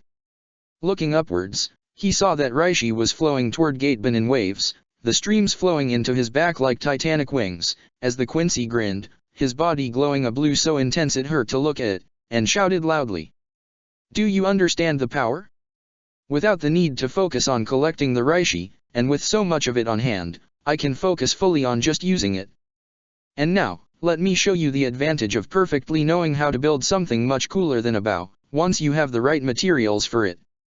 Gateban raised his hands, and the reishi that had been accumulating on his person flowed out, building two titanic constructs that looked eerily familiar. It took a moment for Chad to recognize them as replicas of the two dragon-headed gauntlet that Gateban was wearing on his arms, but enlarged to the size of small towers, with the Quincy standing proudly in between them, arms crossed over his chest. Chad immediately started to charge up the power on his right arm, and as he saw Gateban lean forward, he shot, aiming at the Quincy himself rather than either of the constructs. Sadly, fire erupted from the constructs' mouths at the same time, investing his beam before it could hit his target, and while the impact caused a small explosion, there was so much fire that it overpowered it, and Chad barely had time to avoid it by running backwards. The fire slammed in the concrete underneath, melting it with ease, and then, the metal necks of the constructs moved to follow after Chad, clearly trying to box him in. Knowing that he had no other option, Chad switched to the armor of his left arm, and let it charge as he dodged backwards twice more, using full bring to make the air elastic and reduce the air resistance so he could gain as much time as he could. However, after he bounced away from a fire breath that should have hit him straight on for the third time, Gateban frowned, and the flames from the large dragon constructs suddenly started to home in on him. Grimacing, Chad aimed and punched, releasing all of the power he'd charged up on his left arm in about 6 seconds of frantic dodging. While large, the beam wasn't a match for the fire bellowed forth by the dragon towers in size, but unlike Chad's usual beams, it was spinning on itself, almost like a drill, and as it hit the fire, it dispersed it, punching through as if it was nothing, before slamming into the tower construct and turning it to slag almost instantaneously, before continuing out to hit and disintegrate the concrete wall behind, before disappearing afterwards. Chad absent-mindedly noted that the beam seemed to lose considerably in range in exchange for the devastating power, but it was a distant concern as he was hit by a wave of tiredness and nausea. It felt almost as if his own awakened item was rebelling against him. It would have pleased Chad to say that he didn't understood why he was hit by such a nausea, but in truth, he did. After all, his item was the treasured gift from his abuelo, who had always told him that his power was meant to protect, not to hurt. That, he knew, was why the item manifested as various pieces of armor, because, once he'd fully completed the awakening, it would be a full set. It was a protection that his abuelo had left him, meant to keep him safe. It wasn't meant for fighting. After all, his abuelo had taught him how to craft himself an armor against hollows, but not how to see them, because he didn't want to hunt them down. Perhaps it was the wave of nausea, or perhaps it was the dark thoughts, but Chad was just a hair too slow as he turned his arm toward the other dragon tower, and Gateban took advantage by having it change its fire to the deadly flame beams he'd used before, with the difference that, thanks to the size of it, it unleashed 4 at once, and each was moving independently of each other, so that, even as he rolled out of the way, one of the 4 grazed at his armor's elbow, setting it on fire. Thinking quickly, Chad dismissed the left gauntlet to reform the right one instead, and as he'd hoped, since the armor was larger than his own arm, that left the fire detached from his body, so that he was able to escape it without being on fire anymore. However, the moments of hesitation gave Gateban the chance to have the beams converge on him, and reacting on instinct, Chad raised his right arm to stop them, extending and flattening the wrist and shoulder guard to intercept them. And they held. Astounded as he was, Chad wasn't able to take advantage of that success, and was pushed down onto the ground before he was able to brace himself. Still, he managed to keep himself behind his shield, and managed to land on a knee, trying to gather his strength back. But he could feel that it was not going to last. Already, he was feeling the heat rising on his arm and in the air around him, and he knew that, if he tried to dismiss the gauntlet, he would be set on fire by the beams before he could initiate another counter-attack. He tried to take a step back, but the beams followed him unerringly. He wasn't sure what exactly he should do, and before he could figure something out, Gateban said, with disappointment in his voice. "You know, if you'd used your left arm big beam earlier, you might have won this, but now you're defeated. Why would you not use your full power from the beginning?" As the Quincy spoke, Chad noticed that the increase in heat from his arm had lowered. It was still increasing, but nowhere near as much as before, apparently due to the lack of attention by Gateban. It wasn't much, but it gave him more time to figure out a solution to his current predicament, so he shot back, trying to keep the Quincy talking. "You didn't use your vol standing from the start either." The Quincy frowned, and answered, sounding annoyed. "That's because I can only keep up vol standing for 3 minutes, after which the limiters won't just force themselves back on. My brain will shut up my spiritual sensitivity to keep me from hurting myself. It's like a cooldown. I'll lose my ability to draw in Reishi entirely for the same amount of time I kept the vol standing up. That's why mastery of the ability is measured in how long one can keep it active, and why it's a trump card to play only when necessary, not something to start the fight with. But it doesn't seem like your power has the same type of limit. I noticed that it let you winded after the shot, but surely you're smart enough to get around that." Chad almost couldn't believe that Gateban had just revealed the weakness of his own power like that. Of course, he probably thought Chad would be burned to a crisp before he could take advantage of it, and it wasn't that unlikely, but it was something he could work with, at least. Still, he would have more time if he kept the man talking, and, lacking anything better to use, he decided to just answer to his question with the truth. Fullbringers draw power by awakening the soul of an item dear to them. My abuelo left me a keepsake, which I turn into armor. That's because, just like my abuelo, the item wants to keep me safe. It increases my strength, but only for the purpose of defending myself. Using it for attack betrays what it stands for." The Quincy scoffed, and sounded almost angry as he declared. "That's why both Shinigami and you Fullbringers are ridiculous. You're at the mercy of things who think for themselves, instead of wielding weapons. Why should I care what some fancy trinkets thinks? Doing what I want is the whole point of having power like these. That's the fun in it." Before he could stop himself, Chad's anger at the Quincy overtook him for a moment as he answered, in a dark tone. "Your fun is hurting people. It's disgusting." Gateban shrugged, apparently unbothered. "So what? That's your opinion, and it doesn't affect me. Besides, at least I'm true to myself. I know what I want and I do it, instead of trying to cater to people whom beliefs I don't share. I fight for me." Chad would have scoffed, had he not been pinned down by the other man's flame beams. He didn't disagree with his abuelo's beliefs at all. They both thought that his power was meant to protect. If anything, by fighting for his friends, he was being truer to himself than if he just limited himself to defend himself, since protecting those he cared about was the same as protecting himself. His life would not be worth it, if he had to keep it by refusing to use his strength in defense of others. And that thought, suddenly, gave Chad pause, as he realized how true it was. He could feel it in his bones, and as he thought about it, he could remember his abuelo telling him how Chad's own happiness made him happier. Surely, if that was what his abuelo would have wanted, would he not have wanted Chad to fight, with everything he had, if he was doing so to protect those he cared about, those who brought him happiness? It was a sudden realization, but as he reached it, Chad realized that, in fact, he'd had it wrong all along. He'd realized, after talking with Ichigo, that the reason he was having so much difficulty in fully awakening his item, the way Orium had, was that he and the soul within weren't fully in synchrony. And, when he'd awakened his left arm, he'd thought the reason was that his item didn't want him to strike back, only to protect himself. But, he realized suddenly, that was silly. If the item hadn't wanted him to fight, why would it have given him the means to do so in the first place? If anything, awakening the left arm should have made him realize the truth. All along, the item wanted what his abuelo would have wanted, and that was for him to be happy, and thus, if it was necessary, to fight for that happiness. It had been Chad himself who had been holding his own power back. He was so afraid of using his strength to hurt others, that he hesitated to use it when he shouldn't. He just needed to trust himself to know when to use his powers and when not to, because letting people get hurt that he could save would make him just as unhappy as hurting those he didn't want to. And neither his abuelo, nor the item he'd bequeathed to him, would want him to be unhappy.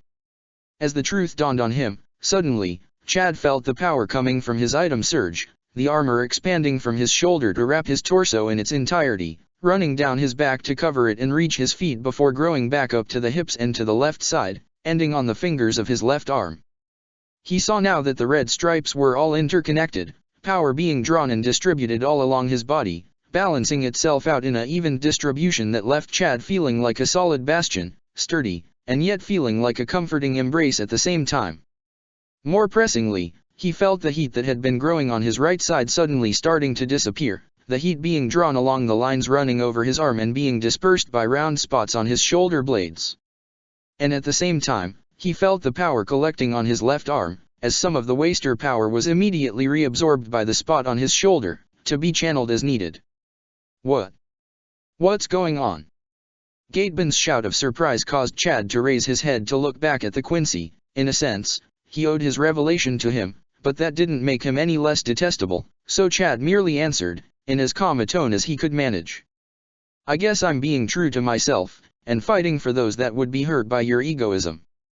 Then, with the heat lessened and the sudden lack of fatigue, he got back up. Seeing this, the Quincy immediately intensified the barrage of his flame beam, and even raised his hands toward the remains of the other dragon tower, clearly hurrying to rebuild it. The intensified beams immediately caused Chad to start sweating again. Even newly improved as they were, his defenses would be overwhelmed in time, even if it'd take much longer. But now, he wasn't limited to just defense anymore.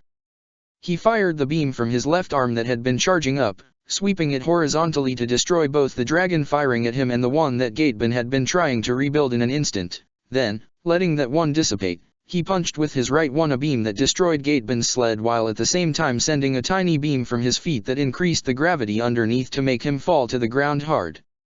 The Quincy immediately went to stop his fall by trying to create more of his dragons, but Chad merely kept firing quick strikes with his left fist even as he started slowly moving forward, with each shot completely destroying the Quincy efforts before they had any chance of succeeding, so that there was nothing to stop Gateben from smashing straight into the ground. As Chad had expected, the Quincy's blood had kept him from getting seriously hurt, but that didn't really matter. Now close enough to him, Chad fired a beam from his right arm straight at the middle of his enemy's back, and kept it going, pinning him there. He would not have been able to do this before, since he would have needed to keep charging to firing it, but with his item fully awakened, he was able to gather the Ryotsu he was firing directly from his own soul, in addition to gathering it from the environment like he'd been doing before. It was tiring, and he couldn't keep it up indefinitely, but then, he only needed to do it for 2 more minutes, and that was more than doable.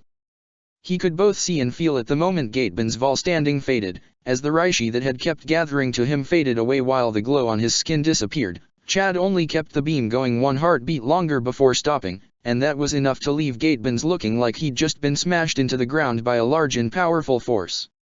Chad gently turned the Quincy around so he was looking up, and then used his full bringer power to soften the ground around him, push him down, and harden it again, so that only his face was left free. It would both keep him from injuring himself further and from trying to hurt somebody else until they could get a healer to him, while ensuring he wouldn't suffocate. For his own, Gateben coughed, clearly having trouble breathing after how battered he was, but then he grinned and said, challenging. What, aren't you man enough to finish me off, Sato? Chad shook his head. He'd won. The man's taunt couldn't really affect him at this point. I don't like hurting people, I've never killed anyone, and you're certainly not worth changing that. Gateban glared at him, coughed again, and said, angry. You might think you're hot shot, but I nearly won, and I've only mastered one of the 6 arts. They say that a true master, one who mastered all 6 and earned the title of Sternritter, is invincible. How will you keep to your code against somebody like that? Chad smiled, and offered the obvious answer the man didn't seem able to grasp for himself. With help, of course. You said it yourself, we Fullbringers rely on others, rather than trying to do everything alone, and I'm happy to keep doing that. After all, it's worked well enough so far. And with that, he turned and walked away, ignoring the insults the Quincy was throwing his way. There were more people that needed to be protected, and as his abuelo had always said, that was he had been given his strength for. He would not waste that gift by dallying. Check the description for the links to the author.